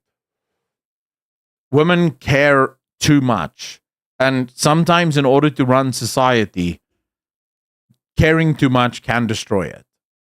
Sometimes you have to do the unpopular thing in order to save society. I've only voted once anyway. Good woman. I haven't even voted once. Oh, there's nothing wrong. No, but like I said, the issue, of course, is what do you do? You can't put the cat back in the bag. It's already gone on for far too long. And the answer is, do you really want to go back to that, right? Because there are upsides to women joining the workplace. There are upsides to women, being active politically. One of them is the fact that you get to marry a far more educated woman, right? And contrary to what a lot of women like to believe, men don't feel threatened by intelligent women. I don't know where this lie came from. I don't know why you girls believe it, but that is bullshit. No man that I know thinks to himself, oh, I really want a stupid broad. No, stupid bitches are not fun. You want a woman that can match you intellectually, otherwise you get bored. My sister's more conservative than I am. That does happen from time to time. Dominus, I'm with you. I would feel threatened if she wasn't intelligent. Then we get a ride to the ballot, so I've never been able to vote. Shit. What is a cope, Grofel?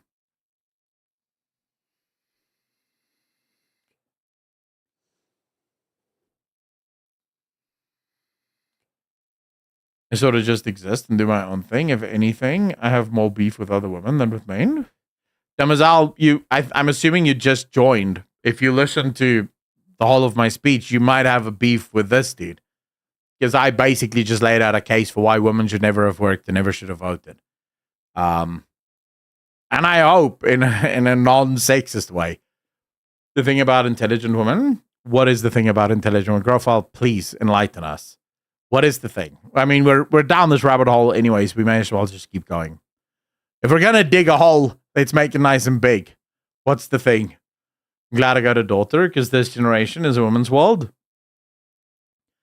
Until young men decide they've had enough, which is my biggest fear. Like, I genuinely don't really care about the laws that's passed and the way the world caters to women because it rarely, if ever, affects me. But the one thing that does scare me is when you finally push men to the brink, young men only know one way to respond.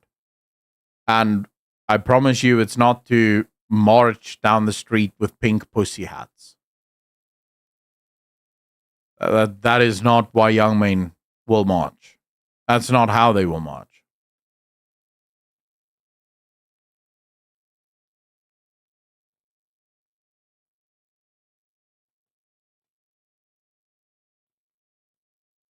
Thanks, yeah, I believe you. Pedal to the metal. We might have found out. Well, we are going to have a find out phase. We're definitely going to. Cornered animals are dangerous. Rampage true. Again, there are insecure men in business that are threatened and ego can't bear a girl being better at their jobs than them. Some chicks are just vindictive and sabotage. So, saving again, I would say focusing on outliers isn't too helpful. Because you know, we could say there's men who are psychopaths. That's 1%, less than 1% of the world population. You know, and you could say there are men who feel threatened, but I would again argue that that is not the majority of men. The very fact that there are women across the world working in businesses every single day and appear to be relatively happy, although, you know, the suicide rates don't really bear that out. But the very fact that there appear to be a lot of women happy in their jobs suggests that the overwhelming majority of men are perfectly good and perfectly fine. They're not assholes. They don't feel threatened. They don't mind. The Dark Lord, how you doing, bro? Thanks. 23 months, part of the DJ Nation. Appreciate you, sir. Thank you. Reparations for centuries of men working to support women. No, you're not getting that.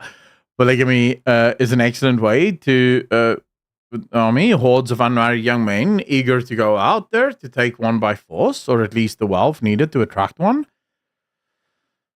Yeah, I don't know.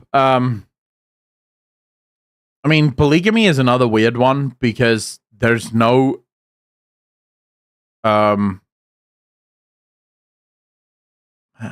don't think that plays out in the real world. I don't think it works in the real world.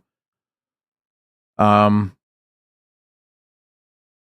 think fundamentally the problem is just we live in a society that forgets one half of the population and abuses the other half.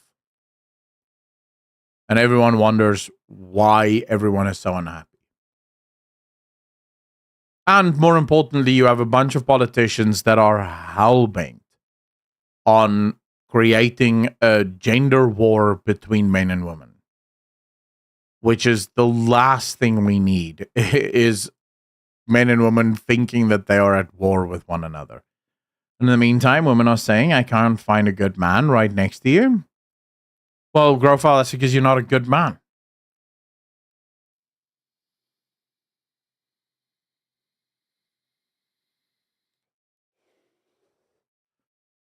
That could be for a lot of reasons, right? I'm just saying, Grofile, if she's sitting right next to you saying, I can't find a good man, then it means that at least in her eyes, you are not a good man, right? You have to decide whether or not that's true. That is completely up to you.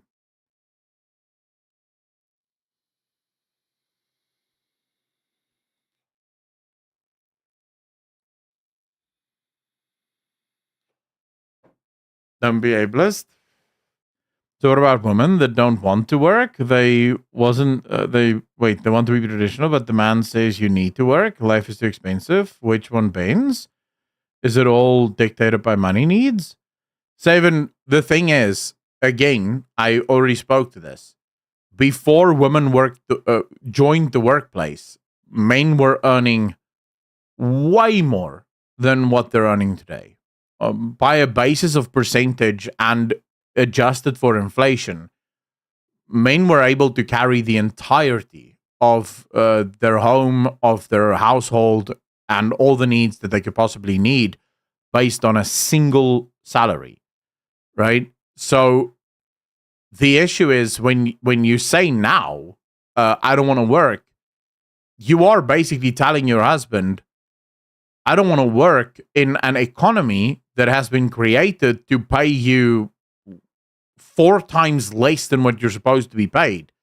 And then, yeah, of course, your husband is going to say, dude, what the hell are you talking about?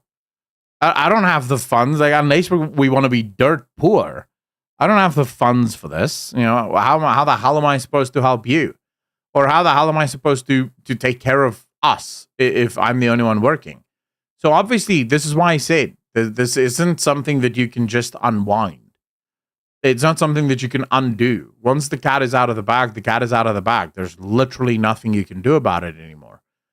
Now, the conversation and what the point is of it will shift depending on whether you're a Christian or not a Christian, right? If you're not a Christian, I would say you and your husband figure it out, right? What is it that works for both of you? Maybe you don't want to work, but you're willing to get a half day, somewhere like half a day job. Um, or maybe you get a job that only, you only work some days of the week, something to that effect, right? Where you can still bring in some money, but you're not the main breadwinner, and he brings in the main money. That's one option. From a Christian perspective, the way that women in the Christian community work, even if they do have to work because they can't afford not to, the focus tends to be, and this is from a woman herself, you're working for the house, right? So you're not working for yourself. You're not working to be promoted. You're not working to be special. You're only working to help the house. And that's it. Your husband doesn't earn enough to your household, and so you get a job so that you can help you guys survive.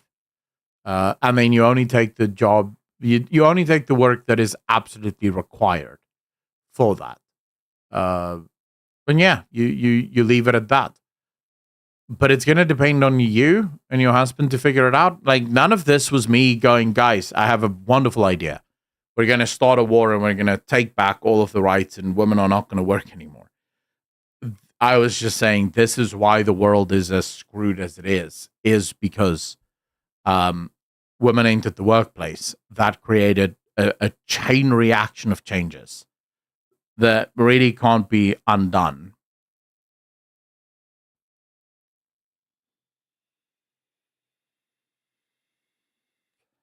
The problem is you'd be surprised how many women don't work for the house.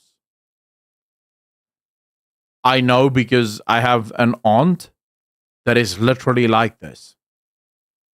When my uncle was going through a very hard time, so he had a certain business that he wanted to get rid of. He decided to sell that business because the business morally no longer jived with him. He didn't feel morally okay with having the business.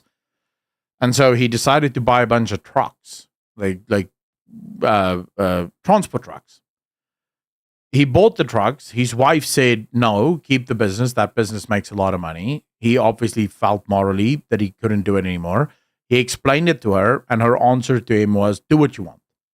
And so he sold the business. He bought the trucks and literally bought the trucks in October of 2019. What happened a couple of months later?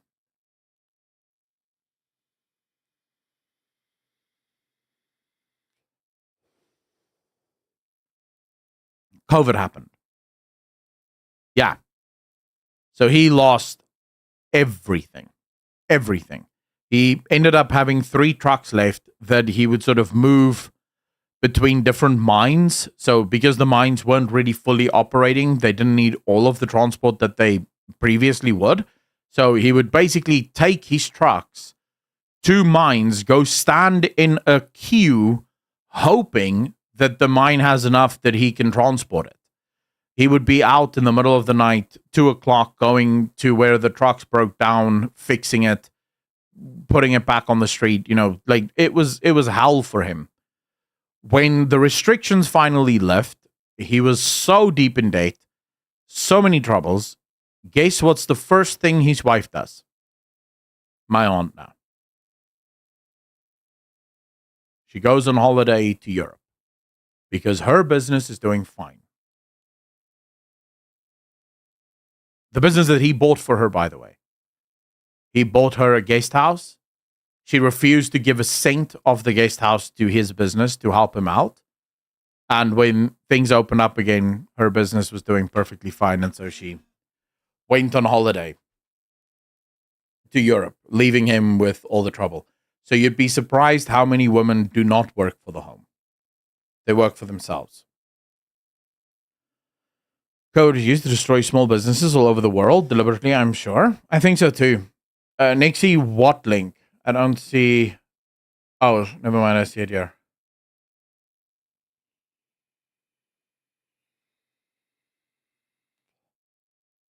I TikTok.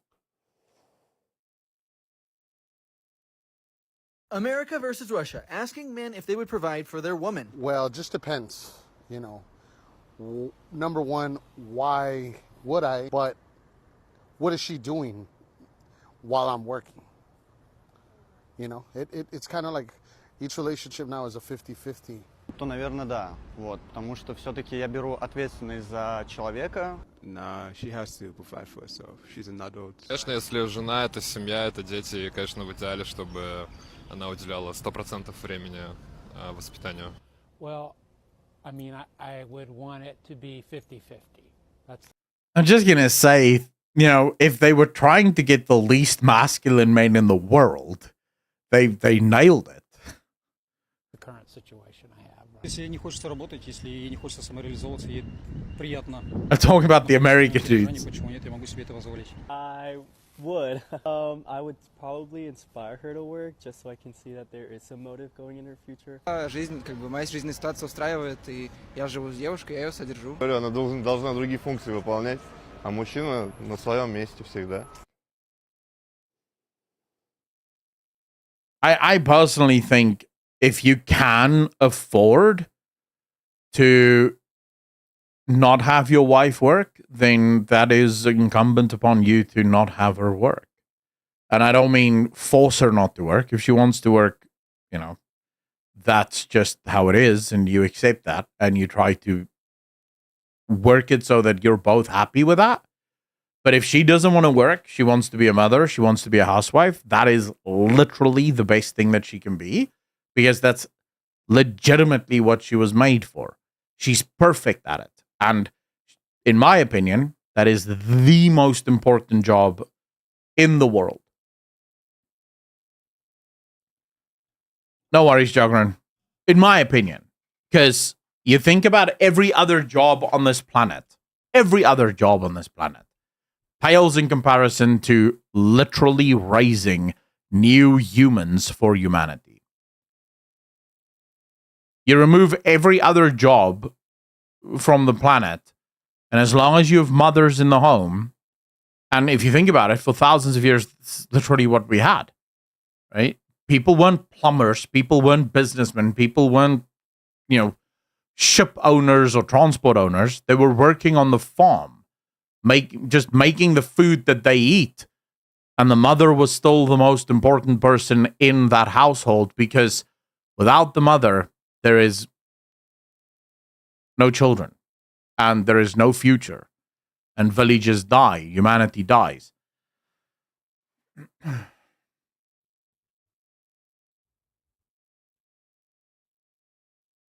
mean, there is just a whole bunch of narcissists this day and age. Oh, yeah, you're not wrong, Damazal. You're definitely not wrong. We cannot just pluck out new workers from the freezer as you do playing Ixion. Yeah, you need, but it's so sad to me how we live in this world where women are shamed by other women, by the way, not by men. Although some men do, for being housewives. You know, it's considered this big sort of, you know, what the hell are you doing with your life? You're a housewife? Excuse me? And it's like, dude, what are you? A lawyer? Let me put it to you this way. Anything, any job a woman can do, a man can do. Any job. There is no job on this planet that a woman can do that a man cannot do. Except for being a mother. A man can't make children. Can't do it. It's not possible for him. So I don't understand why the one thing that women can do that no man can do, despite what 2024 medicine or medical journals will tell you, a man cannot get pregnant. I don't understand why that is the thing that's been somehow called not living up to your potential.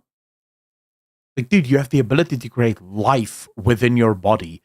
What do you mean you're not living up to your potential? You're literally fulfilling the one thing that you can do that no one else can do on this planet. You're doing it. And it's also the most important thing that you can do on this planet. Seven, yeah, but of course I'm talking in terms of if you could have the perfect system, it would be a system where a woman is a mother and a wife and a homemaker. That is what she does. That is all she keeps herself busy with, raising children, making sure that those children are the best attributions and contributions to society possible. It is true, Savan. I'm not sitting here and just saying, well, women are this, women are that. I absolutely agree with you. In the modern era, there are some, how do I say this without swearing?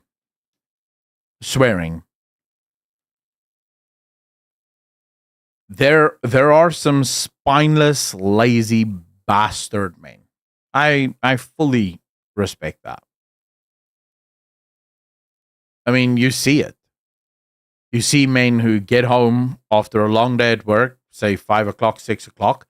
His wife literally drove into the driveway, same time as him. He goes, he sits down in front of the TV. She makes the food. She brings him coffee. She cleans the house. She does all of the things.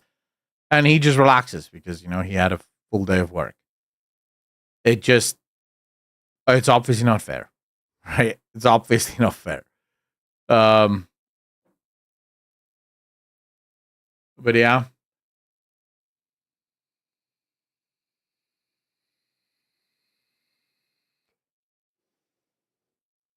Is the internet down again, or is it still going? Because YouTube says it's not receiving.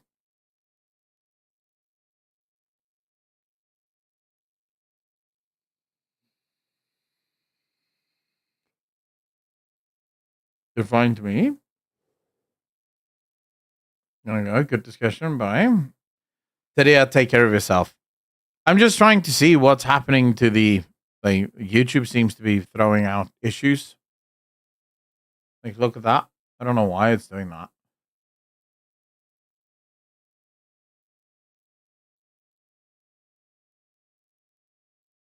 But it seems like you guys are still having a reasonable time on YouTube. Yeah, Twitch seems to be fine.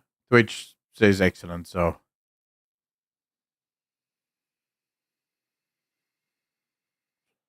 But like I said, the idea behind this wasn't to start a massive war or to start a massive movement. That's not the idea. I mean, to get your fundamentalist ass. What is fundamental about what I said? I didn't say anything fundamentalist.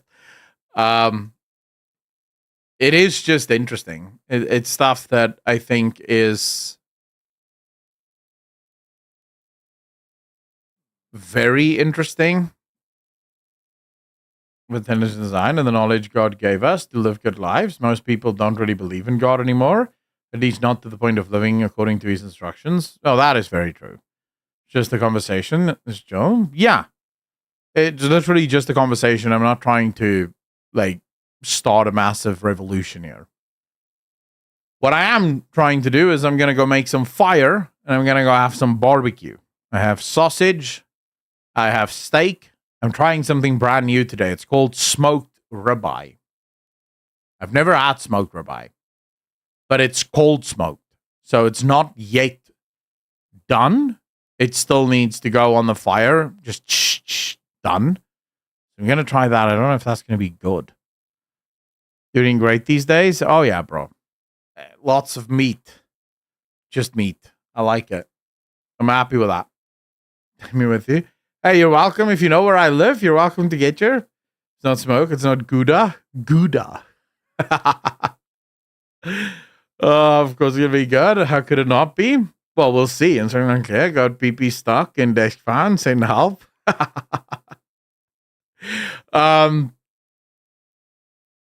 I wonder. I'm not sure how I would do a barbecue stream. I'm not sure how I would swing it. I would need to find a way to get the cameras, and I would need to get a laptop. Makes me want to smoke meat. It sounds very good. Might order some for lunch. I hate the fact that you guys can just order smoked meat for lunch. Dude, screw North America, because I know you're in Canada. Just screw you guys.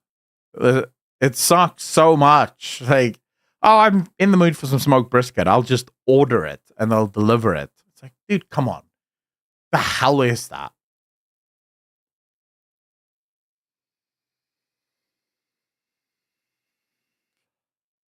So many barbecue places with smoked meats in Florida. Instead of for smoked lunch. Dude, if I want smoked, I have to do it myself, or I have to go to a restaurant and eat it there. They don't deliver. There's no takeout for smoked meat. But half the fun of smoking a meat is doing it yourself. Yeah, I still need to buy a smoker. I don't have a smoker. I want to get. I really want to get like an offset smoker, proper offset smoker. But I've never smoked like proper offset smoking. So I'm not sure how to do that. I'm not even sure if I'll do it correctly, but I want to do it.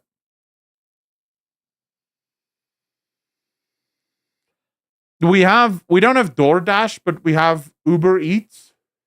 So we have Uber Eats and we have Mr. D. No, doesn't mean Mr. Dick. It's Mr. Delivery, but for some unfortunate reason, they decided to call themselves Mr. D. We have that. The thing is, there's no restaurants anywhere near me that does smoked meat.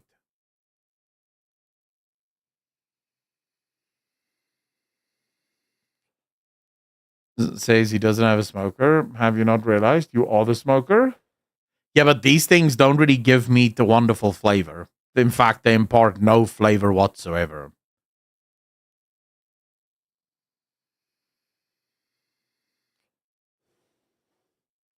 CCS, I'm sorry, but those messages, that live feed that they show you, where you can track your driver and you can physically see the little car driving through the map, that is the biggest load of bull I've ever... Like, dude, the amount of times I've seen that car, not even on my street, and then suddenly the dude arrives at my house is insane.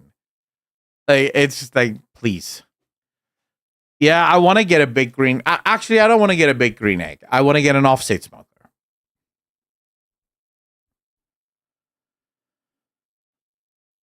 Like, for me...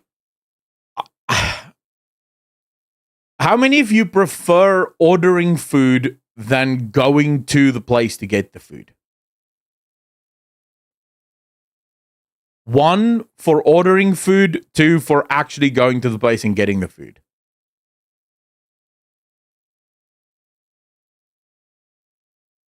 I'm starting my restaurant. I'm going to open a smoky in South Africa. You'd make money. Wow, you guys suck so much.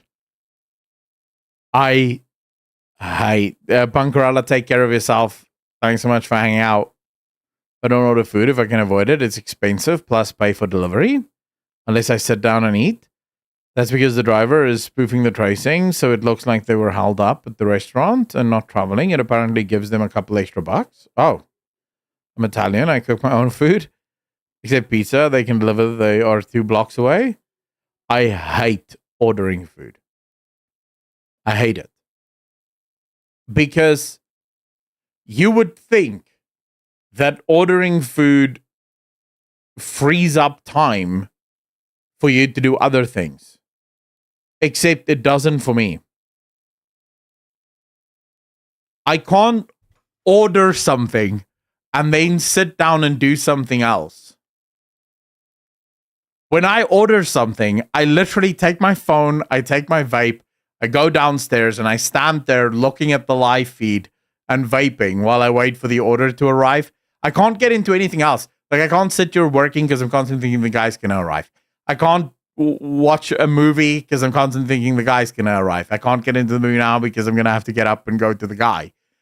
I can't do any... I'm just constantly thinking, okay, the guy's going to come, the guy's going to come. So there's no point in me ordering food because it saves me 0 time. I may as well just go and get it myself. Aperitivo multiple times? What? Aperitivo? What's that? Or at a good grill in 3 years? Wow, nice. I used to order KFC in uni, but I knew the delivery guy, so he'd sneak free drinks and extra stuff every time he came over, so it was worth it. Nice. Ring camera or something that you can watch when he comes. Thundercool, that's not the problem. So in order to get into my place, you need to go through security. So I will always know when someone arrives, right? Because when I order, I will let security know that I have ordered, and security will send me a message as soon as the guy gets to the gate. So that's not a problem. I will know when they're here. It's more the case that my brain cannot, while I've ordered, my brain will now not stop focusing on the fact that that food is supposed to come. And it's the same with everything. If I know, for example, I'm going out, and this is genuine, this is just how I am. I don't know how to fix that. Let's say I have a date at 7:00. From about 5:00, I'm no longer doing anything else. I'm just waiting for the date at 7. That's literally my whole thing. I am sitting there waiting for the date at 7. Because everything that I want to start now, I'm thinking, well, I'm gonna leave at 7. I can't really start it now. It's not gonna be finished by then. So I'm basically just sitting around waiting.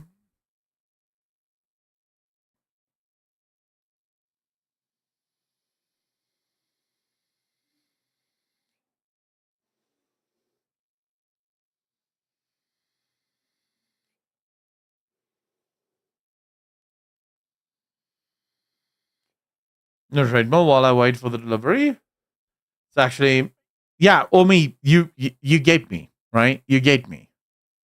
It's super, super. No, Shumi, I take 10 minutes to get ready. And that's if I shower. If I don't have to shower, like I showered in the morning already, I'm not going to shower before I go.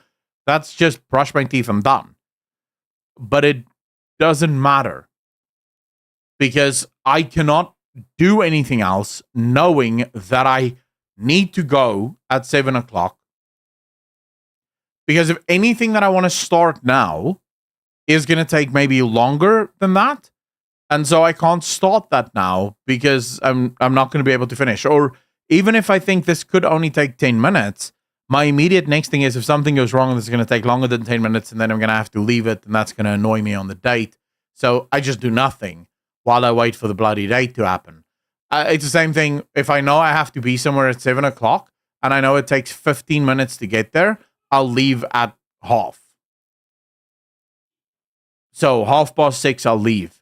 Even though it's just 15 minutes away, I'll leave early just in case something happens because I don't want to be late. It's super annoying. I don't know if I have ADHD. Maybe, I don't know.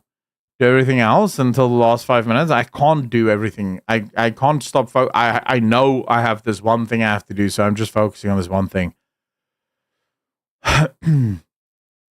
Looking at a download manager, patching games as well. Well, yeah. You don't. You just start the download and then you leave. Like a bloody animal. Like, no.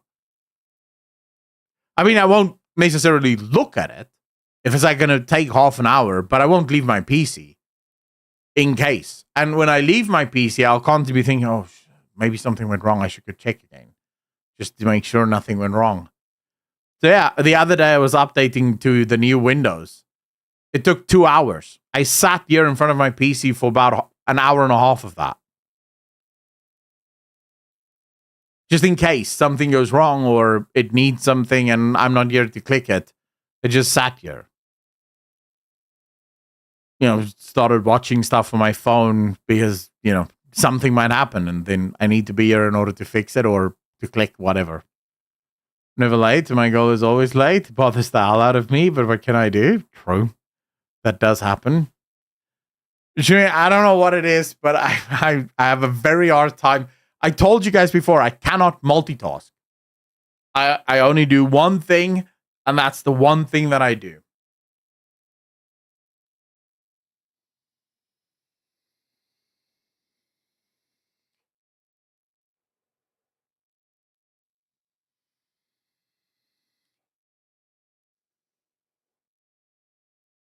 No, Nixie, I'm definitely not like that.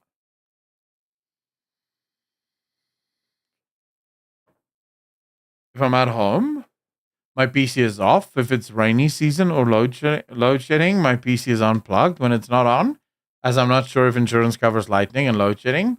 So the gray hour, depending on your insurance, it will most likely cover load shedding. I know mine covers load shedding and lightning and everything, so my PC is almost never off. Like, it is on all the time. See, Vengeance, you saw me play this game. You know I don't multitask. I do one thing and I focus on this one thing.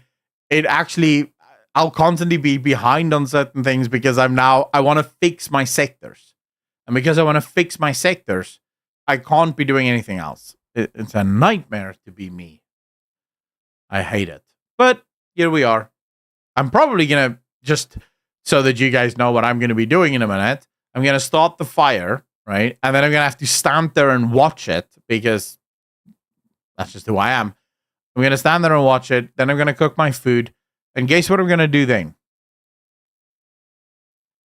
I'm going to restart that bloody Ixion from the start. Because screw fixing that shit. The sectors don't work. And it's because I made a mistake. So I'm going to restart the whole bloody game from scratch just so that I can fix the sectors.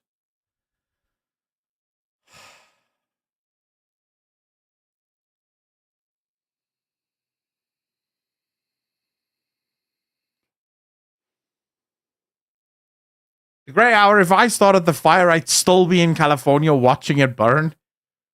Told you we'll start over yesterday. I'm going to start over. We'll pick up wherever I leave off tomorrow. Once my sectors are beautifully fixed, it's going to be glorious. It's going to be so beautiful. You guys have no idea how beautiful it's going to be by the time I'm done. But all right, ladies and gentlemen, let me go make some food. Let me go chill. I won't be back tomorrow. Wednesdays I don't stream because I have Bible study in the evenings and day is just taken up by videos and stuff. So no stream tomorrow. Stream on Thursday. So ladies and gentlemen, as always, thank you so much for hanging out with me. Thank you so much for spending your time with me. It's been my absolute pleasure to be the one to entertain you today or to trigger you, whichever one you felt. That is perfectly fine. As always, be good to each other. Be kind to each other. And I shall see all of you in the next one. Peace.